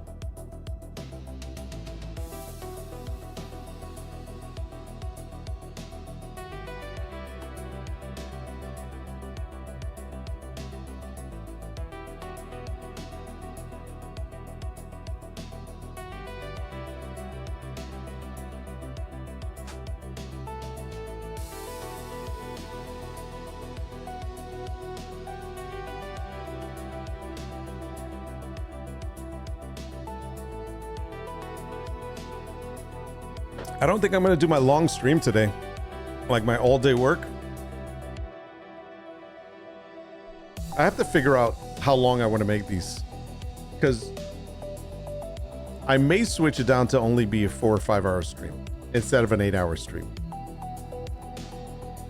So I gotta work on the timing to make sure. Oh, this is better. It's getting there. It's kind of an idea. We'll look at these later. Oh wait, there was a second one. We have to make sure that we fix the imagery. The illustration is a little bit different, but it's not terrible. We just have to, I like the concepts. We'll just have to work on fine-tuning the details. So I'm going to download these and we'll hold on to these for later.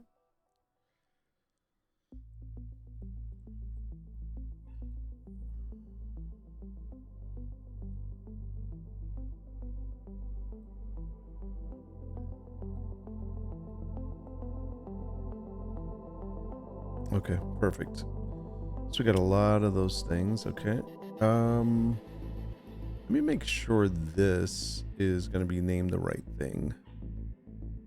So making lovely blankets. That's fine. Can we rename and interaction designs? Thank you. And now I'm going to close this one out. I'm going to refresh this for a moment. And then we're going to go down to the bottom here. By the way, we're going to close that out.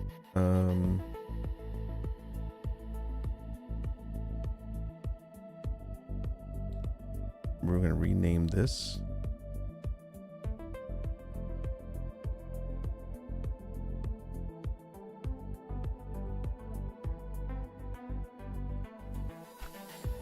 Storybook Dragon Art.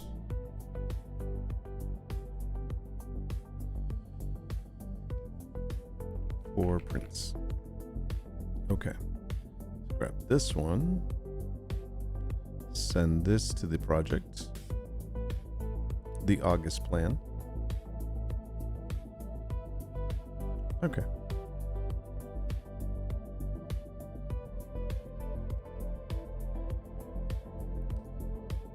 So now we have to be in this mockup projection. Create hero, primary lifestyle details, and essential supporting images. The approved production candidate. Blah, blah, blah, blah, blah, and so forth. All right, so we're going to take this part up here. Okay, and then I'm going to get that. We're moving on to the Storybook expansion mockup.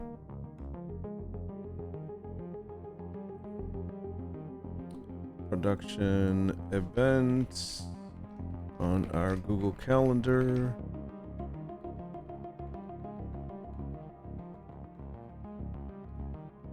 For Wednesday, August 25th. August 5th. At 1 p.m.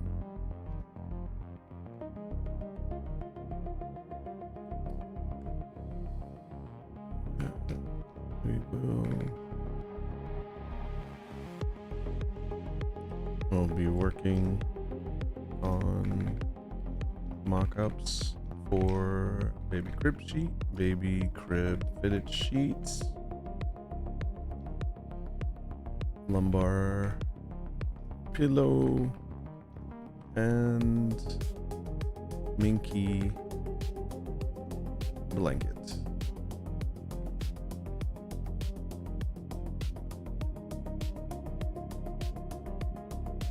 Actually, let's do the canvas prints too. Minky blanket and canvas prints.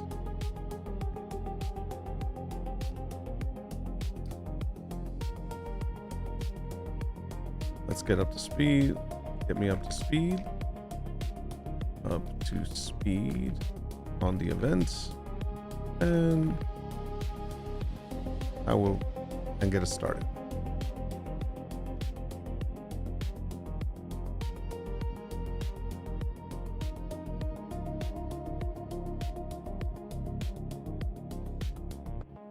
Okay, so these are the items we're doing. We still have to make them. We haven't made them yet. So what we should do, we made the pillow. That pillow one is there. So what we need to do is we need to go in now and do the minky blanket one and the matte canvas print. So we'll start with the two that we have and see what we can come up with first before we move forward. And if you guys give me a second, I'll be right back.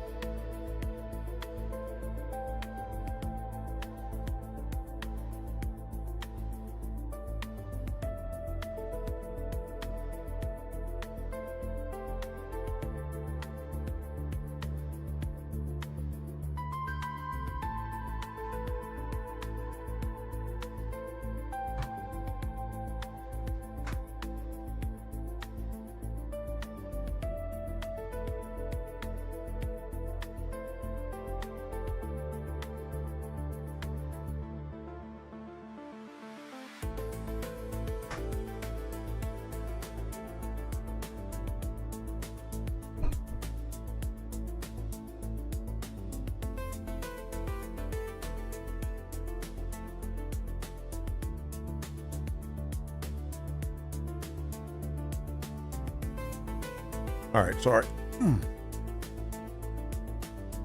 I get a little snack. Haven't eaten yet.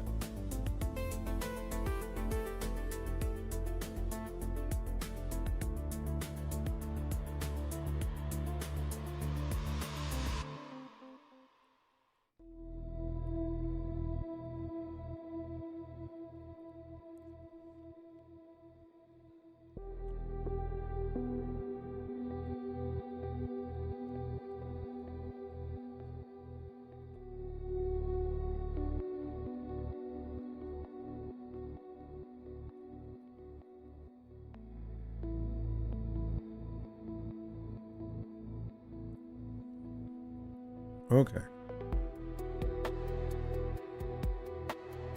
Which one of these is ready? I guess the crib sheet is the first one.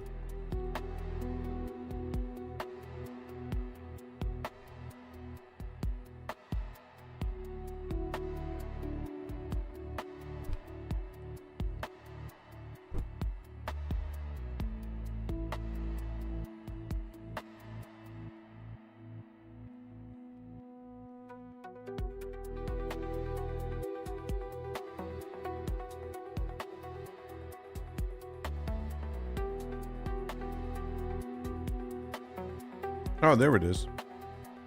Duh. I already had it open. Okay.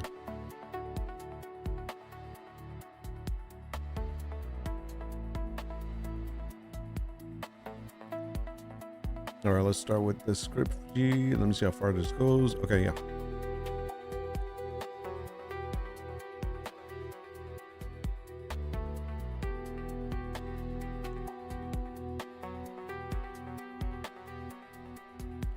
Attached are the two separate. Oh, the two different sizes? Two different sizes available for the grip sheet. Yeah. Attached are the two different.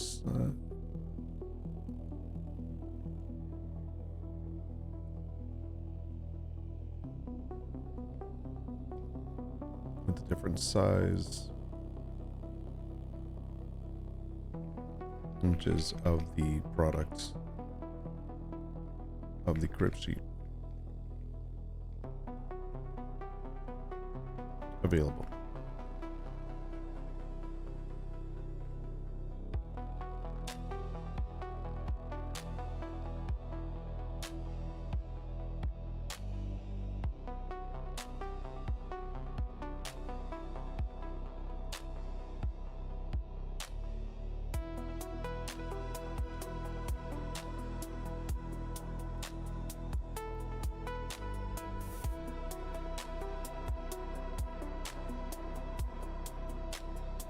Along with the close-up of the tile pattern design.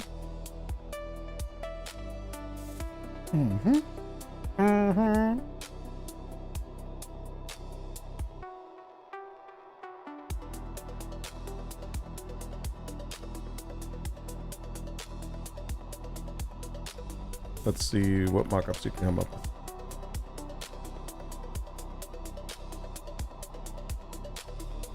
Now, I think this is going to be really difficult because it's not, I don't know how it's going to make the crib sheets mock-ups. Hopefully it doesn't just do flat, like here's the mattress, like that's the only thing we have available.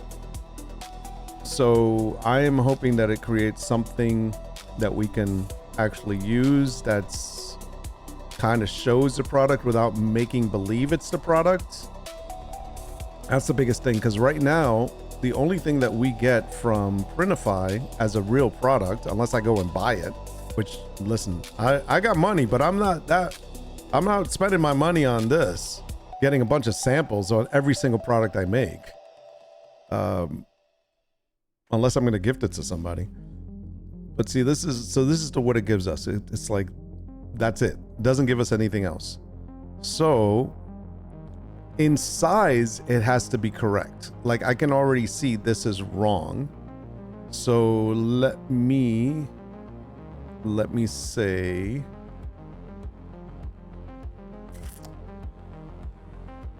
so what it's using is it's using this one. So I needed to use these two. Okay. The size of the illustration, of the print illustration, is huge. Is way oversized and not accurate. So don't use the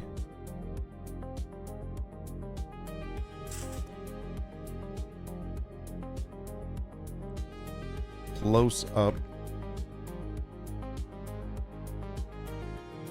of the close-up image of the tile pattern I gave you, or the tile design of the, tile pattern design I gave you to create the mock-ups.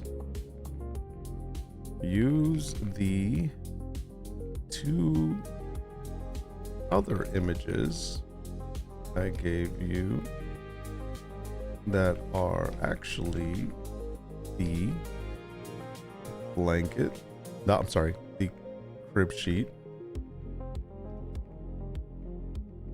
on the mattress that Printify gave me.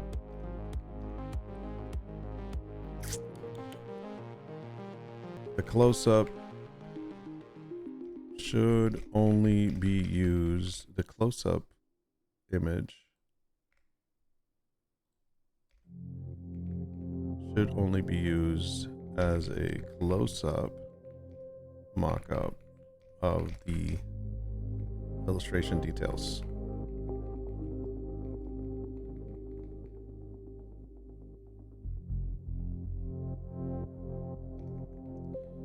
Now,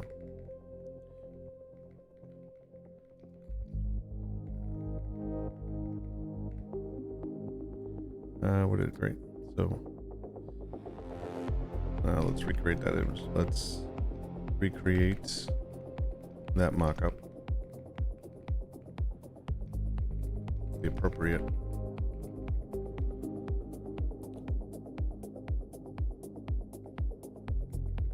The accurate size of the illustration of the pattern.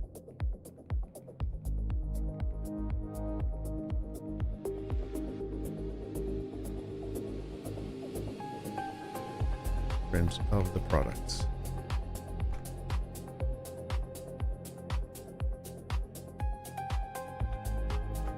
Okay.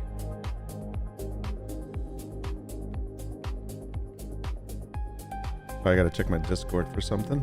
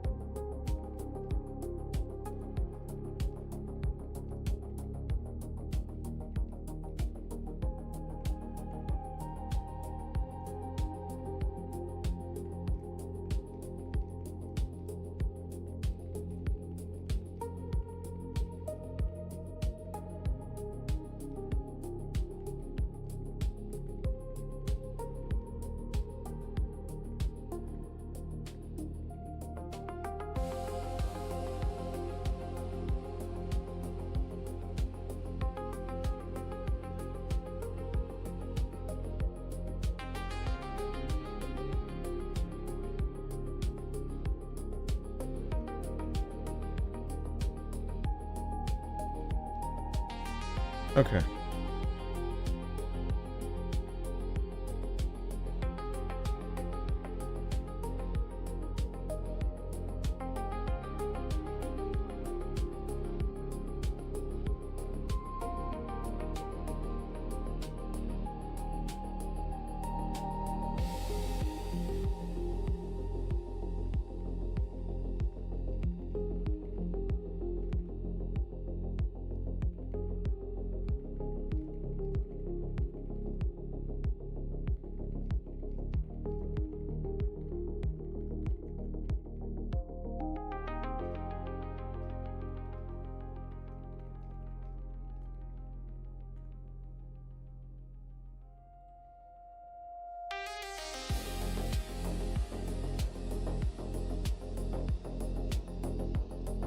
Sorry, I'm just checking some Discord stuff real quick.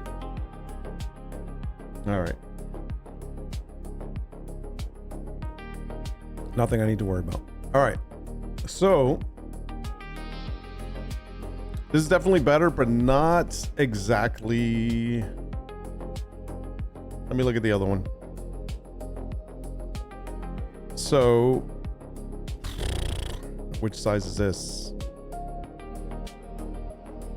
That is not. I mean, I be honest, I kind of like that better. Is that the same design? It's not the same design. Is it? It just, no, it doesn't seem right. It's wrong.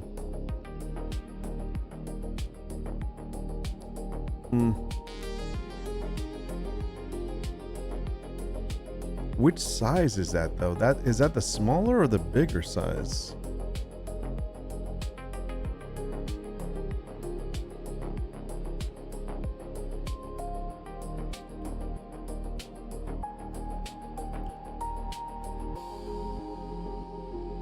All right, let's do this differently, because I don't think it's gonna get it right unless I intervene. So let's get the first sizes first. Let's try for the mini crib. And the sheet is not, the sheet pattern design is not accurate. Is not accurate. And I don't know what size mattress that is. So let's start over with doing one specific size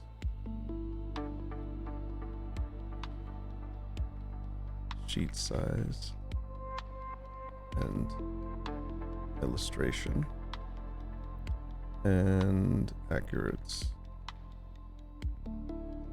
pattern for that design, for that size. We'll start with 24 by crib sheet. All right, so 24 by 38, which is that one? I am going to assume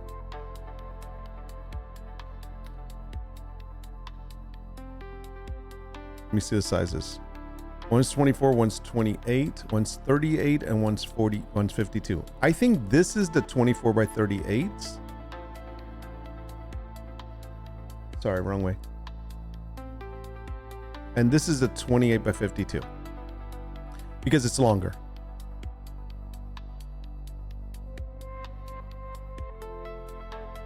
So this one is the one that we need.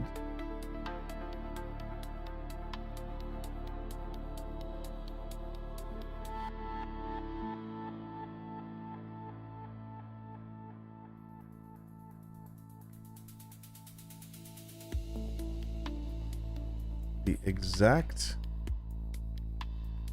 product on a mattress for the 24 by 38 inch mini crib.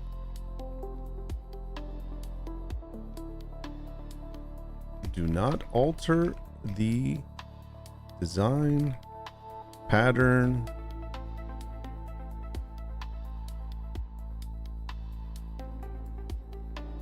or pattern.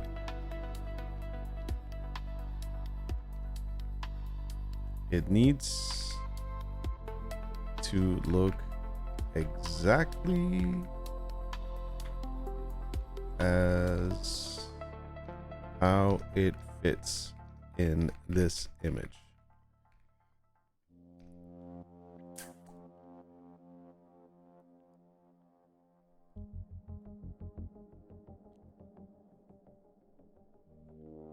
How it fits the mattress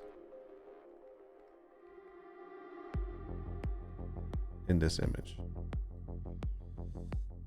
No more or no less of the pattern.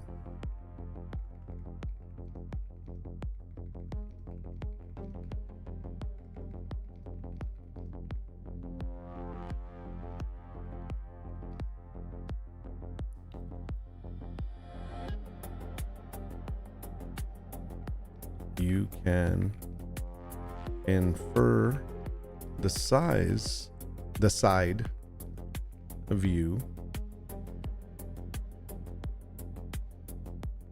based on the pattern as needed for the mockup.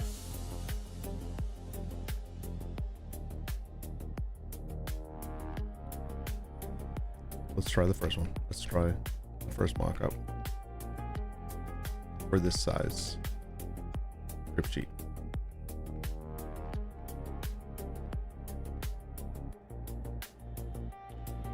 I knew this was going to be harder because it's a pattern. I almost feel like it should, if this doesn't work this way, what I'm going to have it do is give me a green screen chroma key of the actual mattress in this thing, so I can just smart object it and throw it in there. That's what I'm gonna have me do if it doesn't get us right, because then I can just take this sheet and proportionally make it fit. But the problem is the sides. If it shows the sides, then I have to start piecing things together. And that is something that I really wish. See, this, again, it's not doing it right. That is something I really wish that Printify would have gotten right. So, like in other words, give us mock-ups, because this does not display what it actually is. Like, for example, I have 1, 2, 3, 4, 5, 6, 7 across the middle. This isn't even the right pattern. 1, 2, 3, 4, 5, 6, 7. No.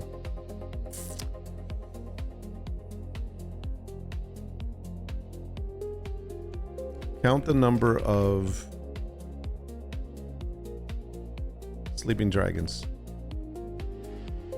in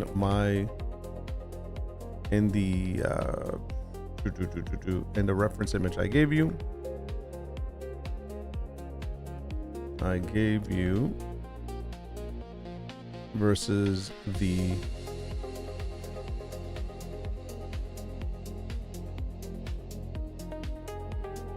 number of sleeping dragons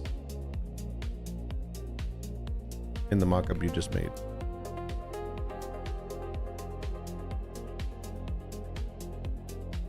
Do you see the difference? And how this is not accurate for a mock-up that the customer is looking to buy.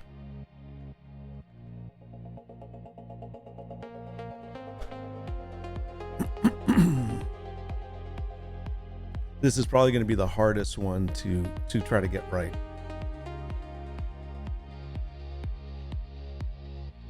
I love how it says I'm exactly right. Well, I am right. I'll fix it.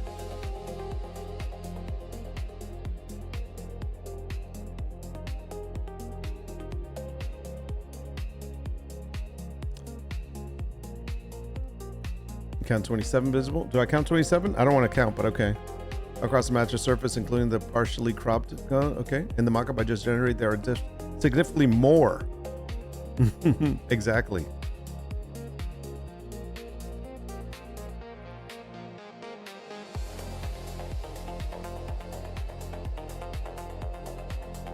That's what I've been trying to say. That's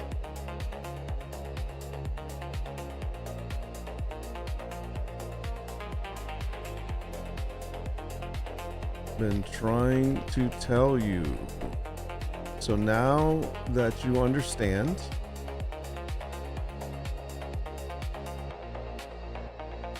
follow your own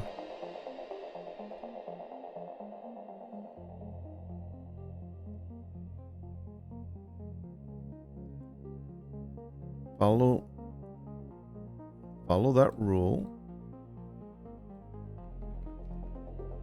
And let's create a new mockup that actually works for a customer.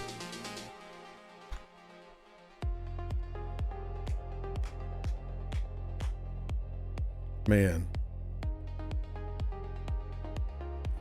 So this is probably the hardest type of mockup that you can ever have to do. Anything with a repeatable pattern that is like a bed sheet, something like that, you have to like make sure that it's exactly the same way that you're selling it as, or it's gonna arrive, because if it has too much of the repeated pattern, then you're not like, I'll give you an example. Like if, let's say that this is what it is, but then I showed them this pattern on the mockup, it'd be like, yeah, that's not what I got. So that's the important distinction, is that it has to follow this same style. Now, definitely wrong again.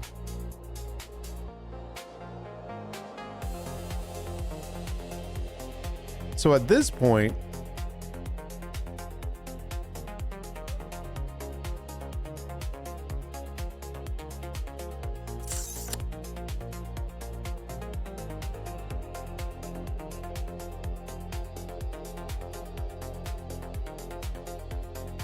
I'm getting annoyed.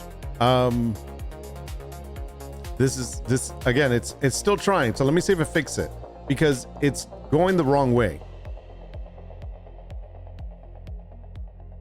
And this is what happens when you're doing it this way. Now, again, I could go online. It's probably fixing it, so I'm going to leave it alone to do its thing. But let's see, if I go to Etsy, I'm just curious now. So if I go here and I go and look for Etsy, I'm not sorry. Crib sheet mockups. Okay, so I look for crib sheet mockup, and let me see if anybody has a mockup already made. Because I don't mind paying someone to get the correct mockup, but the thing is, I can just ask it to give me a blank mockup, well, like I said, with a green fitted sheet, with a whatever, and then have it wrap it in there.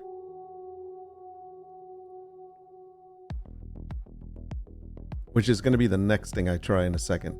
But okay, woven blanket mockup, no. So here's a crib sheet mockup. Let's take a look at this one. And it has to be PSD. So it is a PSD with smart object, and it's also a Canva PNG. So I could use these.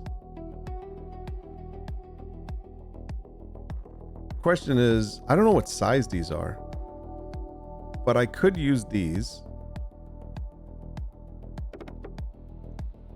It's $9. I would have to spend $9 for this, but instead of doing that,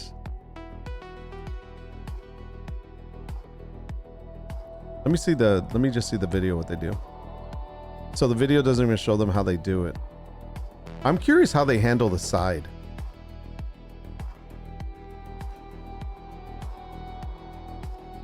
Okay, let me see what else they got. Who else has one? That's baby nursery, but that's for a woven blanket. Nursery sheets. See, these are big though. Mock-ups. How many are here? Let me click on it. So I think he only has. So it's only one for $3 something. No, that's a ripoff. You know, it's funny. I'll pay $5 if I get like one that has like 4. See how it does the sides here? This is realistic edges. That could be one here, but this is just that's just one.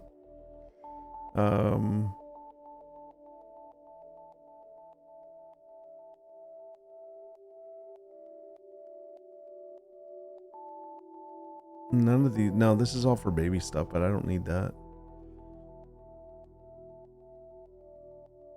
Crib sheet style mock-ups, 3 images, $20. Get out of here. Here's the fitted sheets. All right, so this might be $10. So how many? 5 of them? 12 of them. Okay, 12 scenes. Let me just take a look.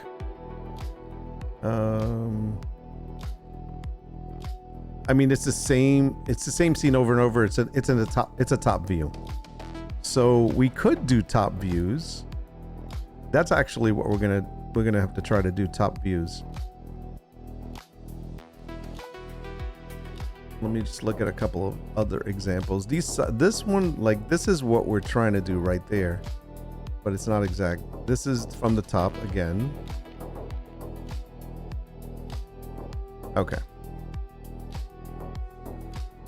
Top view slightly angled.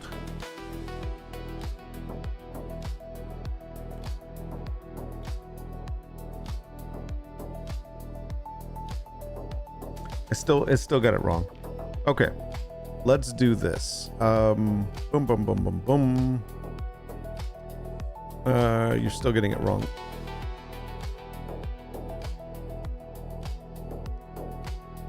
I have 2 other ways of trying this. Other ways of trying this with you. Here's the first.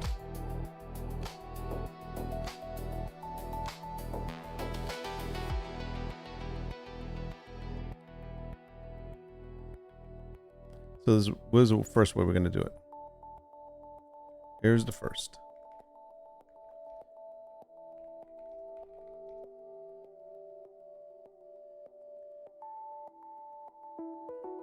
Put the product in this image. Put the product image in this screenshot. Put the product image in this screenshot into a mockup without the white background. Put this exact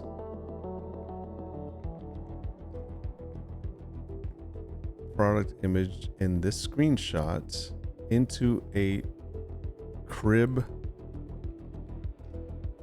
mockup.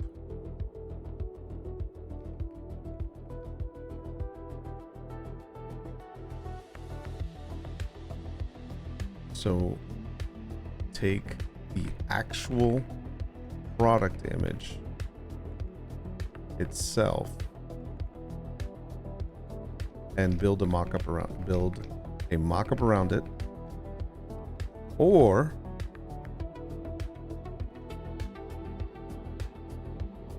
create a mock-up that has a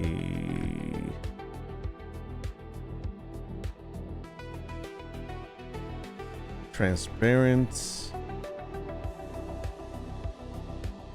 or chroma key mattress that you can then slide the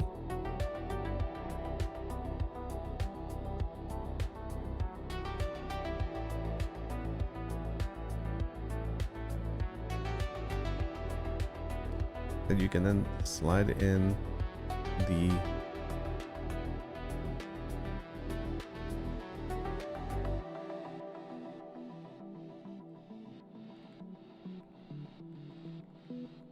Product image.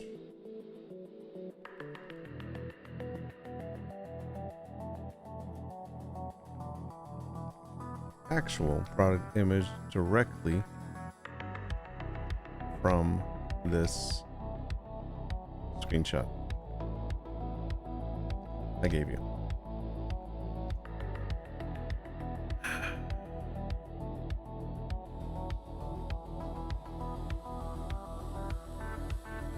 Let's go. Come on. Work for me.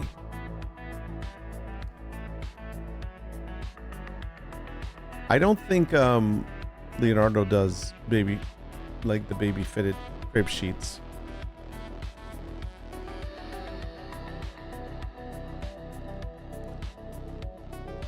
Let me see what other ones they have here. I mean, the only last thing I can do is to give me, like I said, a transparent mattress in the crib and do a view from the top and then change the room around. I can change the room to different styles.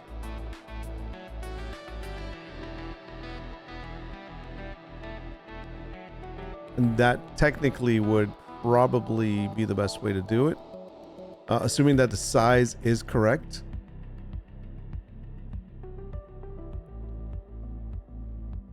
Like these don't say if they're what size they are. That's one of my only concern with these.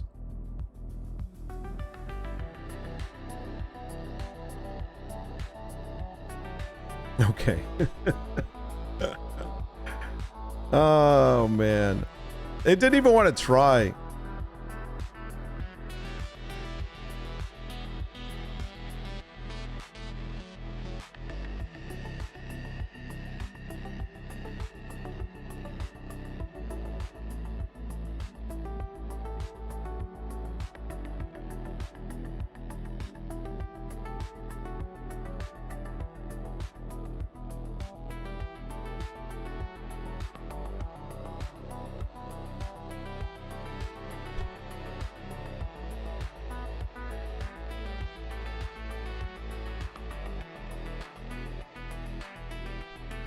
There's too much shading in this.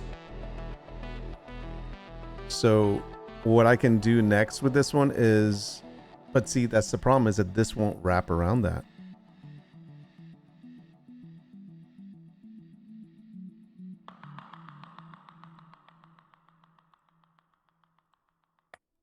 We'll do a top view so it's not angled.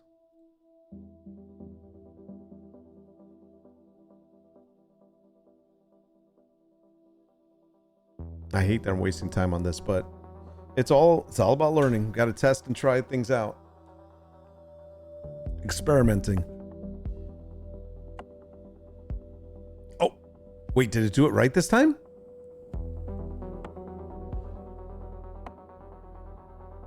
Oh shit, I think it did it right. Hold on.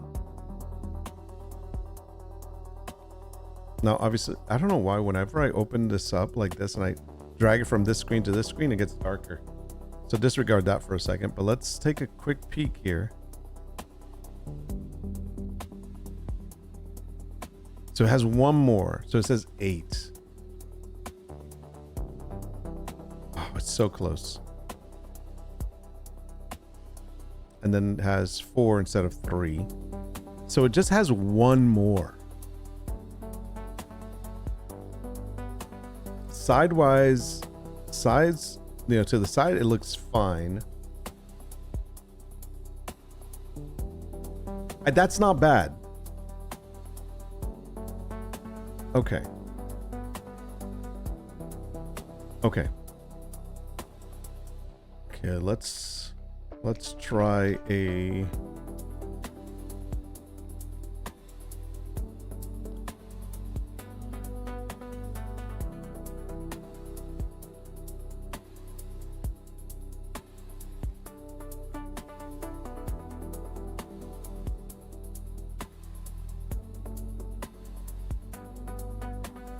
from a top angle from a top view of the room.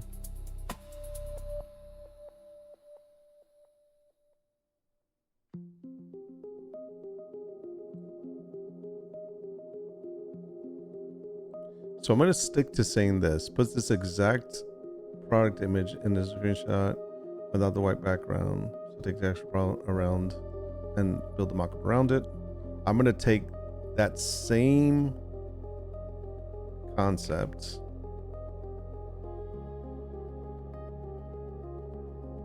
Let's just create a mockup. Okay.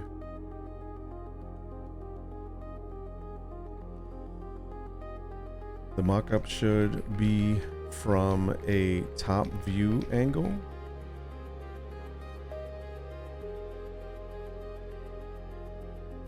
Of the room and crib. Of the crib and room around it.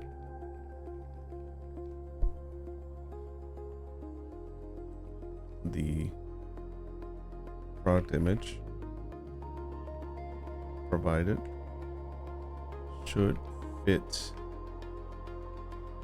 exactly on the mattress.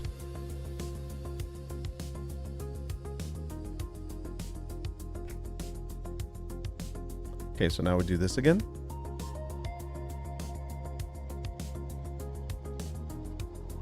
Let's see what it does.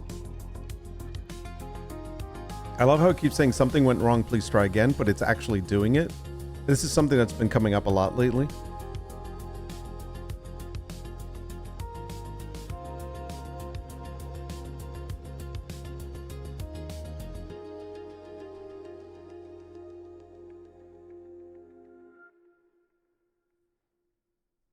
I'm starting with this one because this is the most toughest one. And I'm really only going to get like maybe 2 or 3 of these mockups. And then we're just going to get close up on one of these.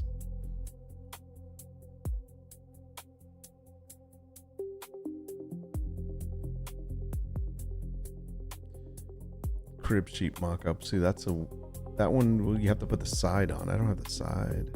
But we would have to use the pattern on it, I think. But there's a bend. Trying to see if we can find another example.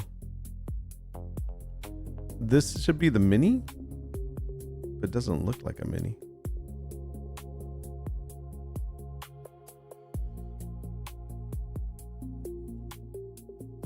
These angles are good.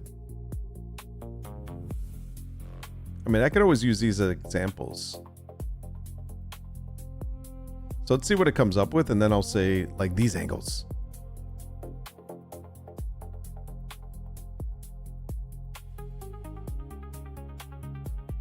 Okay, it's screwed up. All right. Ugh.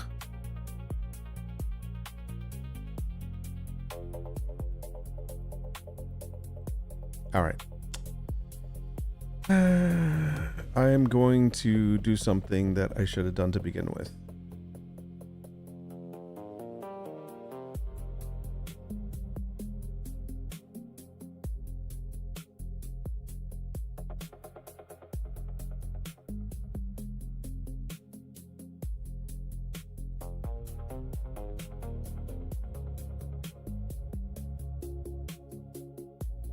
So I'm rotating the views.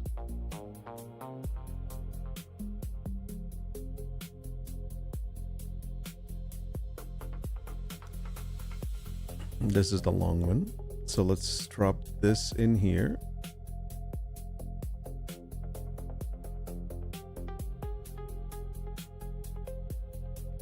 Put this exact product image in the mattress.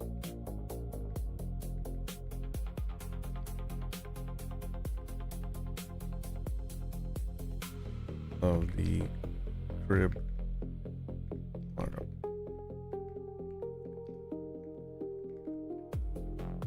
Without the white backgrounds.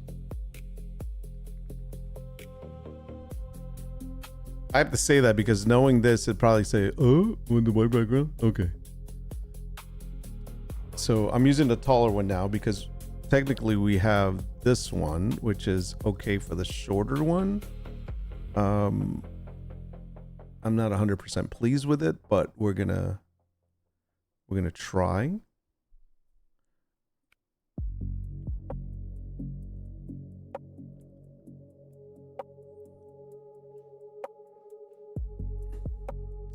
And I am going to use these other ones. So I'm just going to use them as reference. I hate doing this, but it's just to give it the idea. These are the angles we want. So can we put these here? No, not like that. I may have to do a screenshot of them. Because if I grab them, they're WPs. Yeah. I can still use those. Like I said, I'm not going to copy them, but I'm going to use them as reference.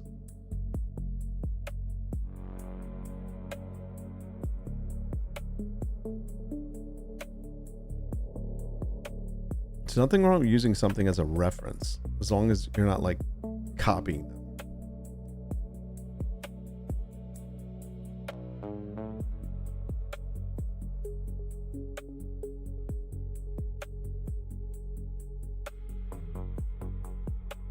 Okay, so I think that did not do it right. Shit. Oh, I hate you so much. it's just, yeah, you just suck. Okay. So now we're going to do this.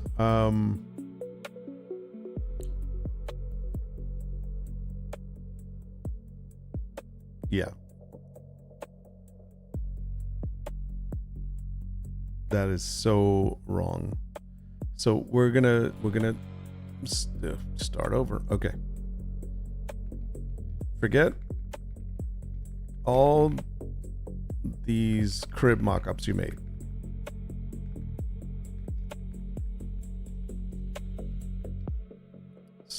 Let's start off on a clean slate.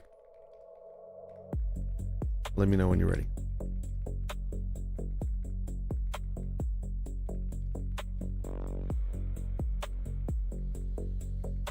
Let me know you're ready by saying locked in.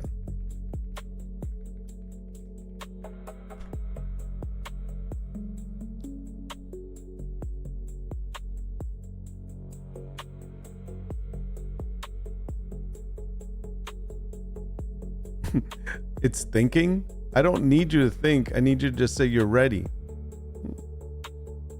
Okay, locked in. There we go. Okay.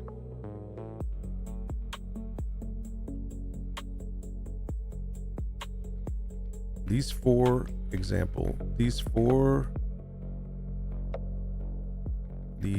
are four mock-ups from another store, another shop.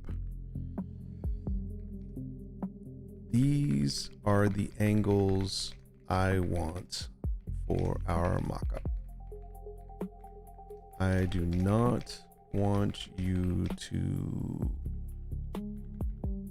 copy these mock-ups, but use these views and angles without the text.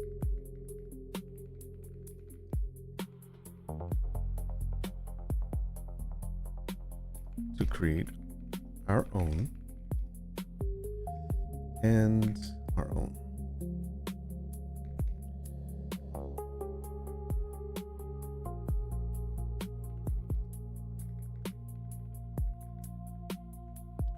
The room's theme should be a baby dragon nursery theme.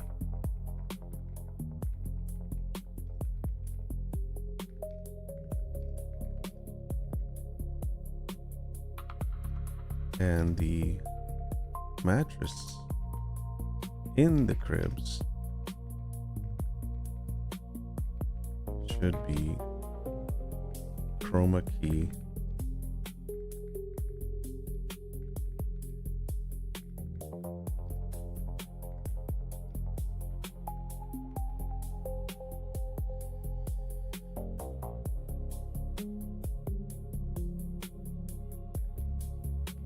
I want you to make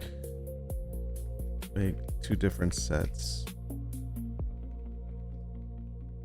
of the four mock-ups.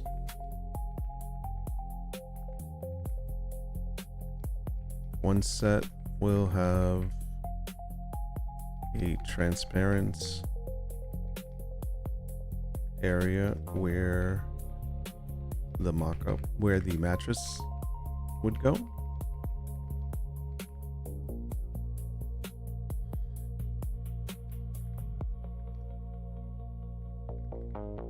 Keeping any toys or pillows on top of the mattress.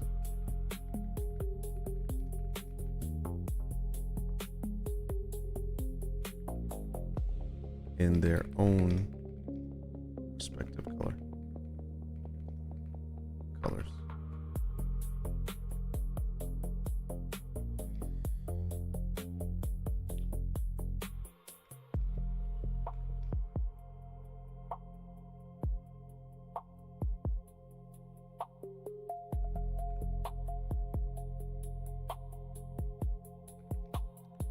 The other will the other set will have a chroma key green screen area where the mattress would be. Is it 2 T's for mattress? Yeah, it is. Oops.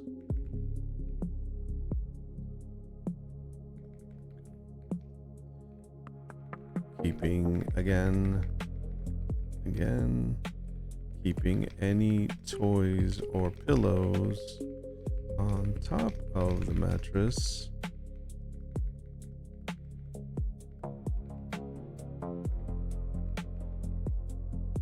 In their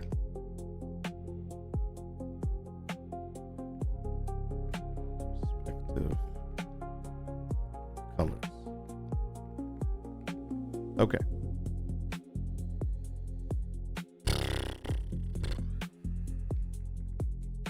Ask me questions if you don't understand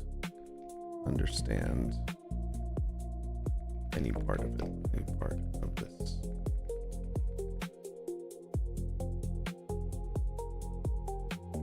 Otherwise, proceed.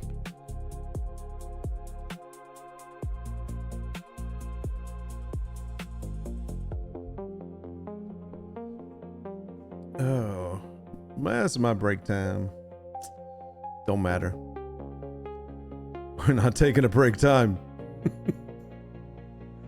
We don't have time for break today. Okay, so obviously it's going to proceed. Switch focus, start.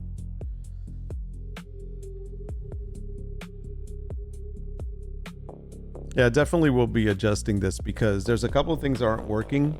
I noticed like it's not cycling through, like it's not removing each cycle. So I'm literally doing it manually. The other thing is it's not, even if I do auto start next period, it doesn't really auto start the period. So it just stops and then I have to start it. But if I'm not paying attention, I don't know that it stopped. And the only other thing I can do is I could put a sound, which I haven't done that yet, so that when it reaches timer, a sound should play. And then I know, oh, I can start my break now. And that would be a good thing. If I don't need it to play through, I can manually do it, but I have to be told when the break is over and I'm not constantly looking. So that's kind of important. But definitely the cycle count thing. It's not counting down cycles.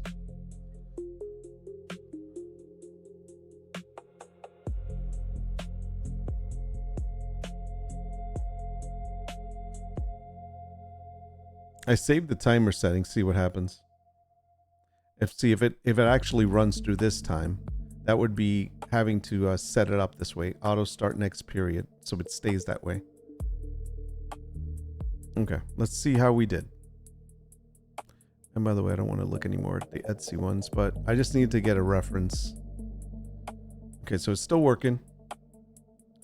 We were using these as references, so we don't want to We don't want to keep those. That's just for the reference idea.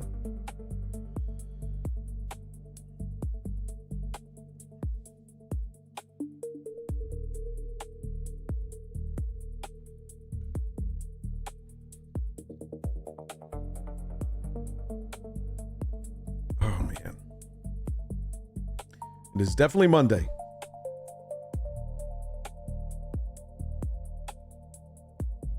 Okay, it's actually working so far.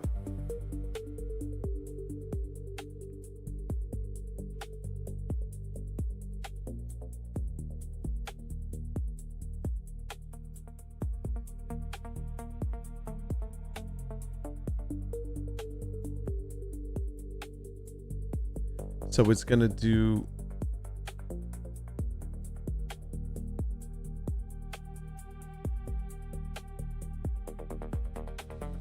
I don't know what happened. It's still working, so I'm gonna let it do its thing, but it just like wiped everything out. Bland image generate variations. Okay, it's doing its thing, so I'm gonna let it do whatever it's doing.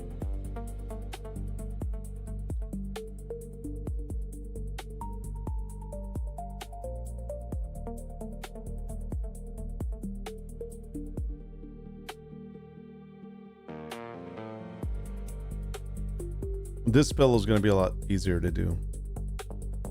And in fact, it already has some good examples we could use. But we're going to just add a couple of extra ones.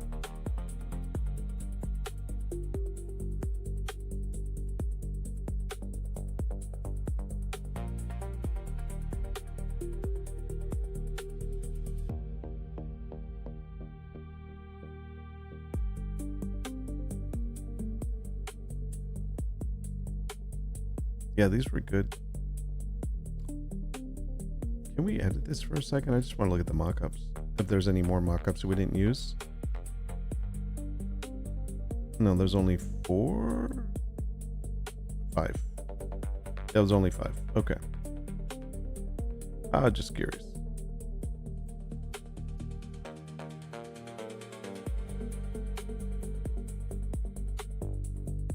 This will be so much easier. Okay, it did them. Let's see. So, I don't know what that is up there. What the heck? Maybe when we download it, we won't see that. This is definitely transparent. This might not be transparent, but we'll have to test it and see. Same thing here. This I think is... That's actually good.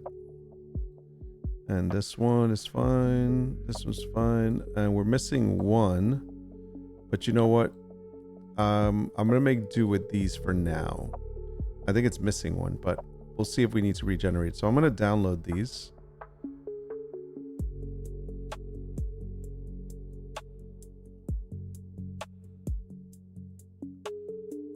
We're going to open them up in Photoshop and see if they are actually true.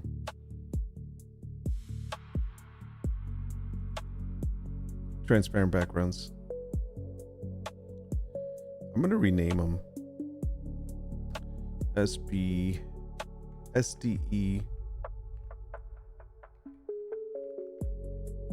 crib. Actually, let's just do crib mockup. Crib mockup 1.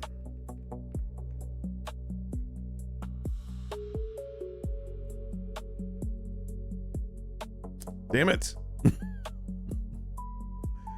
I don't want you to open yet.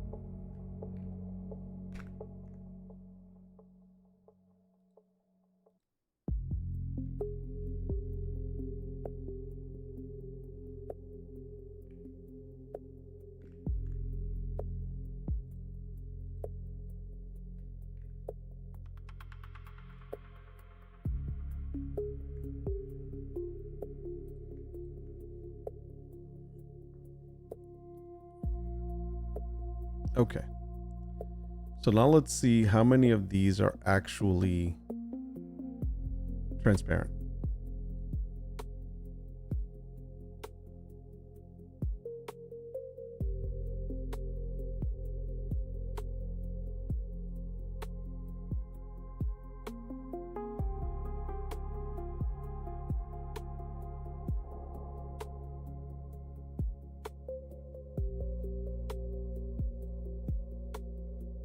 So there's somewhat of a transparency, but not a lot. So we're gonna fix that in a second.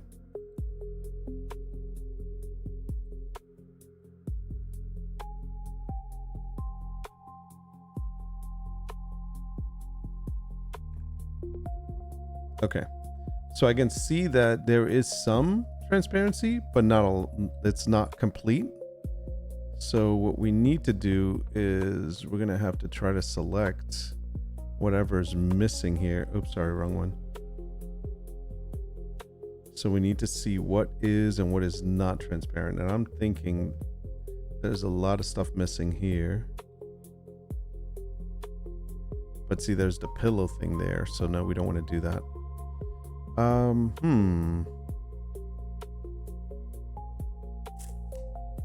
So that's not exactly transparent. So let's go to the next one and see.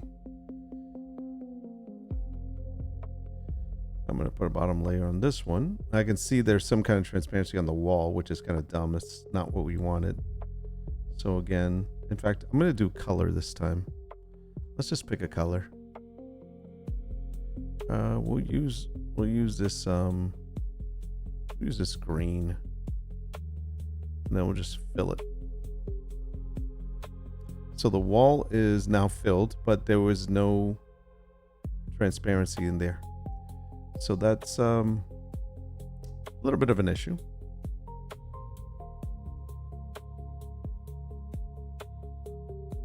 Okay, let's go to the next one.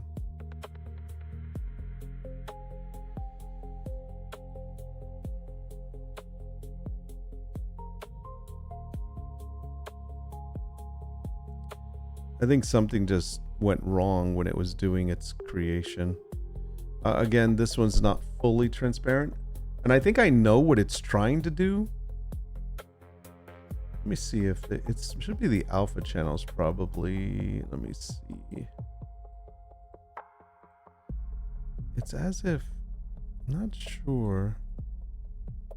Where is that? Oh, I don't know where that is. But it's almost as if it's not full mask yet. It's a step in the right direction, but it's not there yet. Okay, let's try the next one. So we got that one. This is the other one. Okay, so this is correct. And I can tell you because I already see. I'm just going to drop this one in here. Let me see what this looks like.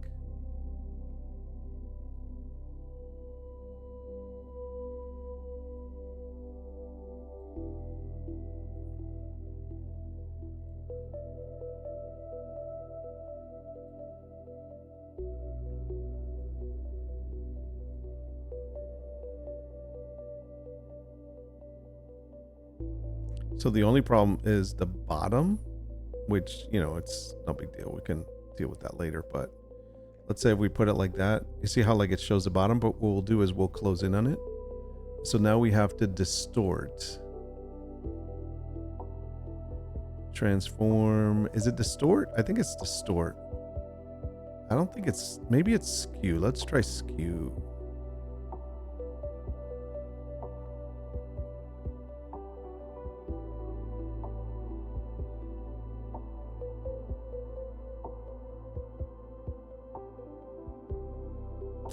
Come on, man. What are you doing?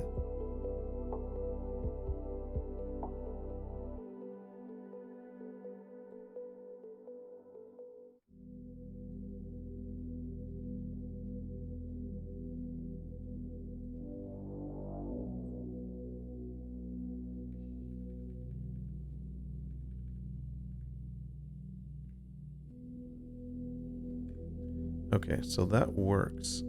So see, that one works.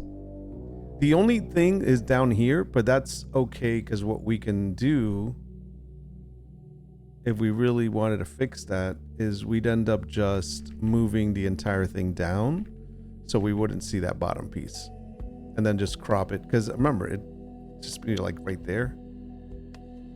In fact, you know, it's a square one, so it would just be a crop. So that's something we can do, but that's the only one that was done right. So I am going to, and what's funny is that's the angle one, which the angle one we'll use for a close-up, but now same thing with this is the same one as that one. Let me see if I can get the other ones to work. So okay, so this one, if we select this whole, see, it doesn't do the whole thing. That's the problem.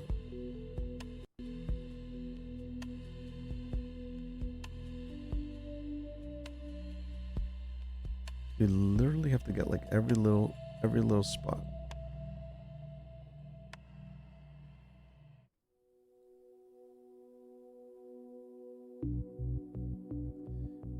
I mean, that might work. Let's take off the background thing here, and let's see if we can cut that out. See how I can see some green there though? And there's green around. That's the only thing I don't like about doing the green screen one, because you will see some of the green.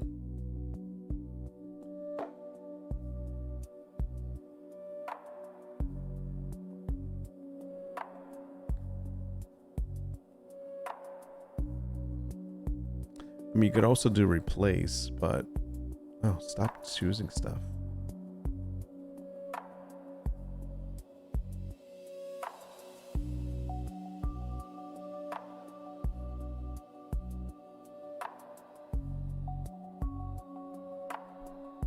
I don't like it. I don't like doing that. That's too nope, doesn't work for me. I could use these green screen ones for my mock-up where it adds it specifically to the green screen, but yeah, I don't want to do that. So let's fix the ones that can be fixed, and like I said, all we need is like 3 of them. Okay, so that is this the same as this? No. Okay, what's this last one? See, these 4, we can make these 4 work. Okay, so which one is that one?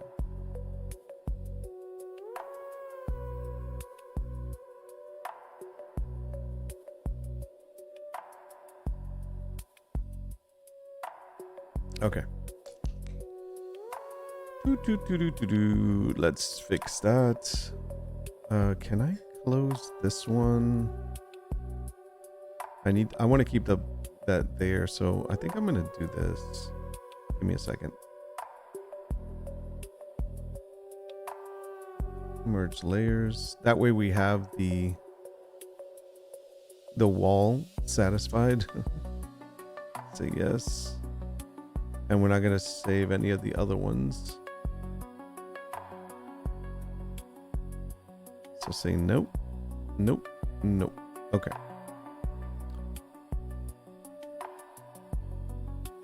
So now we'll grab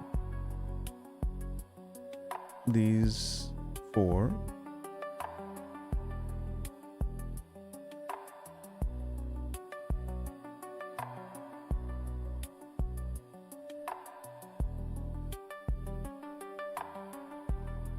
You almost had the transparent ones. The Spirit mattresses, perfect.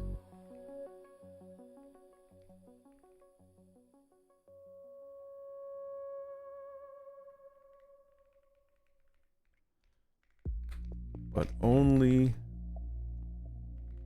the first, the crib mockup for PNG is done correctly. The others do not have the transparent. The true transparent mattress.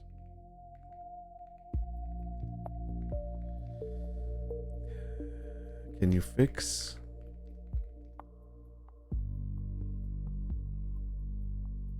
the 3 that are wrong? Yeah, let's try that. Because again, I'm going to cut in on this one so it's fine. And there's one other thing I'm going to do once I show you. Let's do that. Boom, boom, boom, boom.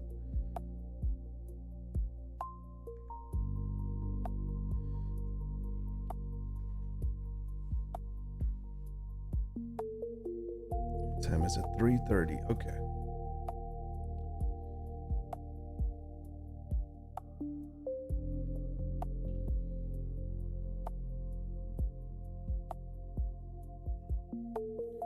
My dragon coffee mug is empty. I keep forgetting.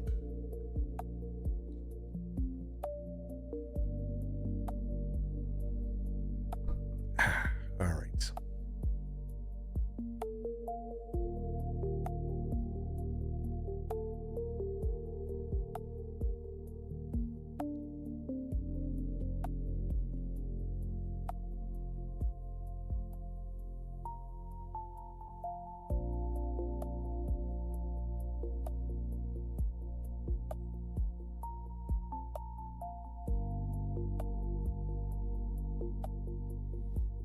I wonder if there's something going on with ChatGPT and OpenAI, because lately I've been getting that same message a lot.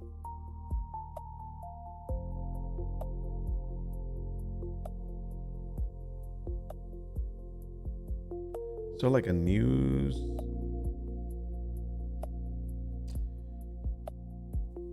Oh, you know what? Maybe they're. I don't want to open this on. I was gonna look at Twitter, but let me check Twitter. Excuse me. Through this one Twitter might be okay. The other one is just, I'm scared. I don't know what comes up. So when we go to here, we can actually put in search for OpenAI.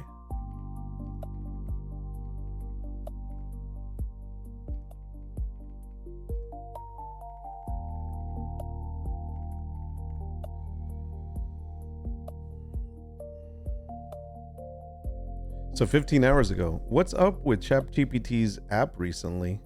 See, I told you there's something going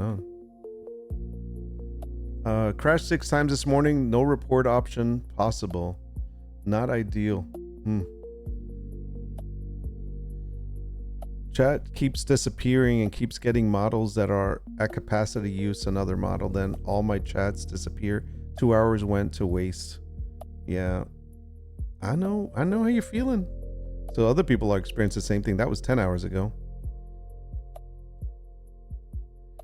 OpenAI releases ChatGPT 5.6 Cyber, but it's only for approved users. Do we have that access? We're going to have to check.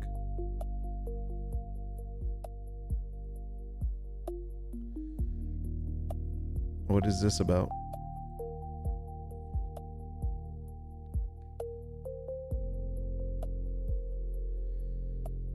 OpenAI has developed a new model called ChatGPT 5.6 Cyber, designed for vulnerability research, penetrating testing, and incident response.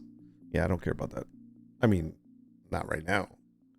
It's also rolling out to supported security. It's also rolling out to... Oh, wait a second. It's only available to like companies. Oh, it's for companies. Accenture, IBM, blah, blah, blah, blah, blah. All these tech companies, and also to Palo Alto Networks, Cisco, Sophos. Okay, so it's not a consumer-based thing. It's more for like the big companies. It won't give regular users access to the underlying models, citing security risk, and it makes sense because models have been abused to launch security attacks. Yeah, I mean, it would be kind of stupid for them to just make that available to all regular users, people that want to do penetration tests and stuff like that, because it easily is going to be reverse engineering hacking. We got one more to make. Come on, guys. So that's not cool. All right, so that doesn't interest us. 11 hours ago, ChatGPT and OpenAI are probably down for hundreds of users right now. Are you one of them? So there is something going on.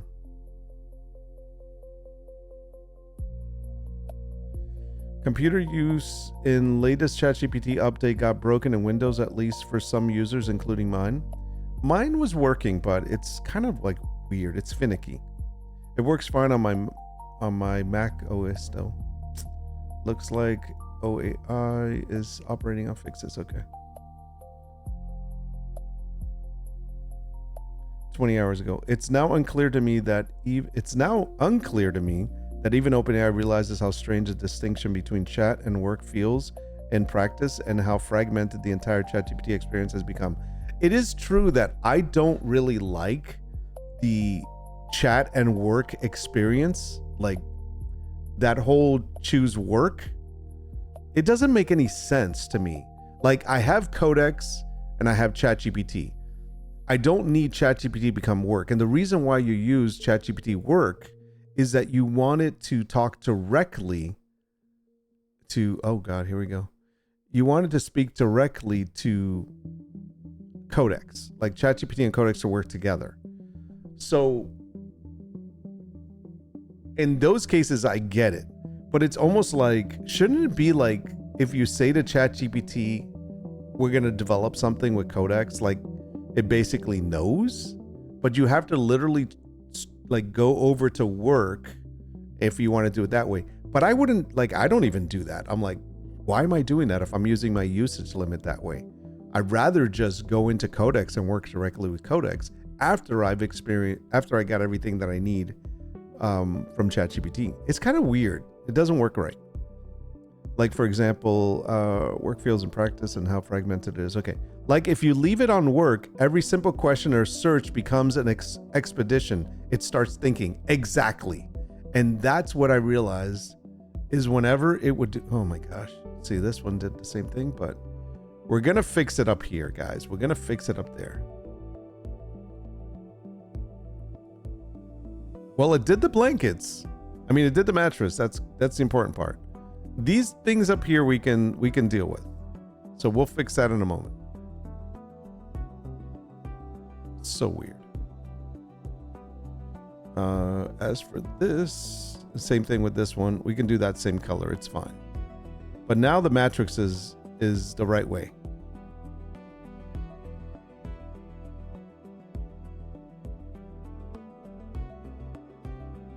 Okay, that works. We'll fix the top of them.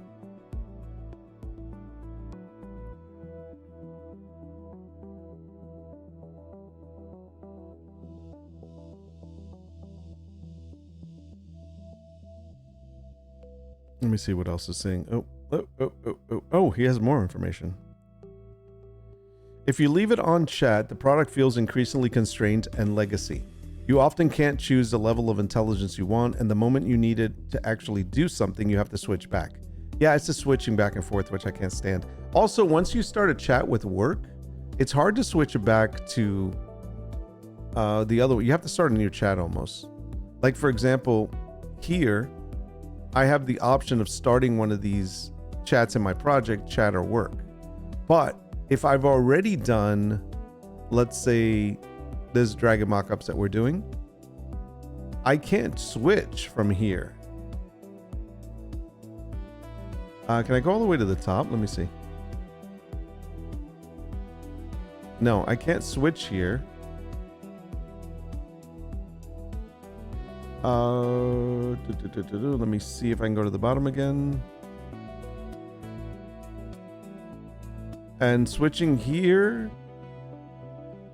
doesn't really do. This is more for just regular chat.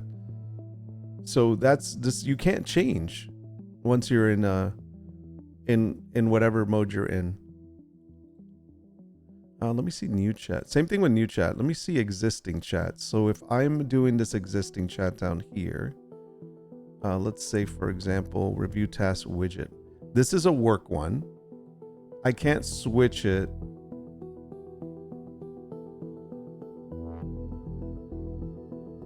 I can't switch it to to regular chat. Let me look at another one. So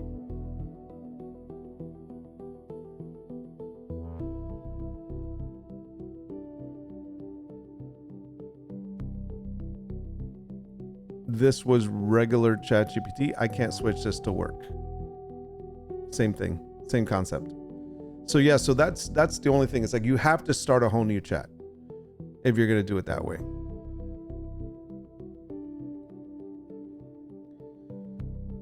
Okay, give me a second. So there's no good default. Chat is often too limited for real tasks. Not for me, not for the discussion, whatever. Work is too slow and cumbersome for normal queries. Correct, I don't use it. I only use that for when I'm programming something. Constantly switching between them makes the entire product infinitely more complex. Also, the lack of sync between mobile and desktop, this is another thing I can't stand. Plus, what's a local chat versus cloud chat is a mess. ChatGPT went from the most usable, simple consumer experience to confusing in such a short period of time. So that, yeah, if I'm working on desktop here, I can't go from desktop to mobile, like to cloud. No, I shouldn't say that. If I'm working on the browser one, I'll log in on a web browser, and that's how I work most of the time. I can't continue a lot. There's some things that don't translate well to the desktop version. And I only really use the desktop version for programming codec stuff that I needed to access certain files on my computer. And really, the only real streamlined way of using ChatGPT, if you're going to use both, like the work, which is the codecs part, and the thought part, is I use ChatGPT for all of this, planning work. All right, what are we doing? Okay, we're generating images. All right, so it's kind of that breakdown. I only use work or codecs when it comes to building something, like when we built the task list widget. And we started in ChatGPT discussing it. Then we created a handoff file that we went over and took to codecs and then said, hey, we're going to work on this now. And then we worked that way. That was the best way of doing it. You could work that way, but you have to start the work one in the desktop application so that work has access to full codecs and your computer. So that's the only thing. I had started a work file for the widget on the browser version, and then it told me it couldn't make the folder, it couldn't work with my project files on my computer unless I was in the desktop version. And so I had to switch to desktop version and start the chat all over there with a handoff. That was obnoxious. Anyways, this is done. Interesting though that people are noticing those things.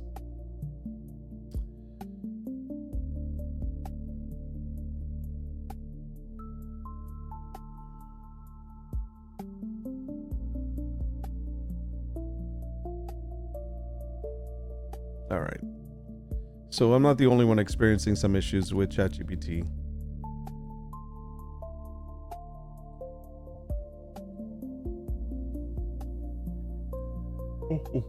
The good thing is I have so many local things that I can work with or on, so I don't have to worry if it's ever down or if I'm not solely relying on it for the entire process. All right, so we got these, so we're gonna name those in a moment. Where is my calendar? Okay, so we're gonna go ahead and not mark that one. We're gonna mark this one because we'll finalize those, but I got the mock-ups at least for that ready. Now we need the pillow mock-ups. What time is it? I have a little bit of time left. I can do this. Was this the same chat that we started the whole thing with, or is this only...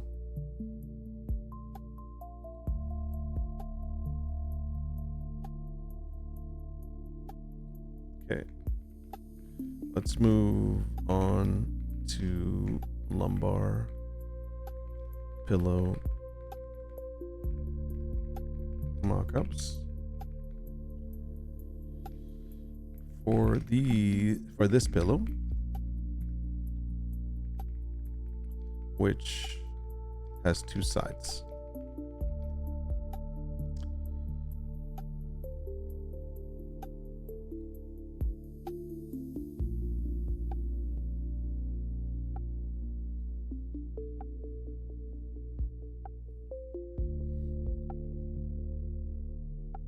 I'm gonna grab these. I'm gonna X these out of here, and oh crap, hold on. And grab all these, X these out of here, and I'm gonna put them into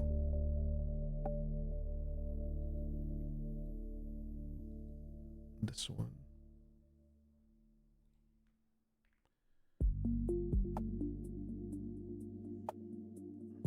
Okay, we'll come back to you. We're gonna put all this in one central folder later. Okay, now I can go to pillow. And so we're going to take this pillows. I should be able to drag these over, I'm pretty sure.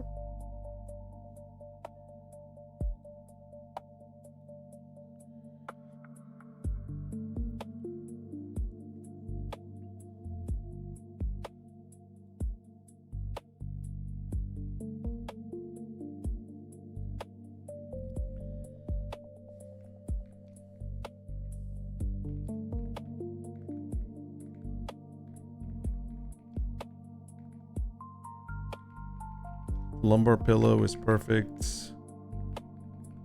Is perfect for a rocking chair.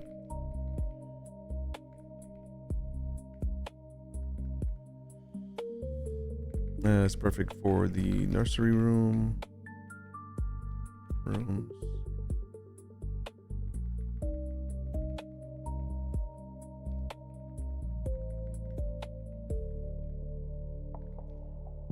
Rocking chair. Nursing.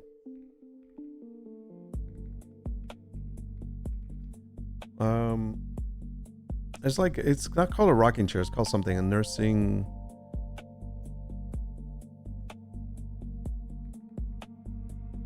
chair, or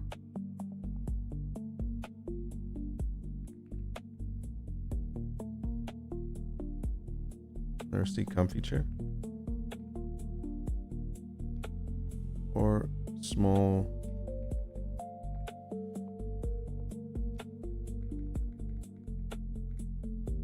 couch in small couch, period.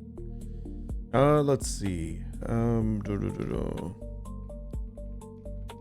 Keep the room theme as a baby dragon theme.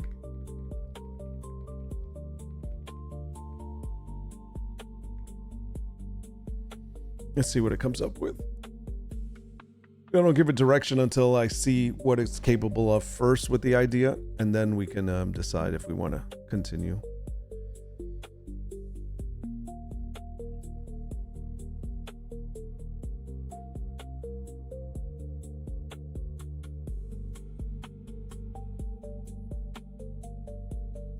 So once we do the canvas ones, we still have to do, but those mock-ups are easier. I have nursery rooms for those already, so I don't have to worry about that. So this one we're gonna do.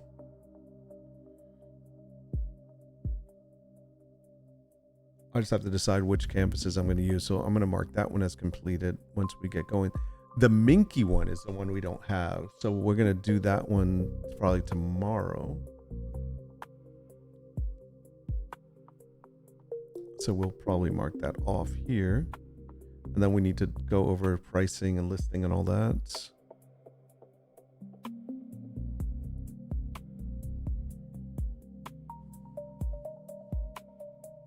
I'm so behind. Oh, like I said, I should have been on Baroque Victorian blankets by now, but I wonder if I should push my schedule back to just catch up. Nah. I mean, I'm just working behind. That's all I'm doing. Because if I were to I could move all of this, but then I'm moving into September and then it's not an August plan, so I don't want to do that. What I could do,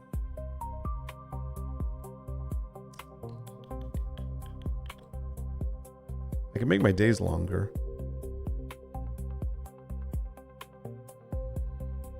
Let's see, for example, if I moved all this stuff if I grabbed all of this is Saturday and Sunday, those 4 days, and I pushed this to,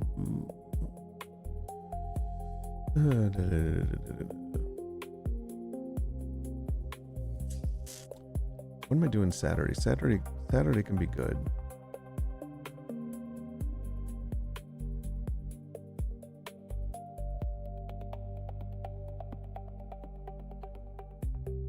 Some of these things are going to be like really quickly done, so I almost feel like I could probably get rid of some of these things.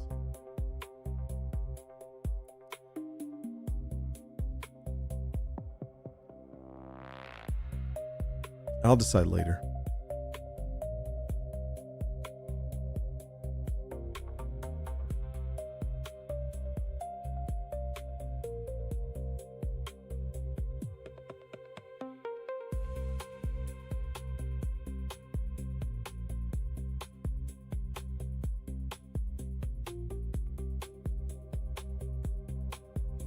So I can get rid of this. Check whether any urgent organization or simple listing corrections remains. Skip entirely for family plans. No new progs. I can get rid of that and I can start pushing things over to here.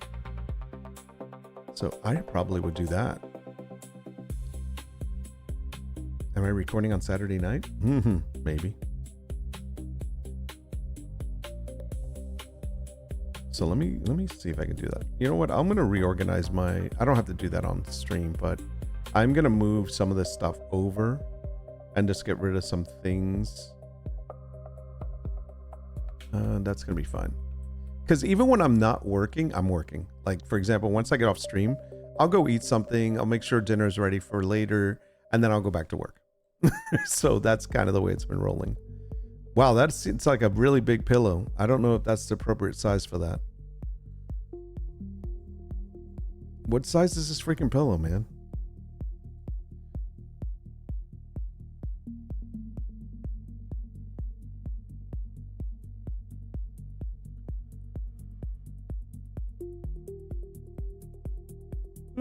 Oh boy.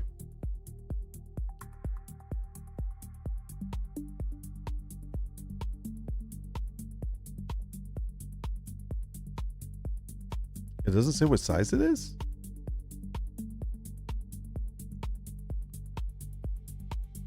Okay, that's not good. I know I took a screenshot of this. I mean, I could go back and look at the site, but I have a screenshot of this already.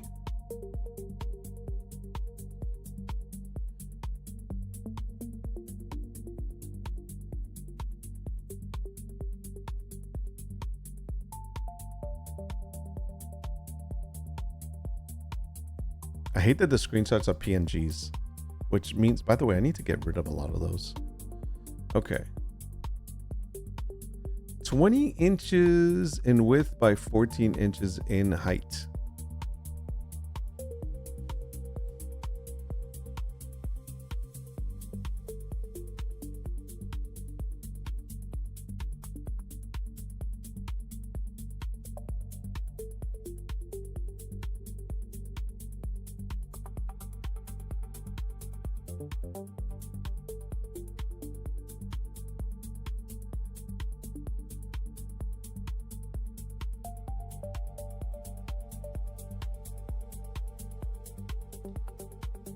How high is the backing of a rocking chair like that? I'm trying to think. The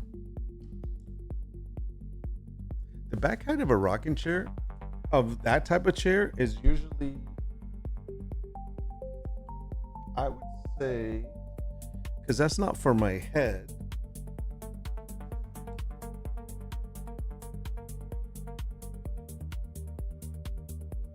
$24, $26. According to that there, that's like 30, I think. 20, 30. So it's 10, 20. It's probably 30. That means it goes up to there. I mean, it's somewhat believable, but like this for sure. I mean, it's 20 inches in height, man. That's that's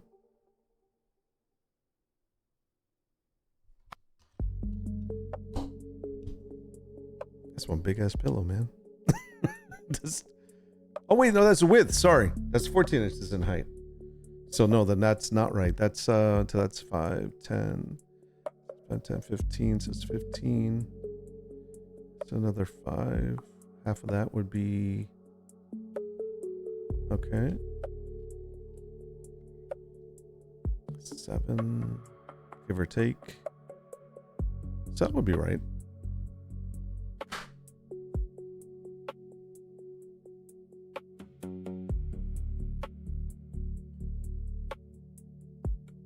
I mean, that's possible. 20 inches in.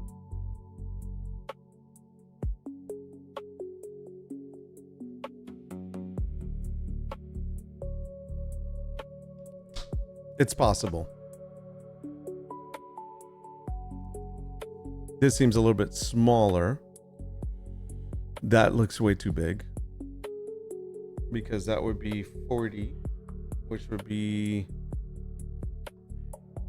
And each one of those seats, that sits 2 people, and each one is usually about, I'd say 24. That would be probably 48.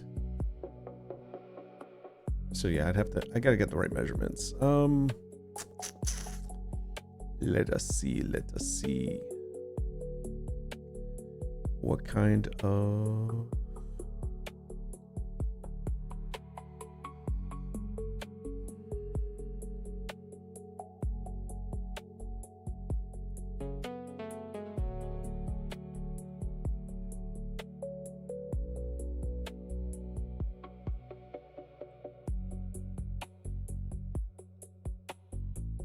Too many windows open.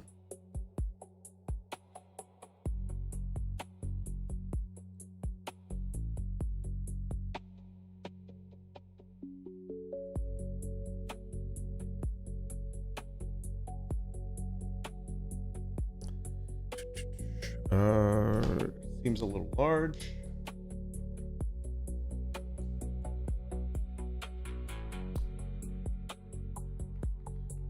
Pillow size seems a bit large.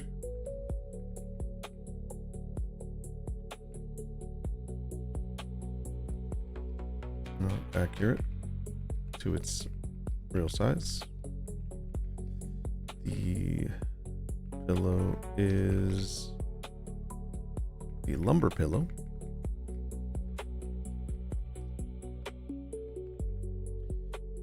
Not accurate in relation to accurate in size in relation to the chairs or couch. The lumbar pillow is 20 inches wide, 20 inches in width, and 14 inches in height. Oops.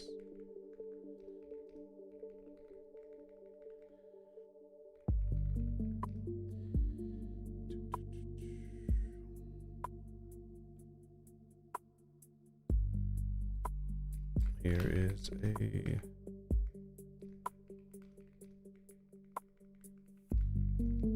photo that shows it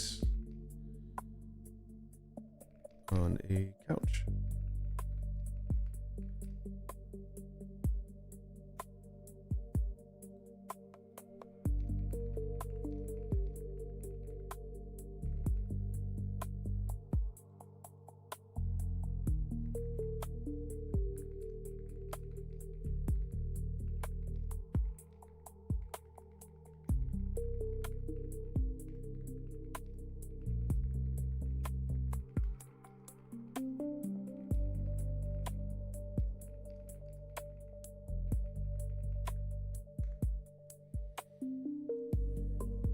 I don't like the images that it puts up here. I'll probably would change those because it's putting some random, if anything, I want to put our images up there.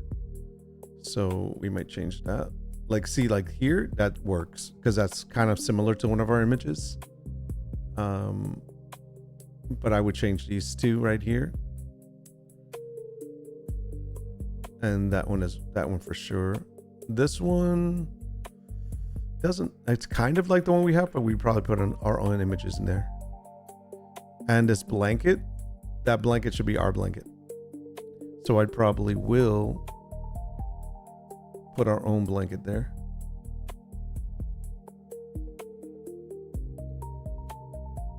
Maybe, maybe not. Who knows? Crib sheet could be the other one. It doesn't really matter. Okay. See what it comes up with.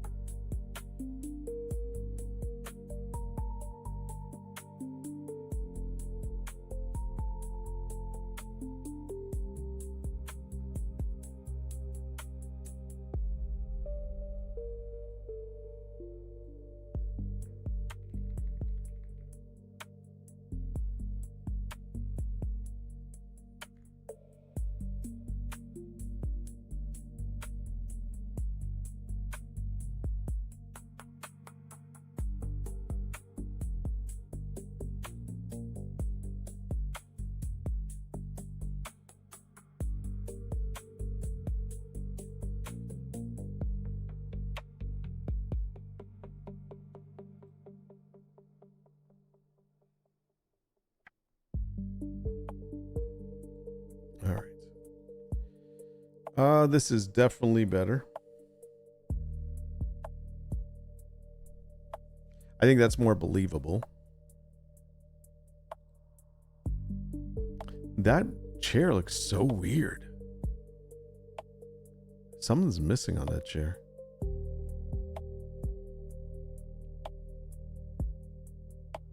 Maybe it's the angle. I don't know. The angle's wrong on that chair. Okay, this is fine. Okay, I'm not going to use that one.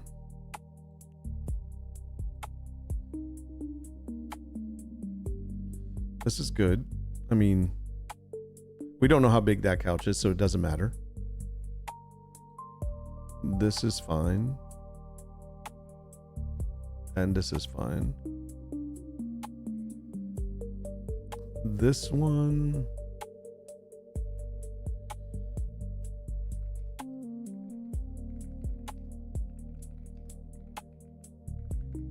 The angle of the chair or the back looks, or the back or the backing of it looks off.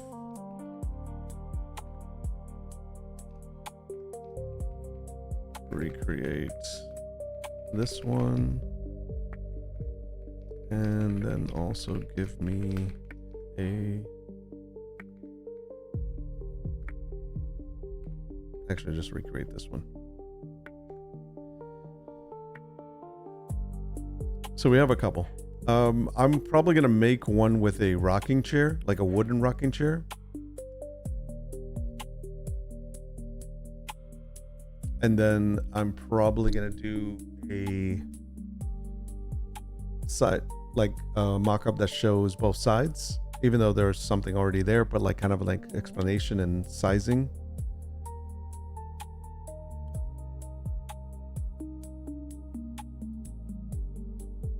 And I can do a close-up myself.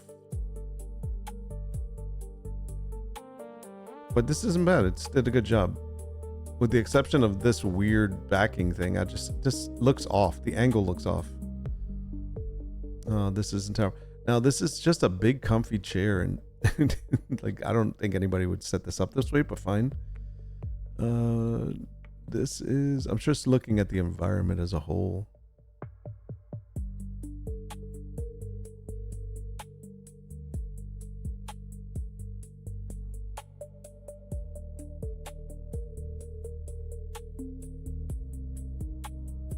It's doing the same thing. I don't think it changed anything. Oh wait, did it? Yeah, it did actually. Yeah, it's fixed. Okay. Yeah, because this versus this. Let's see if I can see it.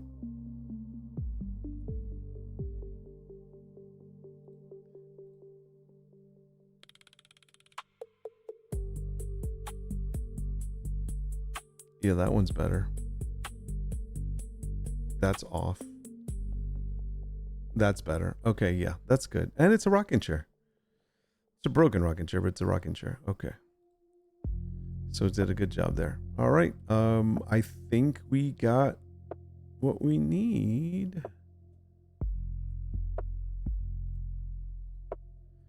I'm going to download the ones I want, not then necessarily all of them. That could have worked, but it's okay. I'm just going to go with this one.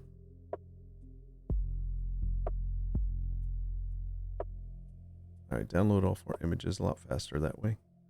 And then we're going to download this one too. Let me look at the other ones just in case. 1, 2, 3, 4, 5, 6.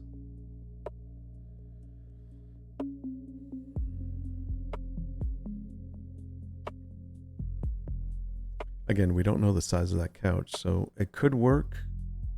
Maybe. This one will work. I think we have one very similar to it, but I'm going to download it just because I can change it. That's way too big, and that was way too big. I think I could possibly use this one. They just seem extra big, though.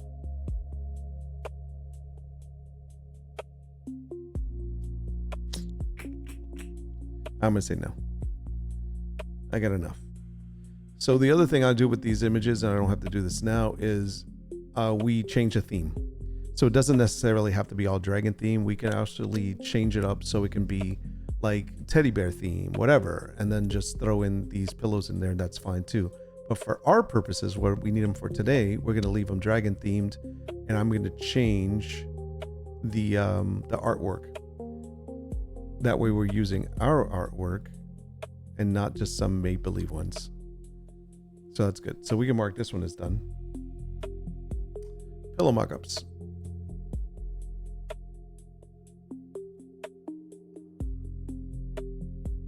Okay.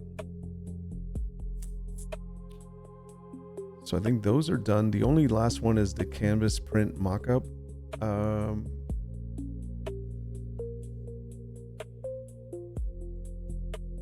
Give me a second. Let me see if I can grab these. Which is the one that doesn't work? It's...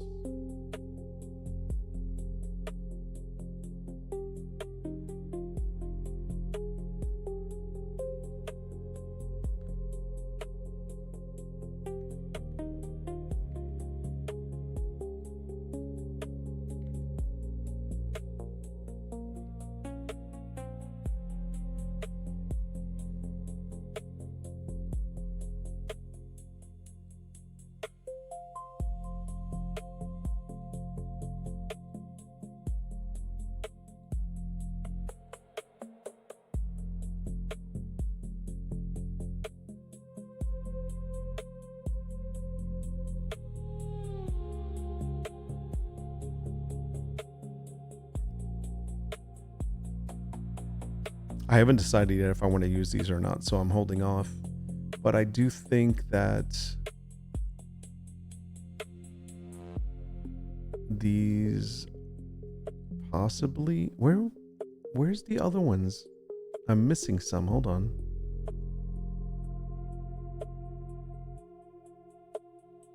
Extra Baby Dragon Designs. Is that the one? No. Crap, I didn't download them. Storybook Seasons. Storybook Dragon Minky. I did not grab them. Okay, let's grab those. I am going to mark this last one as completed also because I have the I have what I need for the mock-ups. I just have to change the theme. These are the ones I wanted. Ah, damn it. I pressed the wrong button.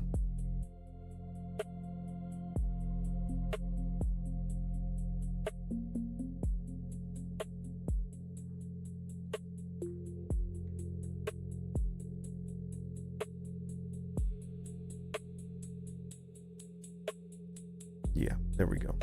So the mock-ups I'm going to use for this one is going to be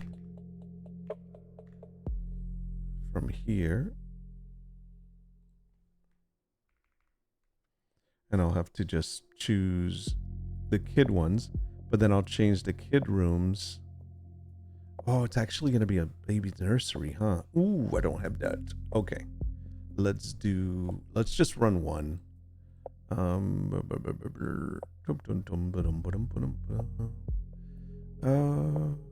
do it in this one.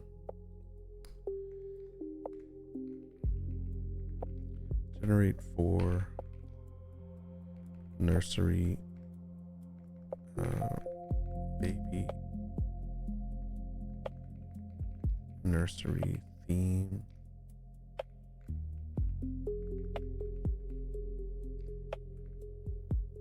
Baby room. Baby room. Nursery theme. Baby room. Mock-up. With a blank. How big do we want to make it? 16 by 20.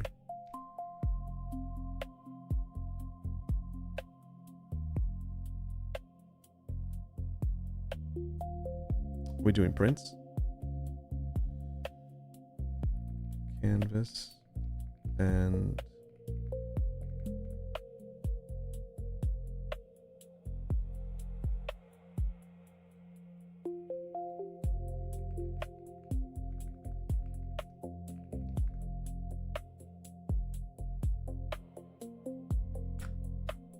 with a blank 16 by 20 canvas.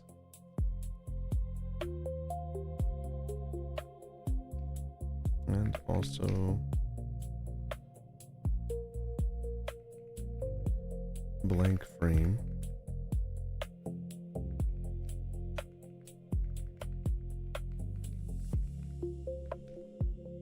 Blank frame prints.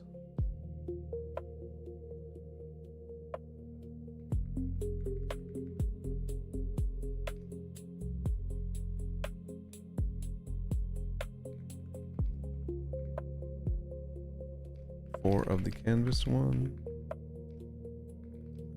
4 of the framed prints,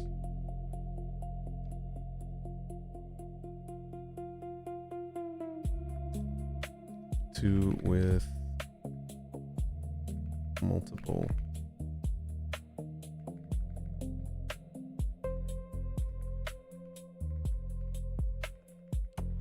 with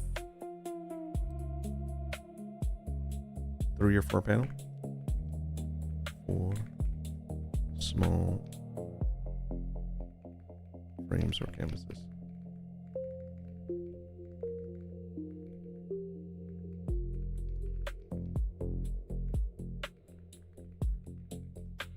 For collection mockup. Okay. So this run, we're going to mark that one as closed so we can end the stream. This is going to run in the background and I'll take care of that. But basically it's the same thing that we're doing. We've been on for 6 hours. It's a lot longer than I expected to be on for the first day of making sure everything was working right. We have a couple of little things we need to fix, a couple of hiccups. But for the most part, everything worked out fine. Streams interfaces are working. This is basically the interface I'm staying in, but obviously the other interfaces are working as well. I think the only 2 things that we need to work on is the task list, today's task list, which is basically this application here. make sure that it flows through every break. I think the last one it did, I'm not sure, because I think it's just started and I just paused it, so that's good. It doesn't do the counts of the cycles, so I gotta remember to remove those, so that's not doing that. What's the other thing? Maybe, you know what it is? It's probably adding them. I gotta see. The other thing that we need to fix is the flow, the scrolling.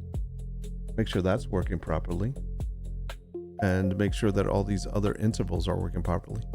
So that's something we need to work on. But besides that, the only other thing we have left is the chat. Put the chat here. But right now, again, we're just starting this channel from scratch. Don't expect anybody to see me or find me or anything. It says 1 viewer, but I have no idea who that viewer is. And it could be nobody. It could just be a bot, or it could be my own Stream Elements bot. So it's going to be kind of hard to get this off the ground again. And that's okay. I don't mind doing it. I don't think I can see.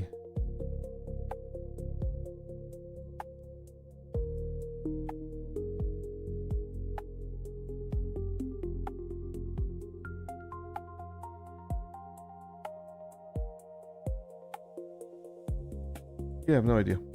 Anyways, it doesn't really matter. Like I said, it's a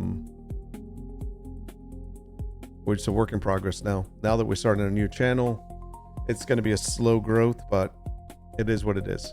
So until next time, take care of yourself.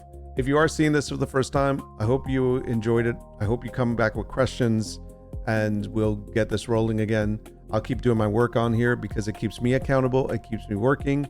And it also helps me have that little escape, or I should say, for my own mental satisfaction, I feel like I'm not so isolated when I stream and I'm getting my work done at home. So that actually helps me, regardless of whether somebody's here or not. So if you watch this on the VOD, thanks for watching. And until next time, I'm out. Peace.